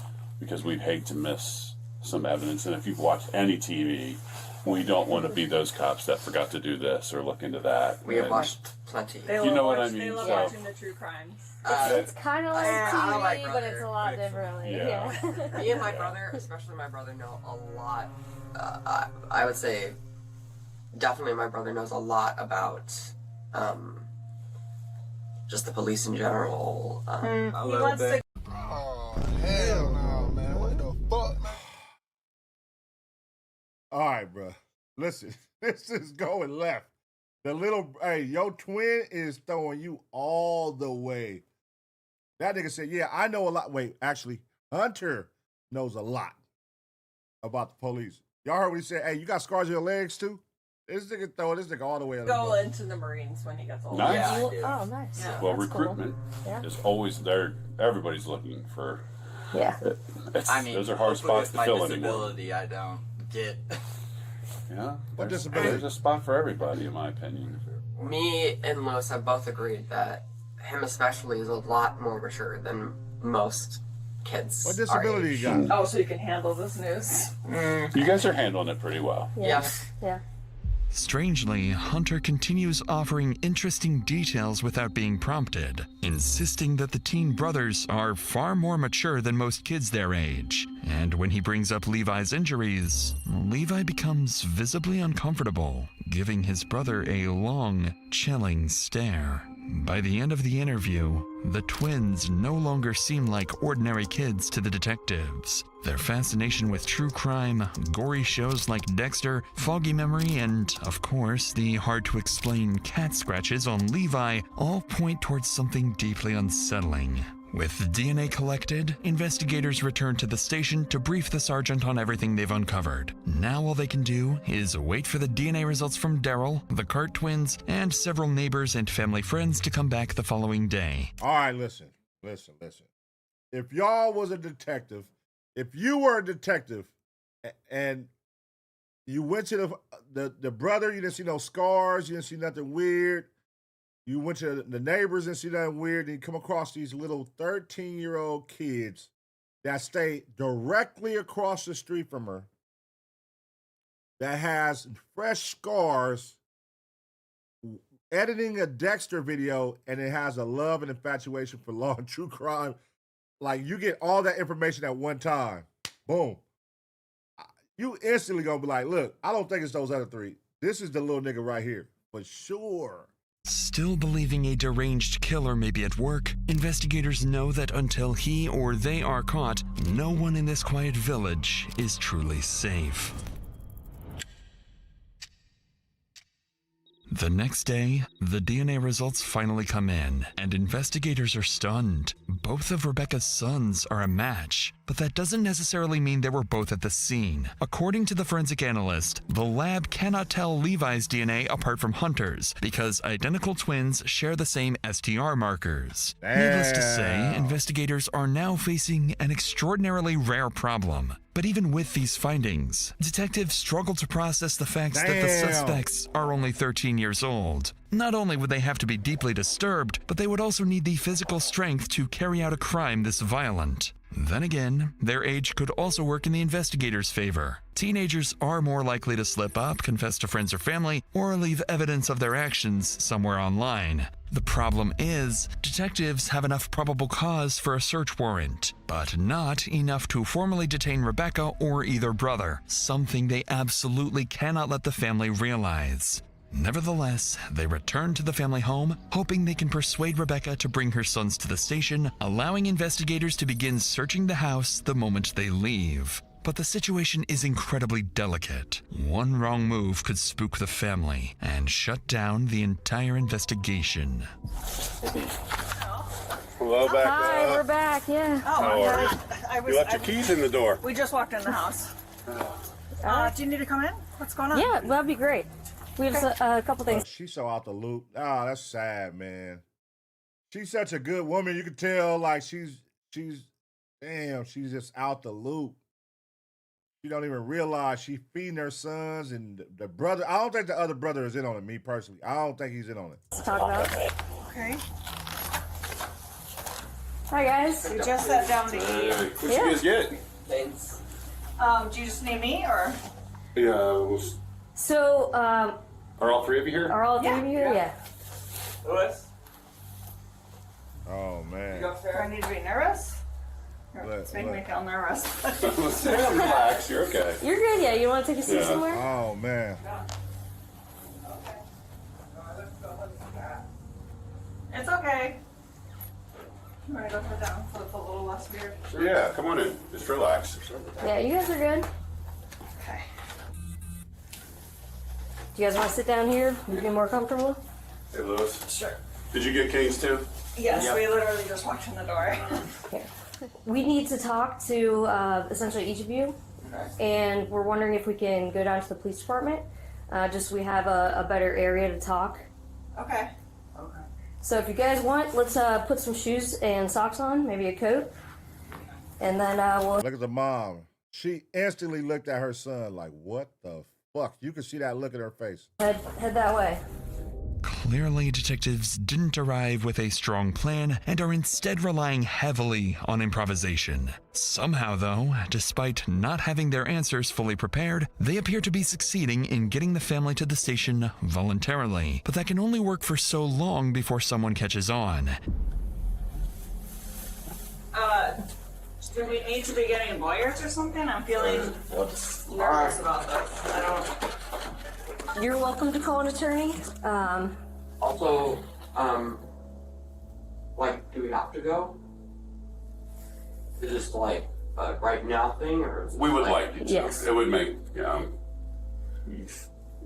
don't have to do anything, I suppose. Right.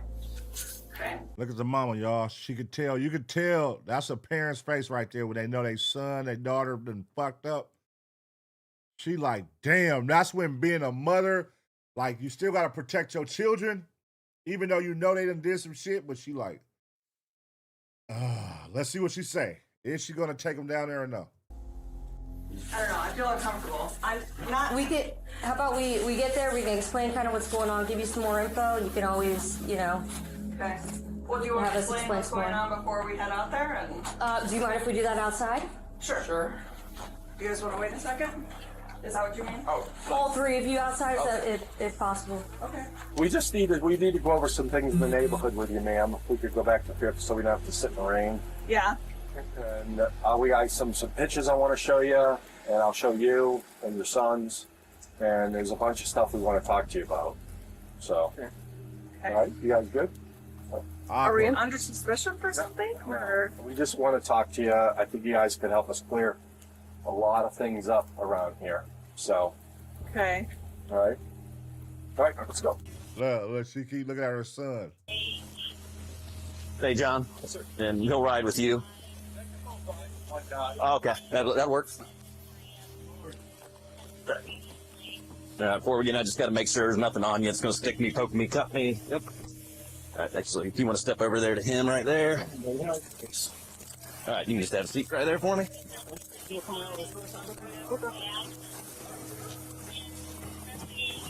All right, do we have to put this on you for the whole 3 blocks we're on? Hey, if this was your block, would you be outside being nosy as a motherfucker right now? If a murder just happened on your block a week before and they searching everybody that week, and then they come back with multiple cars to pick up the people across the street, are you the person that's gonna be outside, standing outside so they can see you? Are you the person that's gonna be in the window? Or are you the person that's not gonna give a fuck and don't even trip? Which one are you? Probably report them, so. I mean, but there's nothing that we can't talk about. Yeah. I don't know what's going on. Neither do I. Well, very, very unexpected. My anxiety levels went through the roof. Oh. I don't know why there's so many, police vehicles either. Yeah, that's definitely what scared me. Seeing all the cops immediately pull up. Like, one person's there, didn't see that other cop pull up, and then... I was just why are they... What's the reason I'm for sure that? I don't know, maybe it's an intimidation tactic. I guess, but what? I don't know why are they would trying to intimidate us, right? Miraculously, despite the detectives' sloppy handling of the situation and Rebecca's growing skepticism, they still managed to convince the family to come to the station. For now, they've purposely kept the twins together, hoping the cameras might catch something incriminating. But the brothers have seen this tactic before and say nothing, foolishly convinced they're outsmarting the police. Investigators have also just confiscated their phones and obtained house keys from Rebecca, allowing them to begin searching the home for any evidence tying the boys to the crime. But despite these small victories, this is where detectives would face a major reality check about their strategy. Upon arriving at the station, the twins are quietly escorted through a separate entrance and separated from their mother. The twins don't seem particularly worried, calmly following detectives into the interrogation rooms. But for Rebecca, the situation is very different, because the moment she's finally informed that her sons are about to be questioned without her present, all hell breaks loose. I don't want food. I want to get our lawyer and have my children stop being questioned without a lawyer present immediately. Okay. So let's make that happen. I don't know who's doing what where. Nope, but I can Yep. go get that figured out for you. It needs to happen right now. Yep. Okay, yeah, I'll go today. I got it. They're my slippers. We just got home from the doctor's office. Those in look chains. so comfy. They are comfy. Amazon? Not, yeah. I find the best things on Amazon. People are so against it. Really, I know you're being friendly. I need to know my children are not being questioned. No. Yeah, shut up, bitch. Don't be over here playing with me. I ain't trying to be friends with you. Go get my goddamn sons right now. What the fuck? Don't try to talk about Amazon with me right now. They have a lawyer. You didn't let us know that we were being detained. You're not being detained. You're free to go. No, you didn't let us know that you were detaining my children. They're free to leave. You did not. Right now? They're allowed to leave right now. Let's go. Right now. Right now. You said they're allowed to leave. Yes or no? You cannot take them. Clearly, this is not how detectives hoped things would go. What? Rebecca is furious, and not without reason. The detective just admitted that the boys are free to leave, yet does nothing when Rebecca demands exactly that. Yeah, hold on. What's going on? On top of that, her phone has been confiscated, making it impossible for her to even call the lawyer. It's here that the risk behind the detective's strategy, or lack thereof, becomes impossible to ignore. The advantage of this approach is that by withholding the real reason the boys are there, detectives limit the information the suspects can tailor their stories to, making contradictions and inconsistencies much easier to catch later. That said, when those suspects are minors and detectives need their mother's cooperation, this strategy can quickly backfire, undermining trust and damaging the legitimacy of the entire process. And unsurprisingly, Rebecca's outrage is only beginning as she storms out of the interrogation room in search of anyone willing to tell her what's really going on. Are you accusing them of murder? I am not. Is that why they're being detained? Because they're under suspicion for murder? They're questioning to find out if they know any additional details. How would they know anything? Unless you were accusing them of murder and you think that they murdered someone. So that's I'm saying this whole charade, the way we've gone about this and approached it and slowly showed things to me because I've asked questions and not because you were transparent, is not okay.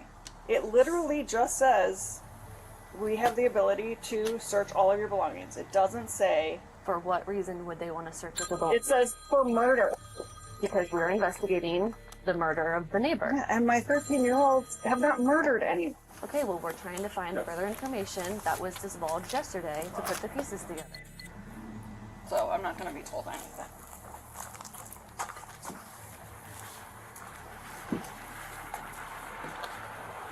Why am I not being questioned? We would love to talk to you if you would be willing to talk. I'm literally standing here waiting. Well, we were trying to talk to you, but you want to make phone calls and do all those things. If you'd like to talk, we can talk. You're well aware. Are they not going to release her sons or what? They're not going to... What is going on here? Oh, shit. Here comes the father. Here comes Pops. Hey.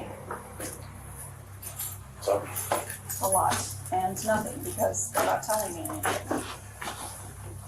Well, I would assume because I asked for a lawyer for the boys. He's saying because we talked yesterday. I'm asking him. Calm down. Sorry, I'm really worked up. I understand. I understand. You have every right to be worked up. I'm just trying to sort it out. All right, I'll let you do So your thing. under what grounds are they being questioned? What prompted them? There was a murder that happened across the street. I understand that, but what specifically about our boys is causing you guys to bring them to the station for questioning? Those details I don't know because those investigators know more about that than I do. Are you guys bringing in every neighbor to? We did 25 yesterday. I know myself and another agent. To the station. Well, I don't know how many people got brought here. We're also doing a search warrant. Why they keep lying? Just stop lying, bruh. Damn, you can't tell their parents nothing. You're just lying to their parents. 2. So a judge has granted us Search warrant for her house and who else? Well, the search warrant is for the house and the vehicle on the property. Our house and vehicle. Okay. Were there other search warrants for other Not that I'm aware neighbors? of. You guys are questioning two 13-year-old boys. Well, we're not. Someone is. You're absolutely correct. But I don't know. You know what I'm saying? I do. This is why we need our lawyer down here now. We need to make this happen. I don't have a phone. So this needs to happen on your end. Immediately, whoever we call. After getting little to no answers from the detectives, the twins' father calls a lawyer, hoping he can intervene. But even with legal counsel now on the way, detectives press forward with the interviews, fully aware of the risk they're taking. At the same time, ever since the boys left with the police, a search of their home has been underway, and very soon it will begin yielding crucial evidence for the interrogations. As both brothers wait for their interrogations to begin, it quickly becomes clear that one of them is about to be treated very differently. Because Hunter had been significantly more talkative the day before, detectives opt for a more casual, friendly approach, and even his interrogation room reflects that. Levi, on the other hand, is placed in a cold, cramped room, subjected to the kind of interrogation tactics typically reserved for an adult suspect. Based on the scratch marks alone, detectives strongly suspect Levi is the killer, but there is still nothing ruling out the possibility that Hunter may have helped him, especially after learning that Levi has significant mobility issues. Now, with a lawyer on the way to the station and two furious parents pacing outside, the clock is ticking. This is some crazy shit because they literally told the mother they're free to go. And then, like, I always thought you can't question minors without their parents. Y'all questioning them about a murder without their parents are legal. And then you tell them they're free to go. And then she said, go get them. And y'all won't go get them. I don't know, man. What is going on? So detectives split into two groups to question the boys simultaneously. And as the questioning begins, Hunter's interview escalates far quicker than expected, because there's something he needs to get off his chest. Oh no, Hunter. So, you know, I don't feel pressured doing this. You don't? Of course I feel a little pressured, but I don't feel like I have to sign those. Okay. I just know it's more suspicion is put on me if I don't answer any questions. So. Yeah, we're here to talk, ask questions, get your story. I know you told Lauren a little bit. Can I say something? Yeah. I want to say, I don't think my brother would be able to do anything like that. But because that day he got scratches on his face, because of that day it all seems like a very wide coincidence, you know, because of course his cat was his face was scratched by a cat. We talked about it, and it certainly looks like Lewis has some, like, the coincidences are there.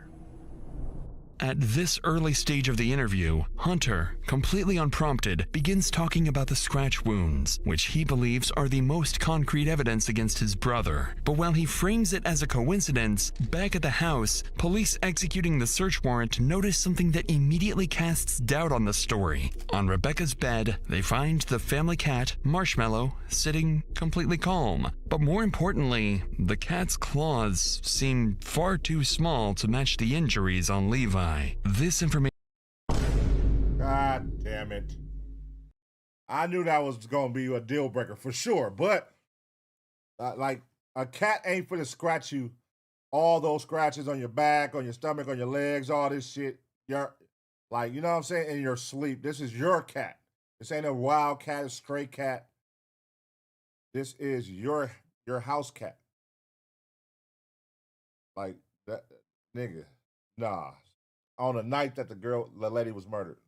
Is relayed back to detectives at the station where Hunter and Levi are being interviewed. And while Hunter appears eager to talk, Levi's interview is moving far more slowly, as detectives focus on building rapport and choosing their words extremely carefully. So seeing just how much more talkative Hunter is, investigators keep their focus on him for now, hoping he can offer further insight into his brother, or perhaps even turn on him. He had extra, like, red scratch marks on his face. Oh I mean, that seems slightly suspicious, but like I said, I don't think he could do something like that. I'm gonna keep saying this, but this makes me feel really upset because a lot of evidence is piled up against him, but like, I mean, I don't know if you guys suspect him of anything, but... Shut up, Hunter. I truly don't believe he could do anything like that. Even though he has all these things. He's never talked about anything like that with you? Because we agree Anything with like you what? About hurting somebody, or when he gets triggered, he gets upset and acting out and just saying things, or, you know, I don't know how he behaves when he's triggered. No, like I said, no, he doesn't behave weirdly when triggered. He just doesn't. He's just quiet. It's upsetting for him. Like, he started crying when he got back to this house because he said he never gave us an explanation as to why he's triggered. But oh my God, Jesus! See, listen, man. Why they not letting the mom and dad in there with this boy, man? He don't know no fucking better. You know what I'm saying? He don't know no better. Interestingly, although Hunter describes the suspicious behavior he's noticed from his brother, he continues to insist that Levi could not actually be responsible for the murder. But detectives can't tell whether his reaction is genuine or part of a calculated effort to distance himself from the crime. At this stage, though, they're fairly certain Levi is the culprit and decide it's time to stop speculating and focus on something more concrete. So they turn to a key piece of evidence Hunter can't deny. Something they had kept hidden from the twins. A watch recovered from beneath Sheila's body. One investigators initially dismissed, but now strongly suspect belongs to one of the two boys. And whether he realizes it or not, what he says next would seal their fate. You recognize that? that's Lewis's farm. That's Lewis's watch. Lewis's watch. Oh my God. Oh, it's over with. Hey, can they do this though? Is this legal with their parents saying we need to be in there? No, right? What the fuck? Yeah. Okay. All right. What do you think about that? What do you mean? Okay, let me widen it out. That's the picture. What do you think that's the picture of? Try to take some deep breaths, okay? We don't have any of those blankets. Right. It's not your house. No, I remember him saying that he lost his watch. And when did he say that? After he...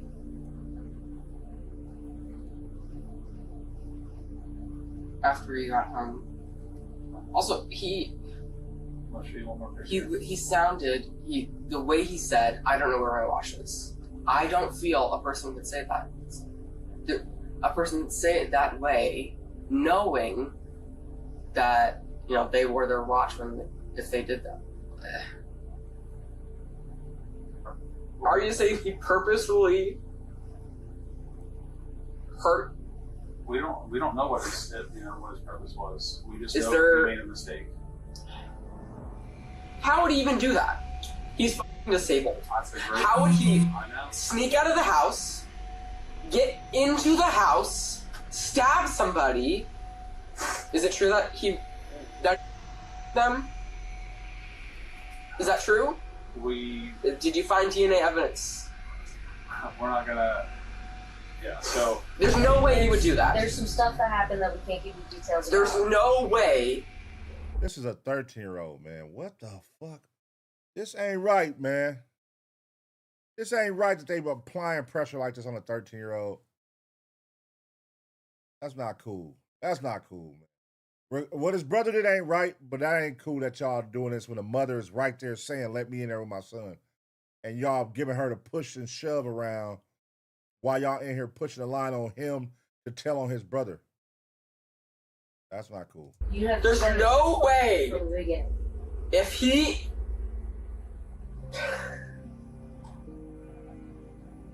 There's no way.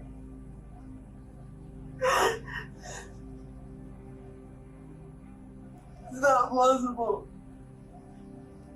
There has to be someone who planted evidence. There has to be some misunderstanding. At the thought of his own brother being responsible for the murder, Hunter appears to completely break down.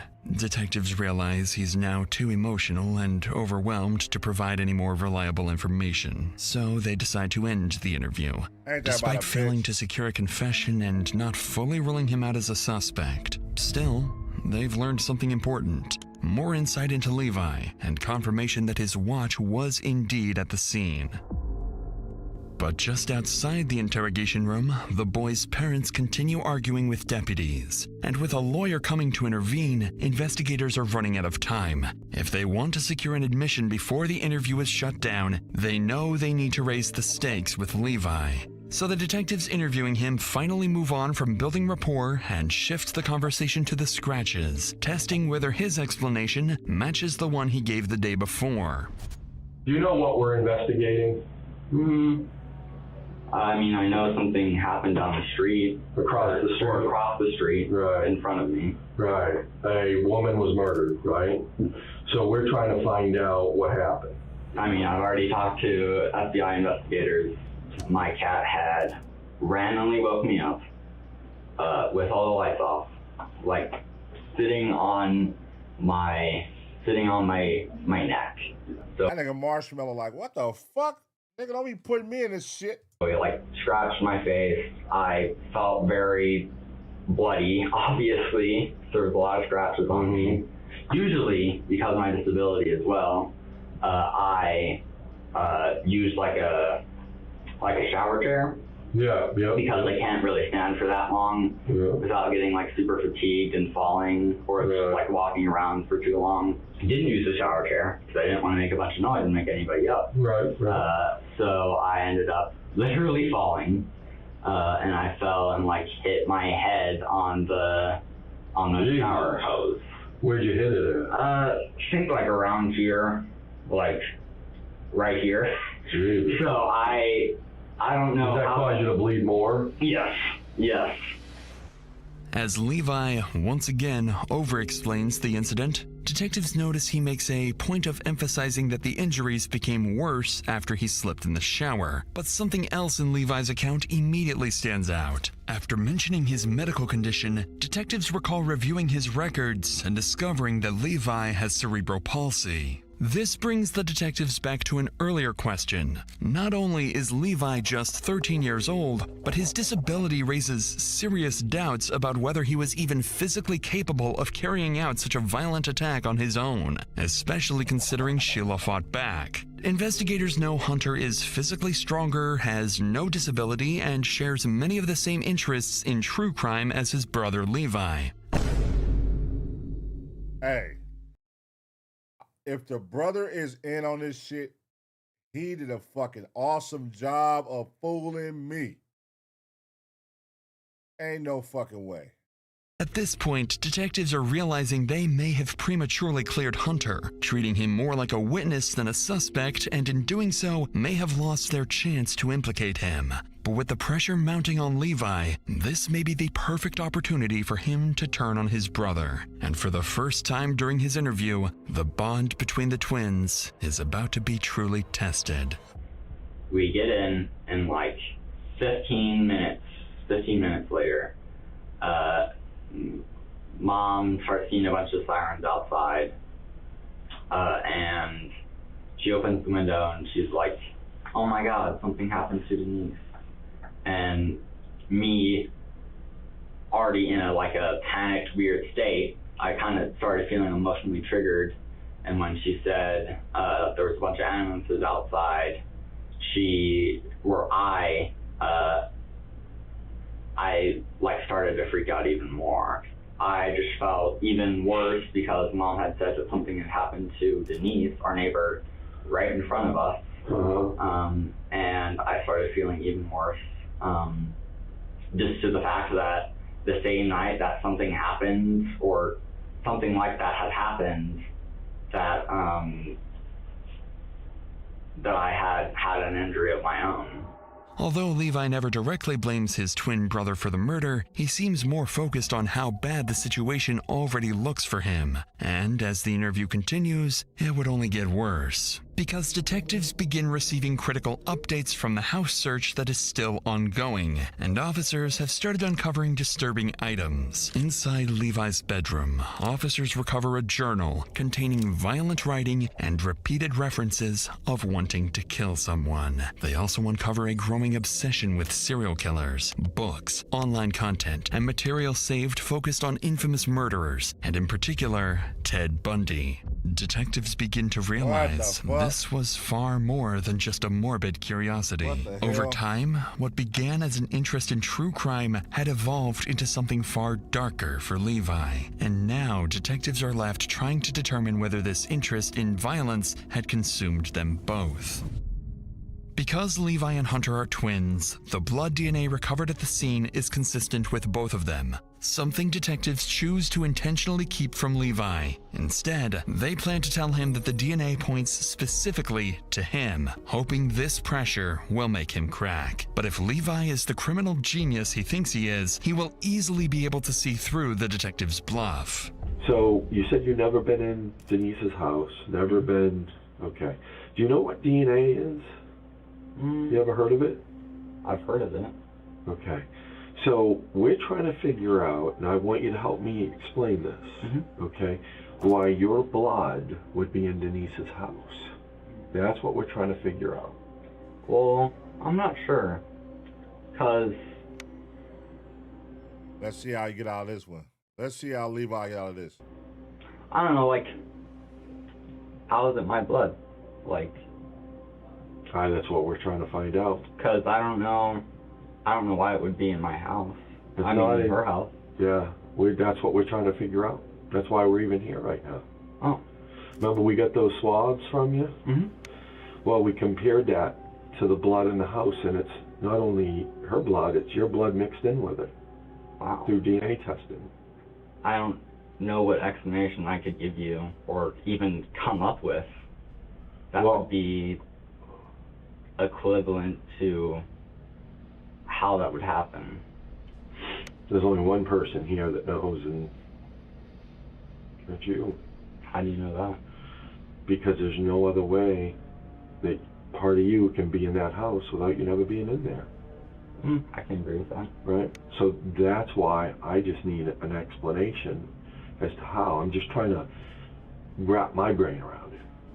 You know? Why? Yeah, he's stuck, man. It ain't no way he finna come up with how. You can't explain that. They applying the pressure now. He can't explain that. There's no way you can explain that. Your blood is in her house and you already told him you've never been to her house ever. What can your brain think of fast enough that you could spit out to make them believe? What would you possibly say? If this was you, what would you say right now? And you know that you're guilty. What could you possibly say? I have to wrap my brain around it first. Yeah, so that's we need to wrap her around together. You know? Can you help me with that? I can, if you help me. I can help you if you help me. How do I help you? By telling me the truth. I told you the truth, though. I don't think you're telling me all the truth. What? But I'm not lying. Well, I think you're about how you got hurt. We have your blood in her house, and we're trying to figure out how it got there. That's the bottom line. Well, that's the bottom line. I mean, you get my blood from somewhere? We don't need your blood. We got swabs. I just mean, like, did somebody put my blood in that house for a reason? Oh, like, I don't know. Would you tell me? Would they? I didn't put your blood there. I don't have any enemies. I didn't put your blood there. I mean, I'm only 13. I don't know why anybody... Somebody put my blood in there at 13 years old. Who would put your blood in there, Levi? Would put my blood in a house, but... I mean, who knows? Is there any more questions you have for me, or like what? Well, I want to get past this, and we're not getting past it. You don't know, I don't know. So we're not resolving anything. Well, I'm not sure if we can resolve it if I don't know and you don't know. Does you know? I mean, listen, I wholeheartedly believe that there's two types of people in this world. You've got monsters, you've got people who make mistakes. I think I disagree with that personally. Help us explain this. What do you disagree with about that statement? I just think that, you know, there's a lot of different types of people in the world. There's not monsters and people who commit mistakes. Well, I'm simplifying things in terms of, you know, a crime, a murder, right? There's two types of people who would commit a murder.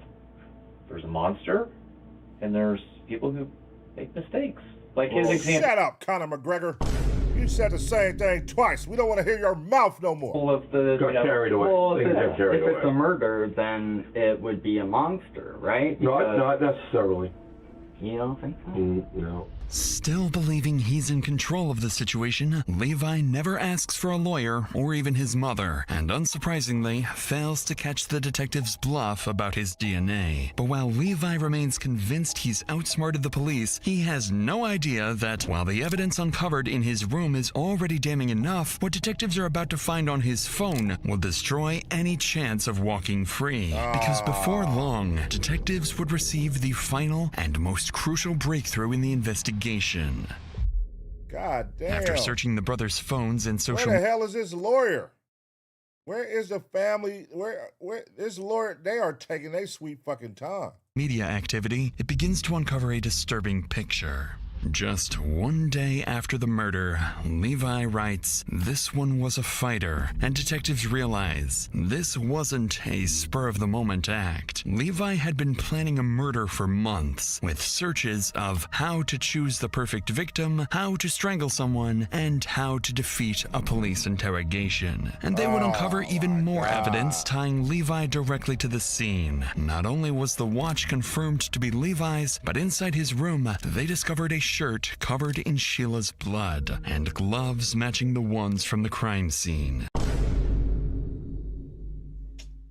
This nigga did all that and got the shirt with the blood in the house. You studied all these criminals, but you didn't see nowhere where it said get rid of the clothes you wore or none of that type shit. This is, listen, man. Don't do crime, man. Don't do crime, y'all. This is crazy. 13 years old, having an infatuation to murder people. What the fuck? At 13? Now, even without a full confession, detectives know they have enough evidence to formally charge him. With this, both interrogations finally come to an end, and as a detective steps out to inform the parents that one of their young sons is an alleged killer, all they can do is stand in shock, silently waiting to hear their son's fate. Yeah. This is their dad. I'm Special Agent Ward with Beast Bureau Criminal Investigation. You see two of my colleagues here, my other colleague. Now, there's some certain things I'm going to tell you that we have that are bad, okay? All right, that watch that we showed you was under her body. What? What? Yes. No. Okay, I have more things to tell me. Okay, I don't know what in the world happened. We're not talking to him anymore. I mean, he doesn't want to really talk anymore. I don't know what happened. You can keep talking. Well, we have a lot of other evidence too. I'm just trying to figure out what in the world happened. I don't know. No. Tell him what else, nigga, because I'm nosy, nigga. I want to know. Tell her. Okay, sorry, what else? I'm not doing this to... I don't think you are. I'm just trying to do my job, I'm and in so are my shock. colleague. What happens now? I'm consulting with the Livingston County Prosecutor's Office. He's only 13. Oh my god, oh my god, oh my god. I know, honey, I know. Okay.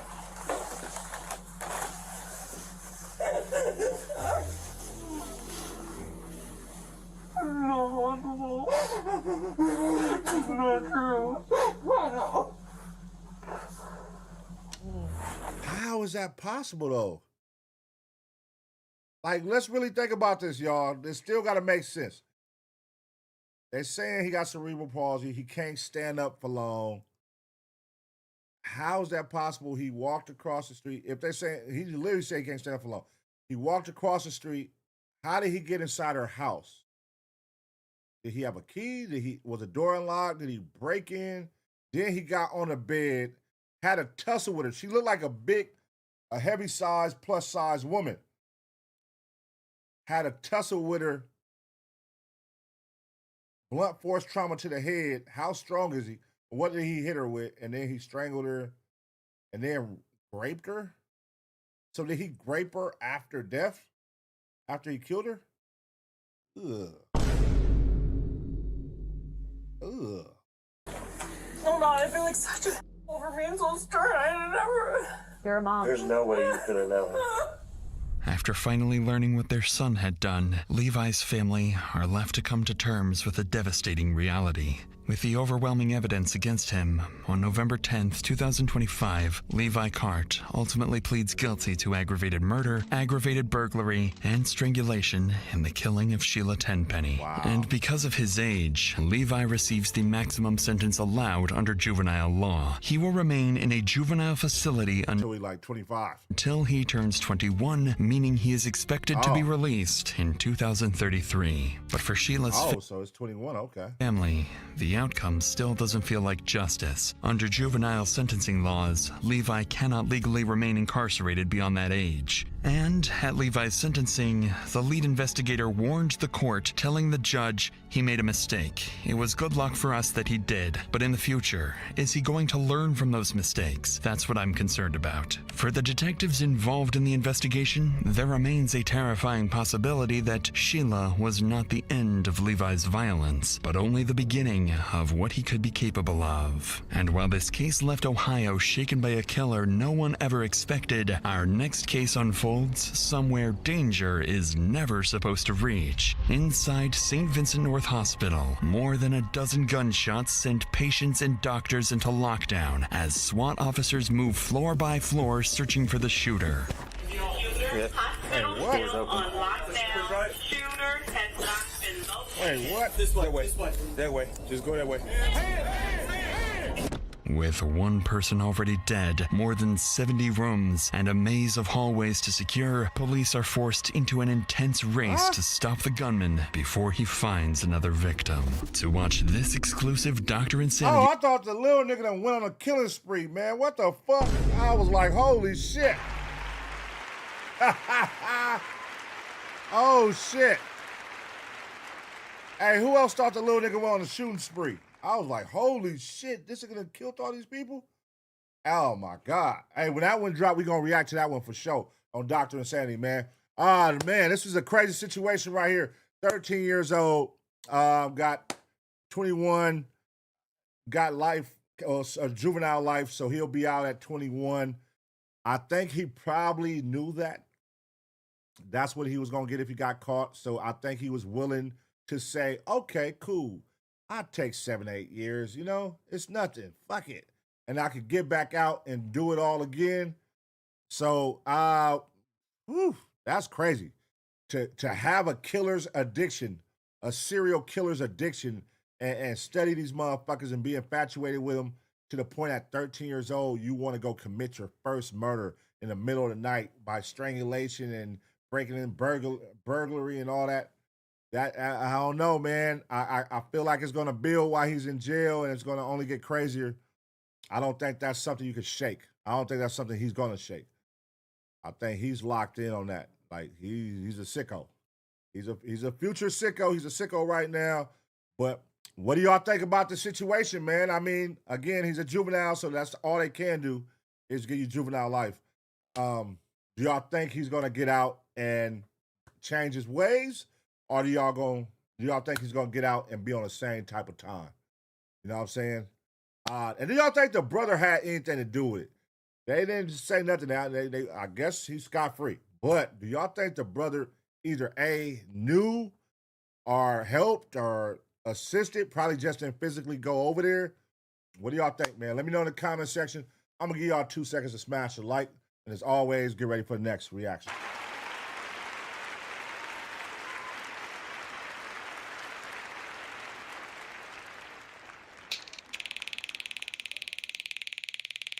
Hey, man, that was a good one right there, man. You can never go wrong with Dr. Insanity. You can never go wrong with Dr. Insanity. How many, what was that? That was 7? Let me see something, man. Let me see what y'all looking like on the likes right now. I said if y'all fucking with me on the likes off. Wait. Oh, shit. They done hit me with some. Oh, shit. They done gave me a viewer discretion advised on the episode. What the fuck? Yeah. Okay. Hold on 1 second, y'all. All right, man. Let me get some motherfucking likes, man. Let me get some likes. Give me some likes. I get some more likes. I got one more in me, man, but I'm gonna need some likes, man. Where we at right now? 291. Y'all gotta get me up, man. Y'all gotta crank me up, man. We got what? How many people in here? 643, 654, something like that. 643. All right. Come on, man. We gotta crank it up, man. It's at we halfway. We at 291 and 643 people. Give me some likes in here, man. Give me the 400. Give me the 400. 400 one time for the one time. Give me the 400. Smash that like button, man. Smash that like button, man. Smash that like button. It don't take nothing for you to smash that button, man. Free ain't having, man. Smash that like button, man. One time for the one time. All right. I mean, let's see. If we get to 400, I'll do another one. We get to 400, I'll do another one. But I'm not doing an hour one, though. Well, I'll do another one. And I got a lot saved up. I got a lot right here. Let's see. Police station visit turns into murder scene in under 60 minutes. God damn.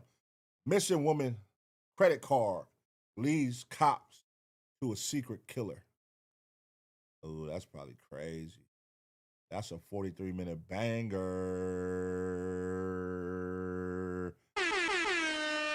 All right, come on, hit that like, man. I'm giving y'all time. I'm delaying. I'm looking at this shit slowly on purpose to give y'all time.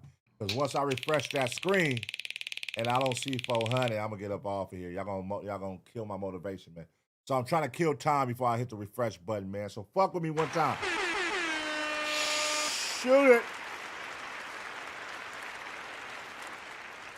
Hit that like, man. I'll give y'all one more. Let's see. Missing woman found in unexpected way. That could be interesting. Nurse thanks her job. I think this one right here, either the police station visit or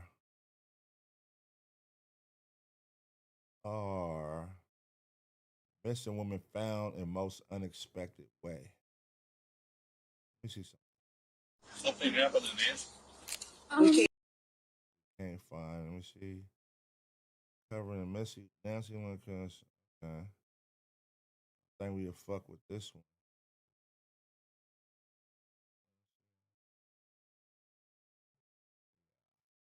I think we that one.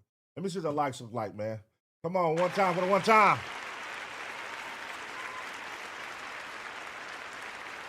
All right, we need 48 likes. 48 likes, man. 48 likes. He said another insanity one. They don't got no more insanity ones, bro. We done watched them all. He don't drop videos like every day. He spaces them out, and every time he drop one, we watch that motherfucker. We would have to do a throwback, but I ain't doing another hour, though. I ain't doing another hour one, man. Come on, man. Go ahead, smash that motherfucker like one time. Let's see. Let me see something 1 second, y'all. Let me see. I'm gonna see what else y'all done sent me. Shout out Jimmy Nougat, man. Jimmy Nougat! This is what else I got from the Discord. Let me see. The true crime YouTuber who murdered his father. Mom of 3 vanishes after surviving kidnapping. That's an hour. That's a wow. Evil man crushes officer with his truck. I had clicked this one, right? Because it caught my eye, but I also saw a gun in the thumbnail.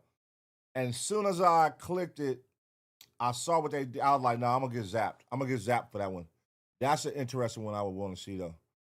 2-year-old dies, leaves mom's gun on the couch. Damn. Missing Air Force generals chilling. Okay, that's another nigga missing. All right. All right. This one I want to see too, but we can't watch this one live because hella guns and shooting. Long crime going crazy. Okay. Girlfriend kidnaps another woman for her boyfriend and she's found in a burned house. Damn. That's a crazy one. Son kills his mom and something. Police department! Fuck with this one. A son kills his mom and has no idea. That's an hour. Fuck that.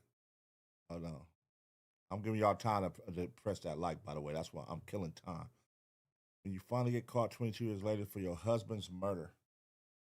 Damn. Police surprise mom after her son secretly.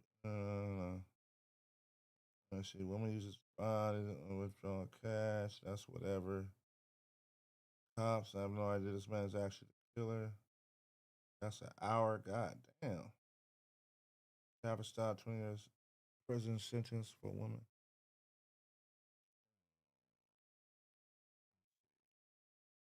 Officer doesn't know she's holding a butcher knife. All right. Dad, please don't touch me, Dad! Please don't touch me, Dad! Okay, let's see this one. Officer doesn't know she's holding a butcher knife. That's 15 minutes. All right, let me see something, man. Let's see what the lights looking like in this motherfucker one time for the one time, man.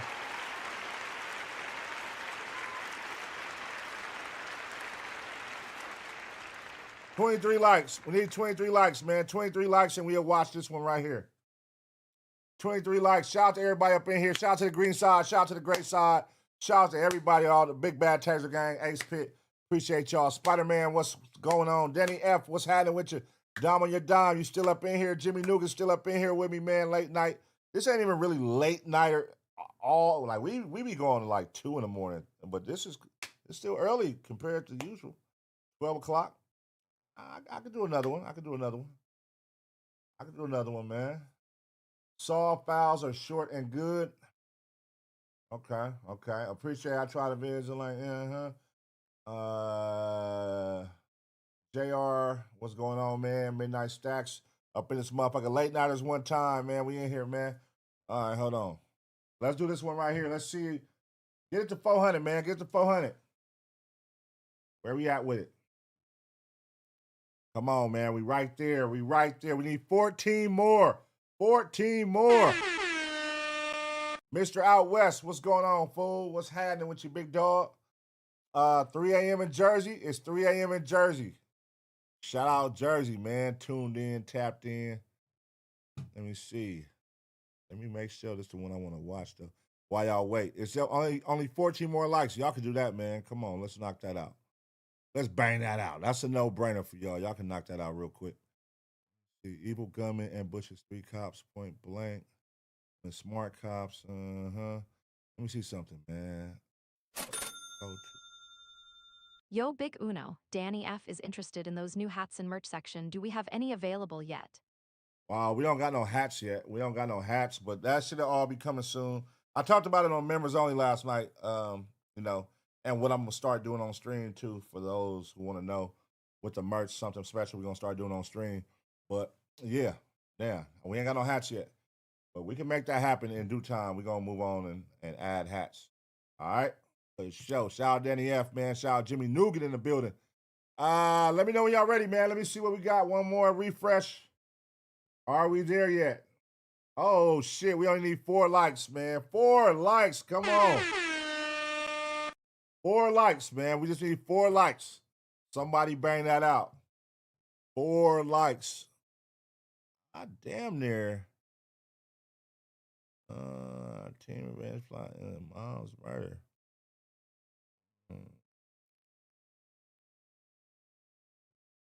Wait. People, damn, they're gonna start shooting on this motherfucker, huh? Let me see. By her father. As officers arrived, the suspects. I really want to watch this one, man, but I don't want their ass to start shooting. Get me zapped. All right, this is what we gonna do. I believe they start shooting. I don't want to get zapped though, dog. Let's see. Hey, how you saw this one, Spider-Man? Do they? Is this gonna get me zapped? I know Spider-Man be watching these too. Have you saw this, Spider-Man? Is it gonna get me zapped, dog? All right, let me see what's going on. Hold on. How many we got? All right, we got 401, man. We got 401 likes. I knew y'all could do it. I knew y'all could do it, man. I knew y'all could do it. All right, look, this is what we're gonna do. Let me take a piss first, and then, matter of fact, I'm gonna take a piss, and then nigga, we can watch a 45-minute one. I'll do 45 minutes. Let me take a piss. I'll do 45 minutes. I'll be right back.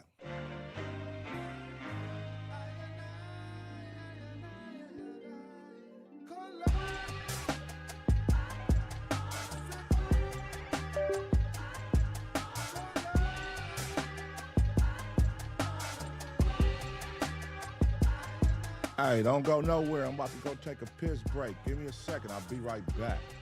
Make sure you smash that like, man. Hey, leave a comment. Hype me up. Y'all know how it go. Taser gang. Tasers in the chat.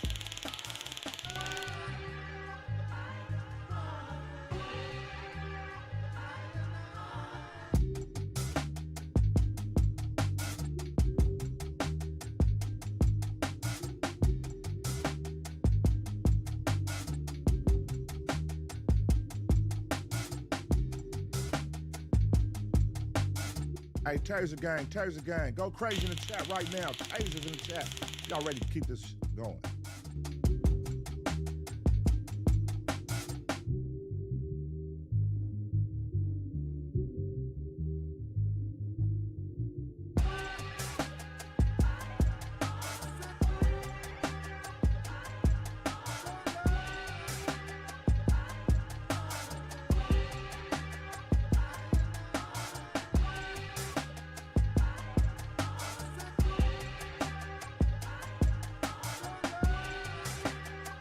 Hey, if you're just tuning in, don't worry. I'll be right back. I'm just taking a piss break. Give me a second.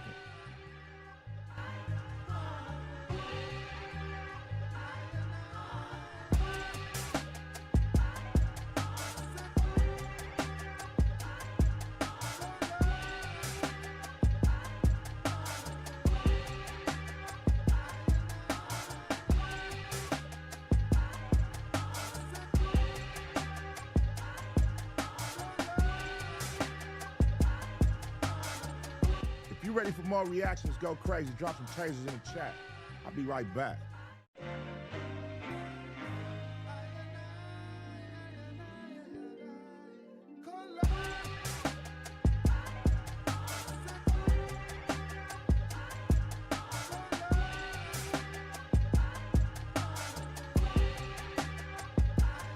Hey, don't go nowhere. I'm about to go.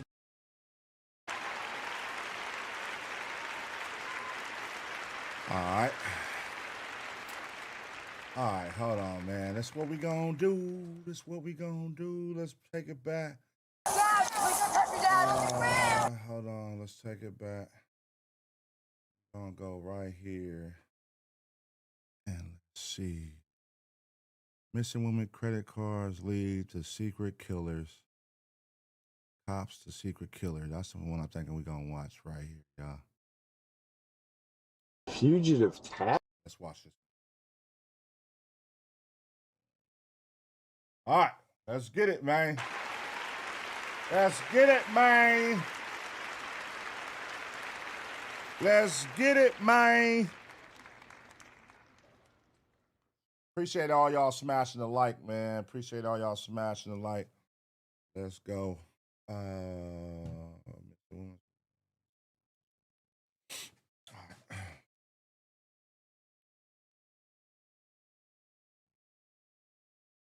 All right, y'all, we back with another reaction right here on ABP Reactions, and right now we finna see what happened when a missing The title disappeared right when I was reading it. Missing woman's credit card, Lisa. All right, y'all, we back with another reaction right here on ABP Reactions. And right now, we finna see what happens when a missing woman's credit card lead cops to a secret killer. Let's go. Fugitive task force? What the what did I do? What could I have possibly done? I may occasionally have the violent ideations or whatever. Our missing person was also involved in those types of fantasies and violent ideations. Oh, I'm sure we had some right nasty discussions. Yeah. I'm not even going to play. I'm sure we had some right nasty discussions. How did she say she wanted to die? So he was like, it wasn't easy. You know, it wasn't like just one and done. I barely even have interest in tying my wife up at this point because she's been through so much. On October 13th, 2025, the Florida Department of Law Enforcement is contacted for investigative assistance by Interpol regarding a missing woman who had flown from England to the U.S. before vanishing. The truth about what led to her disappearance is far more haunting than anyone expects, leaving investigators with more questions than answers. I think it took her 2 years to talk him into helping her leave this world. The following report is based on official police records, and some of the footage has never been seen before until now. Please note that all persons charged with a crime are presumed innocent unless and until proven guilty in a court of law. Hey, that's some creepy shit, huh? What is going on? This is already off to a wild start. 32-year-old Sonia Exelby from Portsmouth, England, had traveled to Florida on October 10th, 2025. And though she booked a return flight on October 12th, she never boarded it. The last known trace of Sonia's whereabouts was a series of charges to her debit card on October 11th. These charges were to the company Solver Wolf's Roadside Assistance, owned by 52-year-old Dwayne Hall. On October 17th, with Sonia still missing, investigators are eager to speak with Dwayne.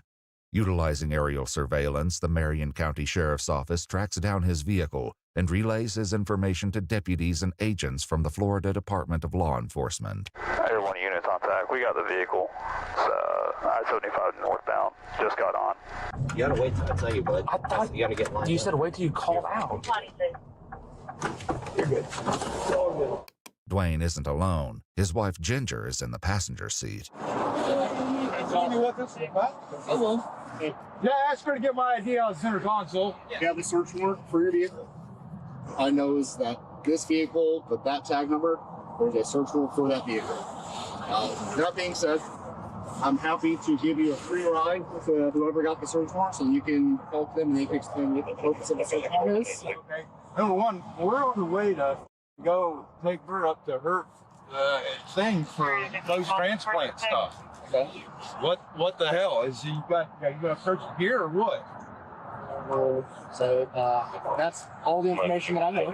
They tell Dwayne that they will transport him so that he can speak to the person who organized the search warrant, and he agrees. He's gonna go voluntarily up to CID. Okay. So if you just want to pat him down, search, make sure he doesn't have any weapons, and then we may have to take the wife as well so she can arrange for a ride or something to get up to the hospital. Yeah, okay. I got so many questions already, but I'm gonna keep watching. Let's keep watching. She's got to be for a bronchoscopy. She just had a double lung transplant. Oh, geez. Okay. All right. Yeah, Let's you guys are really like this is tough. All right. Go and face the car for me. I'm just gonna pat you down, make sure you got nothing else. Sorry, babe. As they're seizing the vehicle, Ginger has been asked to get out as well, but she isn't opposed to getting into the back of the deputy's car with Dwayne. I don't mind riding in with him. Trying to think. I don't know a lot about what's going on. Normally we don't. Normally we have everybody separate. I've seen there for me. I'm more worried about her. I know. Cooperate with you, but yeah. Hey, listen. Don't worry about her. We're not gonna put her out any kind of way. Okay, we're gonna figure something out. All right. Just watch your leg, okay? Fugitive task force? What did I do? What could I have possibly done? Fugitive task force? What is going on? I haven't done anything. I guess I got big problems. Guilty conscience. Shut the fuck up, man. Just shut the fuck up. It won't take long for Dwayne to discover if he does in fact have big problems. As he's transported to speak with investigators, deputies agree to give Ginger a ride to her appointment. Here? Yeah, right there. Dwayne is soon joined by an agent from the Florida Department of Law Enforcement, also known as the FDLE. He didn't shake her hand. And a detective from the Marion County Sheriff's Office. Hi, Mr. Hall. My name's Rebecca. Oh, my nuts. Okay. Hi, Mr. Hall. Hello. What's your first name? As if you don't know. I don't like playing silly. Okay, well, I like to be direct. You have my name, or else I wouldn't be here. How would you like us to call you? Dwayne is fine. Dwayne is fine. Okay. Dwayne, okay, well, I was just going to say because I honestly forgot it, so that's why I called. Okay, I will accept that. Though things are off to a somewhat rocky start, they remind Dwayne that since he came in voluntarily to speak with them, he's not being officially detained. While he's appeared bewildered by the situation so far, Dwayne was actually called by authorities twice already and been made aware that his transactions have something to do with a missing persons case. So what's going on? So you understand that I do need to just tell you you're right. Let's get to it. All right, so okay, check the box. It's checking a box. Let's get to it, because I need to know, is he like a random nigga that allegedly killed this woman? Did he find her body, take her debit cards? Were they fucking? Did he fly her out? We haven't got those details yet. And I'm trying not to ask too many questions. I'm trying to see if they're going to tell us. Read his rights and Dwayne agrees to speak. He explains that on October 11th, the day of the transactions, a woman called him and told him her car had broken down. They called at night and they tried to run a card, and my card services kept declining it, so they kept going lower and lower on the amount. And the only thing she was saying that made me paranoid and thought it was pretty sketchy. It was too quiet in the background for somebody that was broke down. I mean, for somebody that's broke down, it was way too quiet in the background. And she kept saying over and over again, "I swear there's money on the car. I swear, I swear, I swear." And of course I declined and I didn't go out there. Records show that over the course of 10 minutes, Dwayne attempted to process 6 transactions for varying amounts, from $100 to $790, all of which were declined. In the same time frame, he ran a second card, and Dwayne was able to complete a transaction for $1,200. Both cards were for United Kingdom banks and belonged to Sonia Exelby, the missing woman. Dwayne, however, claims not to know who the woman was and that he never went out to help her with her vehicle. Oh, my God. Where were you, like, when you were having this conversation? This is bad. I was actually out in the other side of Riddick. Okay. I was out there on a different type of job. Okay. I'd gotten hired. Nah, I ain't telling you anything about this because I signed an NDA for the client. I signed an NDA. But if it comes down to it, and we need that information, and we desperately need that information, I'll break that NDA. But the reason why the NDA was there was because there's a high-profile client that has cars for people like Travolta and that on his property. Man, don't nobody care about no goddamn John Travolta in 2026, nigga. He act like he talking about somebody high-powered John Travolta. The fuck you think this is, 1998, bro? And doesn't want that all disclosed. Despite the NDA, Dwayne reveals that the man he was working for was named Harold. He says he worked on a series of vehicles for him Friday night, stayed overnight at an Airbnb, and then worked for Harold all day Saturday, late into the evening. In an EWU exclusive interview, Ginger, Dwayne's wife, describes what he told her about that weekend. Done a jump start for a customer that had a big garage full of really, really expensive cars, and it was going to be an all-night thing. He was supposed to oil change, battery change, and tire change, like over 50 cars, high-end, super expensive cars. That's what he told me. And so he was going to have to stay overnight to save on gas and all that. She also shared why she believed Dwayne had been asked to speak with police. He had told me that somebody had tried to use a stolen credit card to order a jump start from him because he was a roadside assistant, and I thought that's what it was about.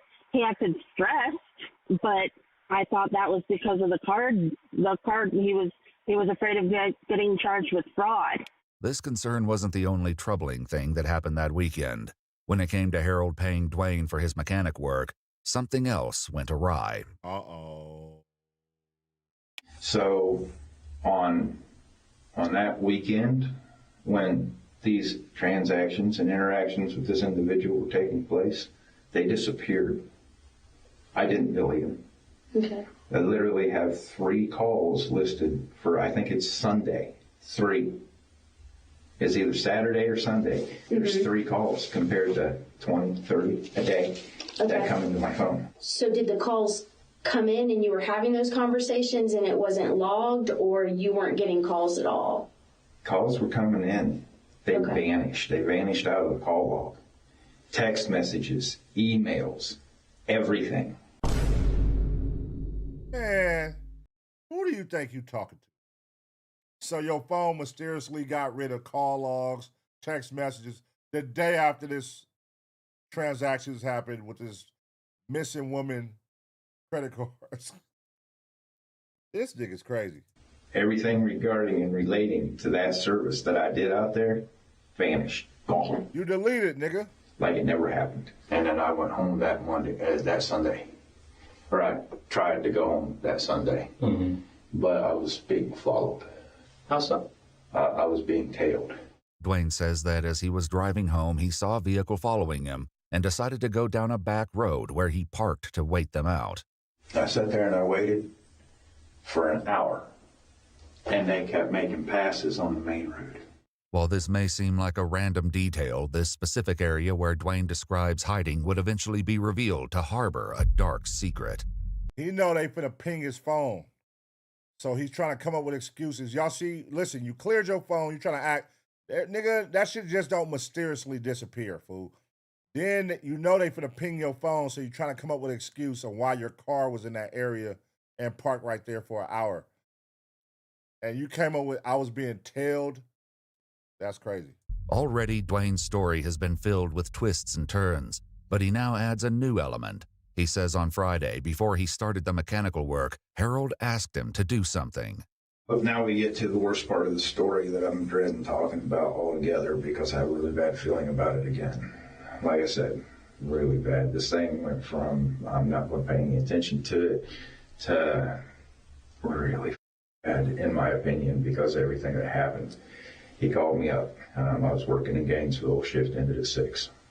He called me up and he said, hey, I need you to go pick somebody up from Gainesville Airport. Okay. I picked somebody up from Gainesville Airport, female. Tried to make small talk with him.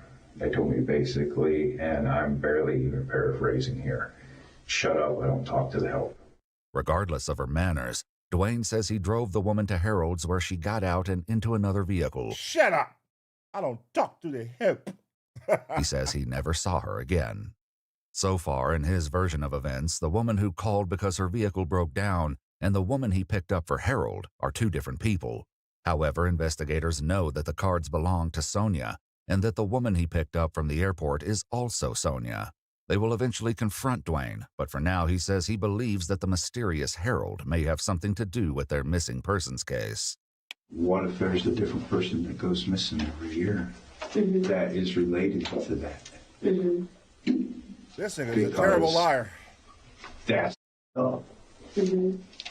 That's up. And then there was a big thing, and then the phone call got money, and then this, that, and the other. And when we start connecting the dots like me and her did, what if this is some kind of underground thing where they get unsuspecting people, especially like Calvin told me she anyway? Calvin is the investigator Dwayne spoke to prior to this interview. What if she signed up for something and they predator these young women or men and then just they vanish? Yeah, that's interesting.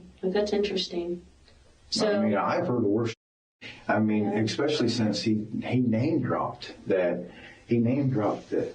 It's really weird that he name dropped like this and then make me sign an NDA. But he name dropped that he was storing vehicles for Travolta, Terry Bollea, the Hulk Hogan family. Oh, okay. Hulk Hogan family. This nigga crazy, bro. This nigga Hulk Hogan is dead, man. What the fuck are you talking about? Hey, look. The type of patience you gotta have to be a detective is crazy, because imagine having to sit there, because you gotta let the nigga land. They be letting these people land, and sometimes it take an hour, 2 hours, 3 hours to land this plane of lies they fly. Like, he's just sitting here saying some wild shit, and they're not rushing them, they're not forcing them, they're not asking them too many questions. They just letting that nigga cook. And he is coming up with the most bullshit you could think of right now. And Tom Cruise. Okay. What is some kind of Scientology bull behind the scenes, and going and working on the cars is just a cover story. To get you involved? Yeah, what am I going to do? I'm nobody. After allowing Dwayne to fully explain his suspicions, the investigators decide to reveal their own evidence, including something they know about Sonia. They still don't tell Dwayne her name. I've been speaking with people who tell us. Know her we don't know shit. And know things about her, and we know that she was communicating with people over here, and had the intention of coming over here to do what? To end her life. Huh? And we know that that was what this trip was about. What? Coming over here to end her life. So she purposely flew out here to get killed? And hired, and this nigga right here to kill her? This is the reason that the authorities in the UK were so concerned when Sonia never boarded her return flight home. Court documents indicate that a year earlier, in 2024, Sonia had been planning to travel to the U.S. to meet with individuals she met online in order to fulfill her wishes. That attempt was thwarted, and she received treatment. Investigators also have another bombshell to drop. The transactions may have been what led them to Dwayne, but they aren't the only reason they want to speak with him today. We also know that you were one of the people that were communicating with her. What was her screen name? What does that matter? What was her I screen name? communicate with a lot of people. Okay. Do you communicate with a lot of people about ideations? We have a lot of, I used to communicate with a lot of people that it was, and there was a lot of fantasy role play that happened there. But if you tell me your screen name, maybe I'll have a better idea what you're talking about. Dwayne claims he hasn't had access to his account in months because he was banned for violating the terms of service. So what kind of stuff did you like to talk about? Hard bondage. Okay. I like hard bondage. Okay. Boy, people be freaky as a motherfucker. This old nigga is freaky. Hard bondage. You think that's what got you That's not what got me banned. I was like, there's no way you got I don't know. It seems like somebody took offense to something I might have said, like on a comment or something like that. You can comment on pictures or posts or have a conversation on live feeds or whatever. Not live feeds, but comment feeds or whatever. And I think something there might have got me banned because there's certain words that you're not allowed to use, and that list seems to be ever growing by the month. But like I said, I haven't been on there for a long time. What are the words? Basically anything violent. Okay. Anything violent or aggressive, too aggressive. Like this nigga ain't said shit the whole time he been in here. Snuff type stuff? Between snuff type stuff and other assorted violent stuff like that. I may occasionally have the violent ideations or whatever, but at the same time, it's better left on paper. So the reason why I'm having this discussion with you is that our missing person was also involved in those types of fantasies and violent ideations. Well, that somehow doesn't surprise me. Right? Especially if you're telling me that I actually had communication and she was actually communicating with me at one point or another. I'm sure we had some right nasty discussions. Yeah. I'm not even going to play. I'm sure we had some right nasty discussions. Yeah. But you just said you didn't know her, nigga. And between consenting adults is absolutely okay, right? Yeah, I mean, if like I said, there's a line, but yeah, to a point. Yeah. So, if she came over here with the intention of fulfilling some of those fantasies, violent ideations, violent fantasies. I'm not saying necessarily, but definitely violent fantasies. And then at the end of it, she wants to end her life. If you're trying to put me in line with something like that, I'm going to tell you right now, it's been all about my wife since she damn near died. Mm-hmm. I have no interest in anything to do with anything like that. Since she damn near died, that's fucked up. Another woman. I barely even have interest in tying my wife up at this point because she's been through so much.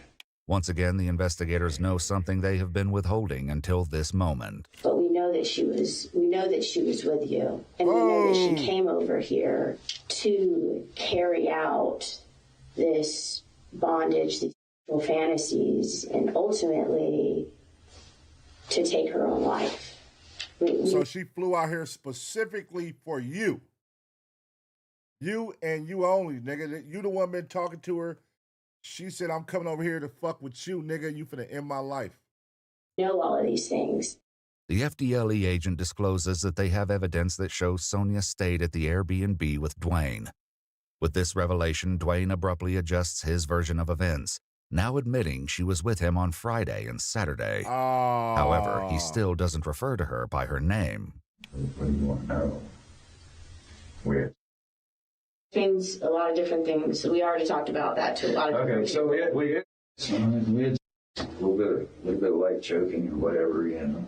Okay. Just a regular kind of firm grip kind of every once in a while, but light bondage.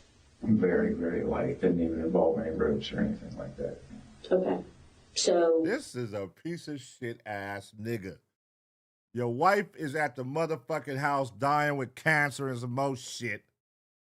And you over here in an Airbnb laid up with some freaky ass bitch you on the internet talking about some hard bondage with for 2 days. And then on top of that, you kill her and then go use her credit cards up and put your wife in a twist on the way to her her appointment. Yeah, this is crazy. This nigga is fucking, there's some sick people out there, man. Just the hands. Okay. Anything else? What do you mean? So you said light choking, so, and I know this can... Wait. So, what does that mean to you? It means I put my there. Okay, what part of her? Yes. Every part? Yes, she wanted it. How'd she let you know that she wanted it? Because there's lots of ways that happens. Give me that. Did she grab you? Yep. With her hand? Yep. And then her face. And then so her face? What does that mean? Like the whole thing. In her interview, Ginger explains that she was aware Dwayne was talking to other women. I knew he had other girls, quote-unquote girlfriends, that he talked to online, but it was never, like, because I was so disabled, I told him I was fine with it as long as he didn't lie to me about it. And so I knew that there were a couple that he was talking to like that, but there was never supposed to be anything physical. They were never supposed to meet in person. It was supposed to stay online. According to official documents, Sonia left evidence on her computer indicating... Ladies, are you doing that type of deal with your man just because you sick? Hey, look, go ahead, baby. You can talk and flirt and have online, whatever you want to do. Whatever you want to do, just keep it online. Don't ever link up. Don't ever see each other in person, though. But you could be on here all day talking about hard bondage and what you want to do if we was in a room together right now. And you could talk about that all night, every day. Like, you literally leading that nigga to the water to drink. Like, he's going to go out there. He's going to, what do you mean? And you over here dying. He can't fuck you because you ain't in good health. He can't tie you up. He really want to punch you. He really want to punch you. Sick ass nigga, man. That she had made a plan and was carrying it out by traveling to the U.S. The investigators now discuss this plan with Dwayne. So she talked about dying, having somebody maybe help her. What were those conversations like? How did she say she wanted to die? We didn't talk about that. It became very apparent to deal with anything like that. Barely wanted to deal with her presence. What did you guys talk about? Because, again, everyone has the ability to change their mind. But there were conversations about it, even if it was in person. Yeah, there was conversations about it. So tell me about those conversations. She said she'd tried many times. Okay. And she'd failed. And she said that that's a really beautiful state and she couldn't think of a better place to end it all. Okay. And that's pretty much the extent of it. There was no real elaboration one way or another, except for the fact that it became very obvious that I was not about this life. I didn't want it. I didn't want the mess. I didn't want the scrutiny. I didn't want to be involved in any way, shape, or form. At that point, I didn't even want to have sex. Anything that you did with her that you recorded? I deleted it. Okay, tell me more about that. I asked her. I told her that I wanted her to tell me what it was that she was there for. Okay. And I wanted her to go into detail, and she basically just kind of locked up on everything. And I ended up deleting it because it was of absolutely no use to me. Despite deleting it, during a later search of Dwayne's phone, investigators located the disturbing video he recorded on October 11th. I want you to tell me about why you're here. Because I'm an awful person and I need to die. Yeah, but why are you such an awful person? I've crushed everyone who ever loved me. This nigga hit a weak ass bitch. Nigga, bruh. Ugh. Me. I've cheated on my partner. God, the amount I've lied to everyone about this is overwhelming.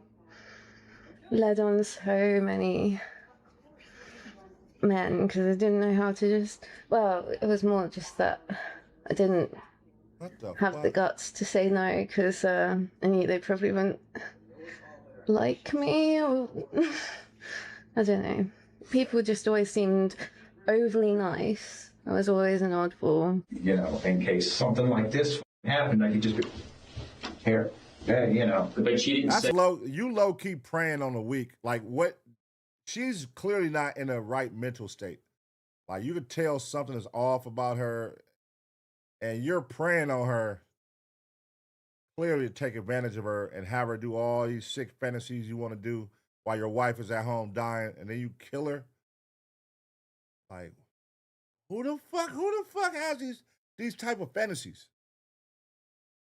Hard bondage, and then I want to kill you when we're done, and I want you to kill me. Yes, I'm gonna kill you. I'm gonna kill you softly, and then take you to the bushes. Like, how do y'all just hold a conversation and be turned on by shit like that? What the fuck? She didn't respond to you when you asked her. She was not responsive very much, and I don't know what the problem was in that regard. I think she was just disappointed because I didn't want her. In official documents, investigators noted that Sonia appeared subdued in the video, rarely looks up towards the camera where Dwayne would be positioned, becomes visibly upset with tears in her eyes, exhales deeply, swallows hard, and is very hesitant to answer Dwayne's questions. The video would reveal much more, but for now, the FDLE agent confronts Dwayne with a chilling revelation. I know that she is not alive anymore. I know that. You know that. And I want to find her. No, I don't know that. I think you do. I don't know that. I suspect that. I strongly suspect that. That video, you took it to protect yourself, but you didn't really need to take that video to protect yourself because I know she asked you to do it. Does that make sense? It does, but at the end of the day, I still don't know where it ended up. I still don't know what happened to her. Though Dwayne is adamant, the investigators have uncovered disquieting evidence. According to court documents, an hour prior to picking Sonia up at the airport, Dwayne bought paracord, gun cleaner, 50 feet of rope, and a shovel.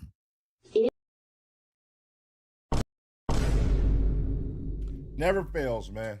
Good old Walmart. Why do niggas not understand this? Why would you go to Walmart on the day of a killing that you're going to be associated with or a day after to go grab the shit that you use for a murder? It never fails.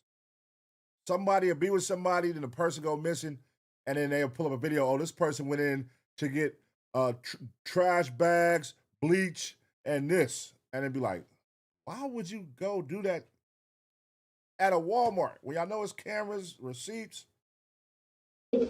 does not make any sense that right before you picked her up, you bought rope and a shovel and that doesn't make any sense. Help me make sense of that. Like, why would you buy a shovel? It was actually a thing that I was already there. I was actually planning on doing it anyway, and the timing was just really retarded on my behalf, because if I would have actually thought about it, I would have realized how bad of a stupid maneuver that was. You busted, bro. And I actually absolutely did not think. Why am I sitting here talking to you? Because you want to find a missing person. She has a name. What's her name? You want to find Sonia. I want to find Sonia. This is the first time that Dwayne has confirmed that the woman he spent the weekend with was Sonia Exelby. Whether it's this acknowledgement or the other evidence, it seems that Dwayne has hit a breaking point. So if I'm to follow along what everybody's saying here, I think that I can't afford a lawyer, but I think I'm going to need one at this point. Okay.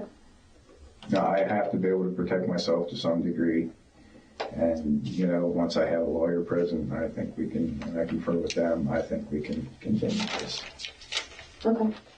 Following his request for a lawyer, Dwayne is left alone. However, he soon requests to go to the bathroom. You want to use the bathroom, right? Please. So you are detained at the moment, based on everything we talked about, and we got some stuff we're following up on. So we're going to handcuff you in the front, and we're going to walk you to the bathroom. After this small reprieve, they leave him to stew in the interview room, eventually checking if he'd like something to eat. I need more than I need food. Mm-hmm. I need an update about my wife. Okay. We were on our way to take her to a bronchoscopy this morning when they stopped me. And then I was told she was admitted, and... Oh, so she's at a hospital. Please. Okay. See, I don't know anything. Okay. I know. Okay. I'll see what I can find out, okay? You should have thought about that while you was at the Airbnb with the crazy bitch. You know what I'm saying? You should have thought about that, brother. Don't try to act like you care about your wife now, motherfucker. I'll go grab like a Whopper, no pickles and fries, and I will get an update on, see if I can get an update. I can't promise you anything, I know. Okay? Please. I'll see what I can find out, okay? Thank you. Despite his concern about his wife, Ginger was dropped off at the hospital for her appointment without issue. Following the delivery of his food, Dwayne appears to realize the severity of his situation. The last time I tasted something. What does it feel like? My last meal. Whether it was the hot meal or the hours on his own, Dwayne has made a decision. I want to speak to Miller. You want me to call him and have him come in here? I want to speak to Miller. He couldn't take it, y'all. He crack it. He crack it like a breakfast egg. He couldn't take it no more. They leave your ass in that goddamn interrogation room for hours of sweat. Niggas be like, I just want to go home, man. I'll tell you whatever you need to hear. Okay. Yeah. Hey, Dwayne. Hey. Did you need us for something? Yes. What's If you got a minute, I'd like to talk to you. Well, okay. More you than you, I think. Okay. Well, What would you like to talk about? I want to recant basically my entire statement. You want to recant your entire statement? Yes. Okay. I can't stand being a liar. I can't stand it. Dwayne states that the entire story about receiving a call for service from a woman whose car broke down and the elaborate tale about Harold was not true, and that Harold does not exist. He claims this was all a cover story he devised with Sonia. He decides to retell his story, starting with him meeting Sonia online. And then her and I started talking and whatnot, and she was telling me about all of her stuff and things like that. So I started kind of mentoring her, and this was probably about 2 years ago. And I wanted to make her life better. I didn't want her. It got to a certain point this past year, sometime in the past year, where she actually offered me to help me with, I owe the IRS a lot of money. And she offered to help me with that. She offered to help me with that, and I said yes. And from there, I started mentoring her a little bit further, and she seemed to be getting better. Dwayne tells them that he owes almost $10,000 to the IRS. Yet Ginger explains that their finances had not been an issue. Yeah, it was really nice. We were even able to afford, we moved into the suburbs out of the ghetto for the first time in my life. However, in a video Dwayne posted to his YouTube channel, he discussed the concept of debt. We are struggling, being crushed under interest rates and debt that we can't afford to pay. She was supposed to bring cash. She wasn't supposed to bring cards. She was supposed to bring cash. Okay. Because it's traceable. They'll return to this subject, but for now, Dwayne then details what he calls mentoring Sonia. I want you to work on this. I want you to do that, is what I was telling her. Mm-hmm. And I kept instructing her to have really good with her husband. Mm-hmm. Because it seemed like when I do that, she'd get a little better. Wait, she got a husband? A little better every time. She'd feel a little better. And then, of course, her husband was obviously appreciative of the attention. You know what I mean? However, this didn't last. What? It didn't work. It didn't work. It didn't work. It worked, but it didn't work. Just temporarily. It was a Band-Aid. And we met, after a period of time. Do you want to talk about what happened Saturday and Sunday? I can't really talk too much about that, but you can ask questions, and if I feel comfortable answering them, I will. Is it because of this promise that you made to Sonia? Yeah. Tell me. Yeah. Explain to me how did Sonia ask you to make this promise? What did she ask you? She did not want to be found. She did not want to be returned home. She wanted to be gone. Gone. Okay. So you feel like you would be breaking that promise if you told us where she was? I can't confirm nor deny that, but I can't break my promise about anything regarding that. I can't tell you where she went, and I can't tell you anything about it.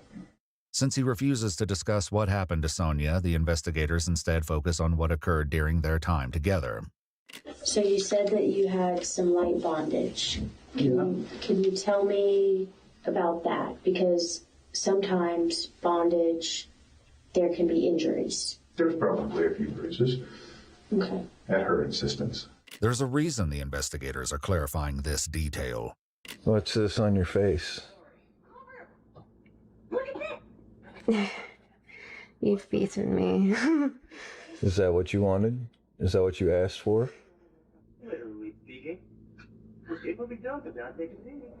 I guess literally speaking. This is awkward as hell. What the hell? Do y'all think wait, so she had a husband?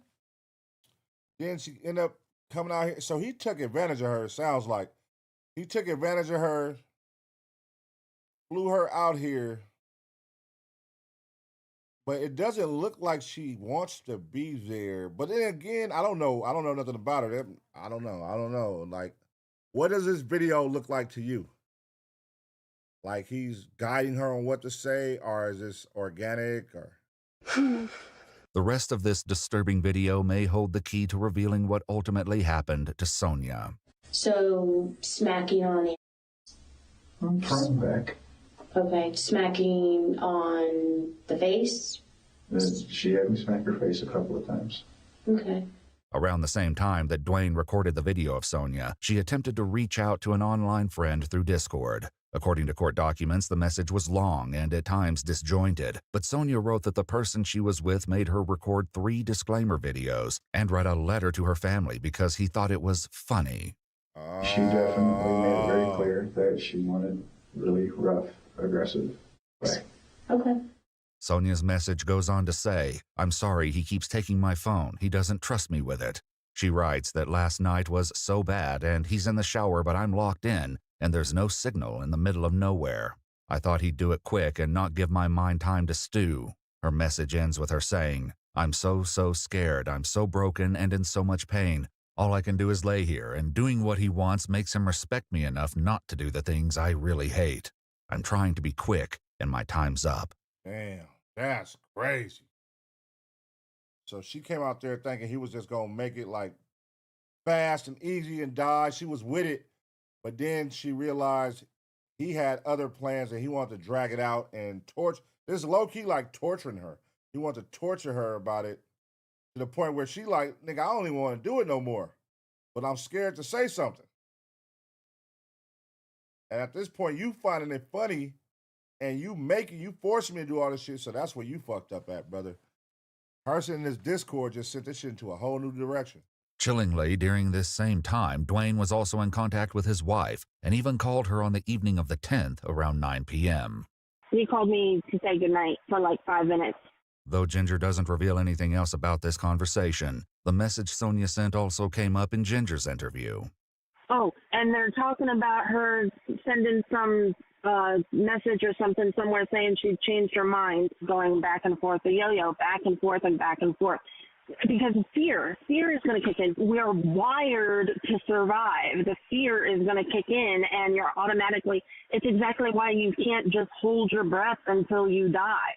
Sonia's Discord message also indicated that the person she was with wouldn't let her leave, and they always had a gun on them. Oh, yeah. Did she ever do anything during the time that you spent with her where it seemed like maybe she had changed her mind? This story changed completely now. Actually, she got really upset with me because I quit. I was not into it whatsoever, and I quit. And I didn't want to sleep with her.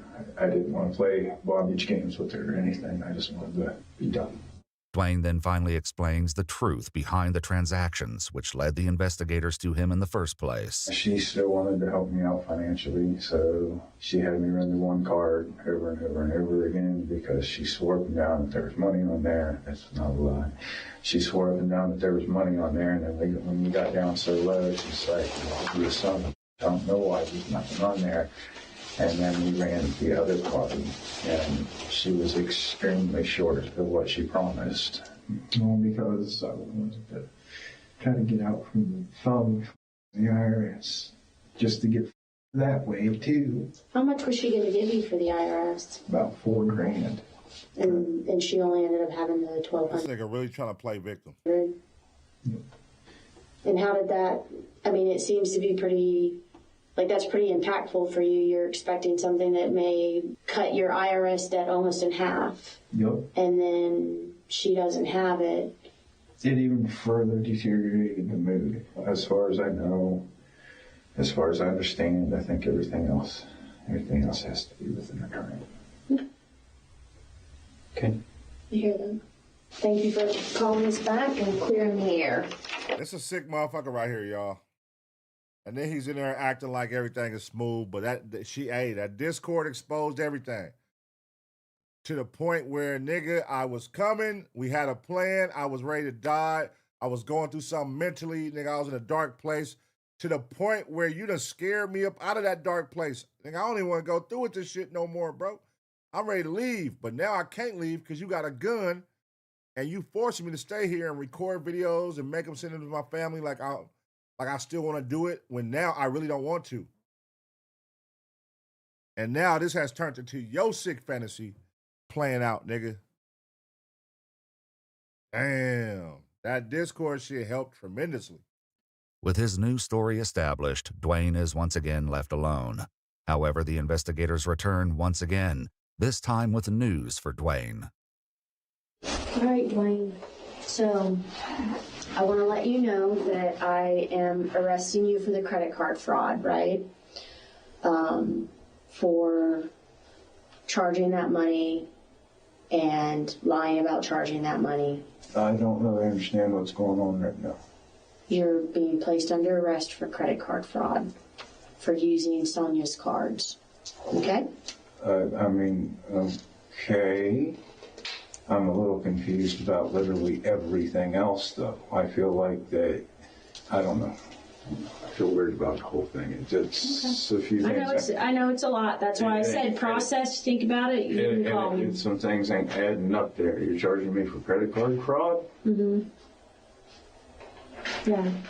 More charges coming, right? I don't know. I can just tell you, like right now, you're getting charged with credit card fraud. Okay. Do you expect more charges coming? Or did you expect something different? Yeah, but we're not going to go there. I mean, is there something you want me to charge you with? This nigga's a weirdo. You impounded my vehicle. I have no idea what's going on with that. If I'm even going to get that back. My wife is, for all I know, stranded somewhere. Brother, you going to jail for murder, brother. You're not getting that back. I mean, credit card fraud. Okay. I mean, if you want something else, let me know. What do you want me to charge you with? Charge me with go home. Despite this request, Dwayne is not allowed to go home. Though his charges would eventually be adjusted, for now he's arrested on charges of the fraudulent use of credit cards and unlawful use of 2 transmission devices and taken to jail. Though the investigators have claimed that they believe Sonia is no longer alive, they are still actively looking for her. This search brought them to Dwayne's home, where his family is less than pleased to see a police presence at their door. Shame on you. Shame on me for what? What? You were supposed to get back to me. And I've been very busy. I can imagine, but it's still. And here's the deal. I'm long. not working a missing persons investigation. I'm now working a death investigation. Wait, who the hell he live with? His mama? That got to be his mama right there. That got to be his brother and his nephew or some shit. What? You live with your mama? Wait, did you and your wife live with your mama? Oh my God. Okay, so yes, I've been very busy. Okay, I understand, but I'm still. sorry, and I'm sorry. I understand that, but I'm here now. Okay, I'm here now. Though they don't find anything of note at the residence, based on Dwayne's phone records, the Marion County Sheriff's Office conducts a search of the area where Dwayne had described hiding from the car that had been following him. There, they locate an area of disturbed soil and the remains of a woman. All she has on is a black bra and tan sandals. Oh, that's a shirt from the video. The white floral dress, matching the description of Sonia's dress, lying on top of the body. Fingerprint comparison confirmed the remains belonged to Sonia Exelby. During the exhumation, a label for a shovel matching the one purchased by Dwayne was located in the grave. The shovel was recovered from Dwayne's garage and, when tested, gave chemical indications for the presence of blood.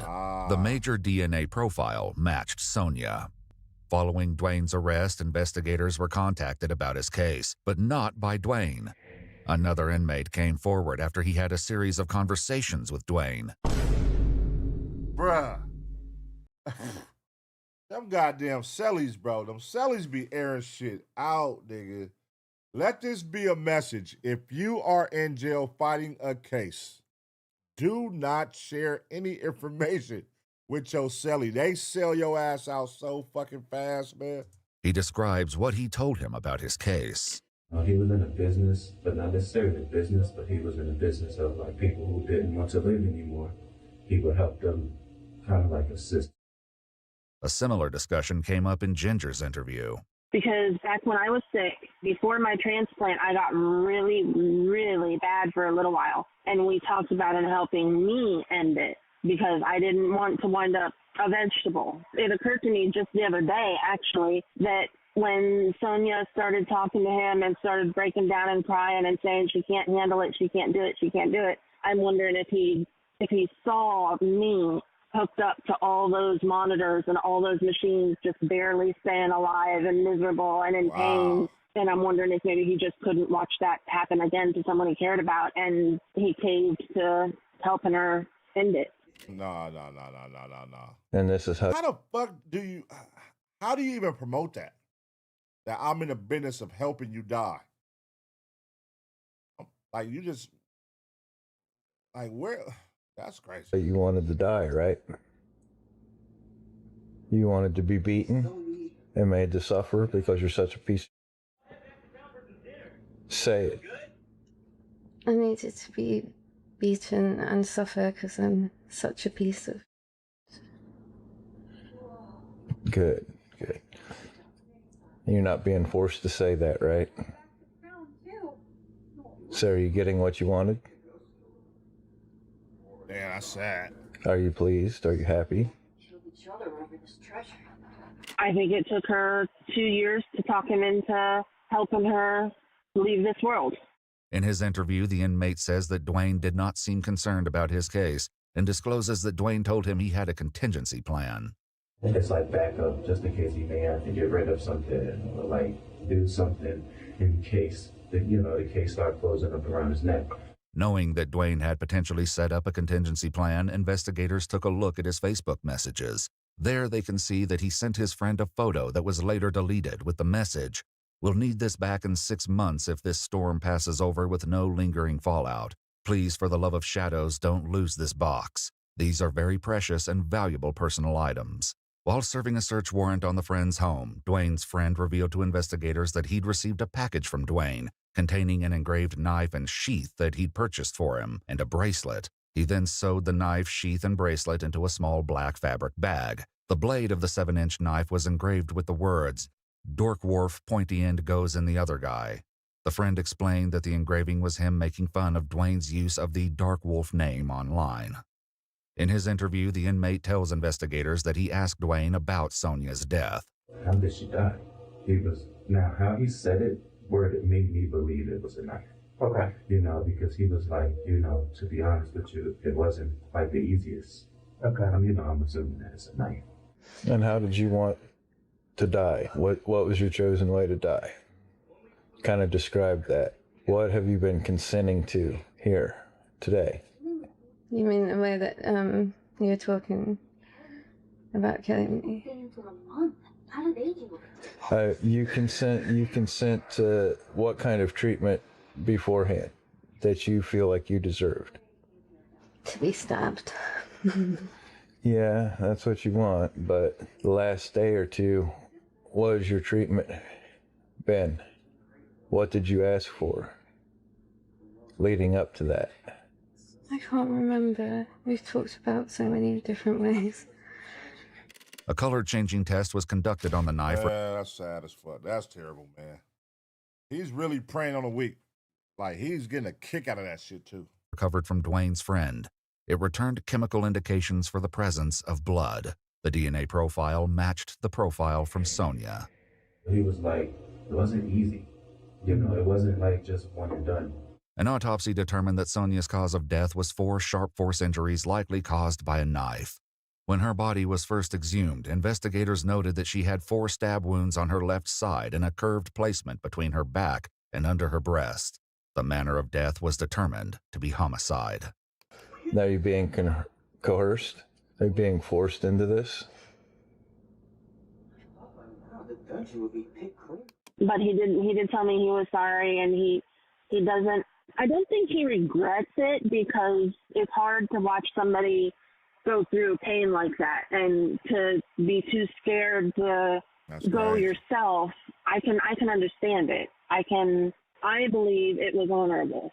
And he's like, no, I don't feel like I've done anything wrong. This was this woman's wishes. He's not really the monster that everybody is thinking he is. I think he really actually cared about Sonia and didn't want to see her suffer anymore. God damn, Ginger, get off his nuts. This nigga's a killer. He's a stone cold killer that took advantage of a girl that was going through some stone cold depression in life, man. She was over life. She was in a dark time in life, and he took advantage of her, man. You know what I'm saying? Let me do it for you. Let me kill you. Come on, fly out here, and then let me try to take all your money. I got my own purse. I got tax debt I'm trying to get out of. So let me go prey on people who might have a little bit of money that can help me.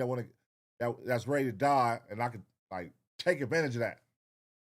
That's all he did. He took advantage. As he suspected, more charges were indeed coming. Dwayne Hall has now been indicted for murder in the first degree and kidnapping. He has entered a plea of not guilty, and the case remains ongoing. All right. Not guilty is crazy.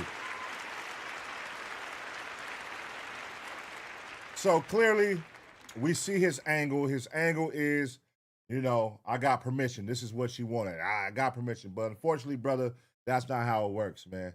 You know what I'm saying? And then that Discord, that ruined everything you think you got. That Discord message to her friend showing that she was scared. She wanted to leave. You wouldn't let her leave. You was forcing her with a gun. It's over with, brother. It's over with. Now, she probably did truly come out here with the intentions of dying. Yes, I listen, take my life away. I have nothing to live for, blah, blah, blah, blah, blah. But she did not want it to be dragged out for 3 days. Nigga, hey, here, I'm going to come out there. Let's do what you got to do, and just take me off this earth. I'm ready to go. And you chose to pick on that and make her record videos and laugh at her, and you started finding funny, started beating her, forcing her to stay with a gun. Like, you took advantage, man. That's not cool. That's not cool, man. So, brother, man, you definitely deserve life. Get you out of here, man. You a sicko. All while you got a wife at home that's going through some health issues. And even through all this going on, she's still on the phone sticking by your side. You was a piece of shit, man. You was a real piece of shit. But let me know what y'all think about this situation, man. What do he deserve? How do y'all feel about people preying on the weak, man? What should happen in a situation like this where there's people with suicidal thoughts and there's people out there who's trying to guide them to let them do it? Let me kill you for you. That's fucked up, man. I'm going to give y'all 2 seconds, smash a like. And as always, get ready for the next reaction.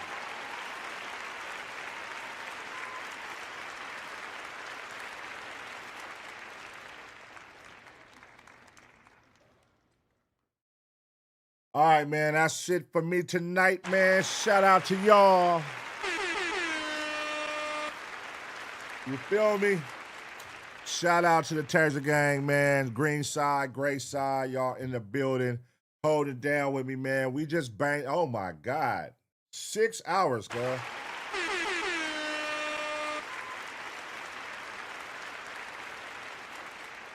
Six hours, man. I thought it was 5 hours. I didn't even realize. Oh, that's because I stopped at 5 and I did another video. All right. 6 hours, man. That's enough for me tonight, man. I'm reaction now. I'm reaction now. Hey, make sure y'all smash the like right now, man. Let me get y'all smash that like. Smash the motherfucking like, man, if y'all had a good time tonight.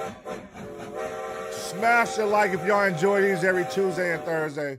Smash the like if you enjoy being a motherfucking member.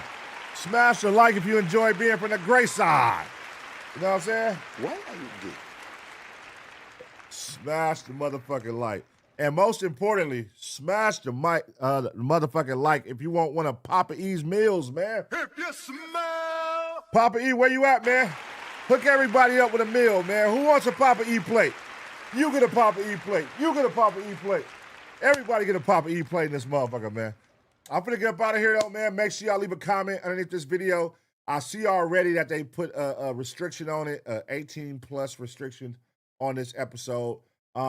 If y'all could smash a like, if y'all could leave a comment, if y'all could hype me up, as well as when y'all see these reactions drop every day.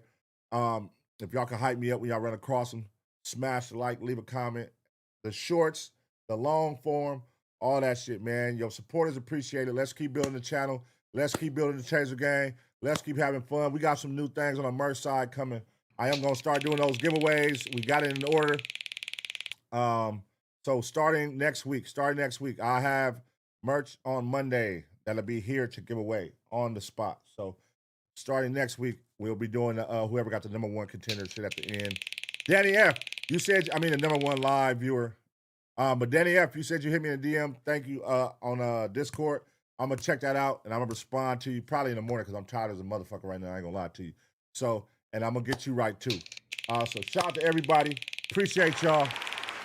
It has been real, motherfuckers. Till next time, I'm gone.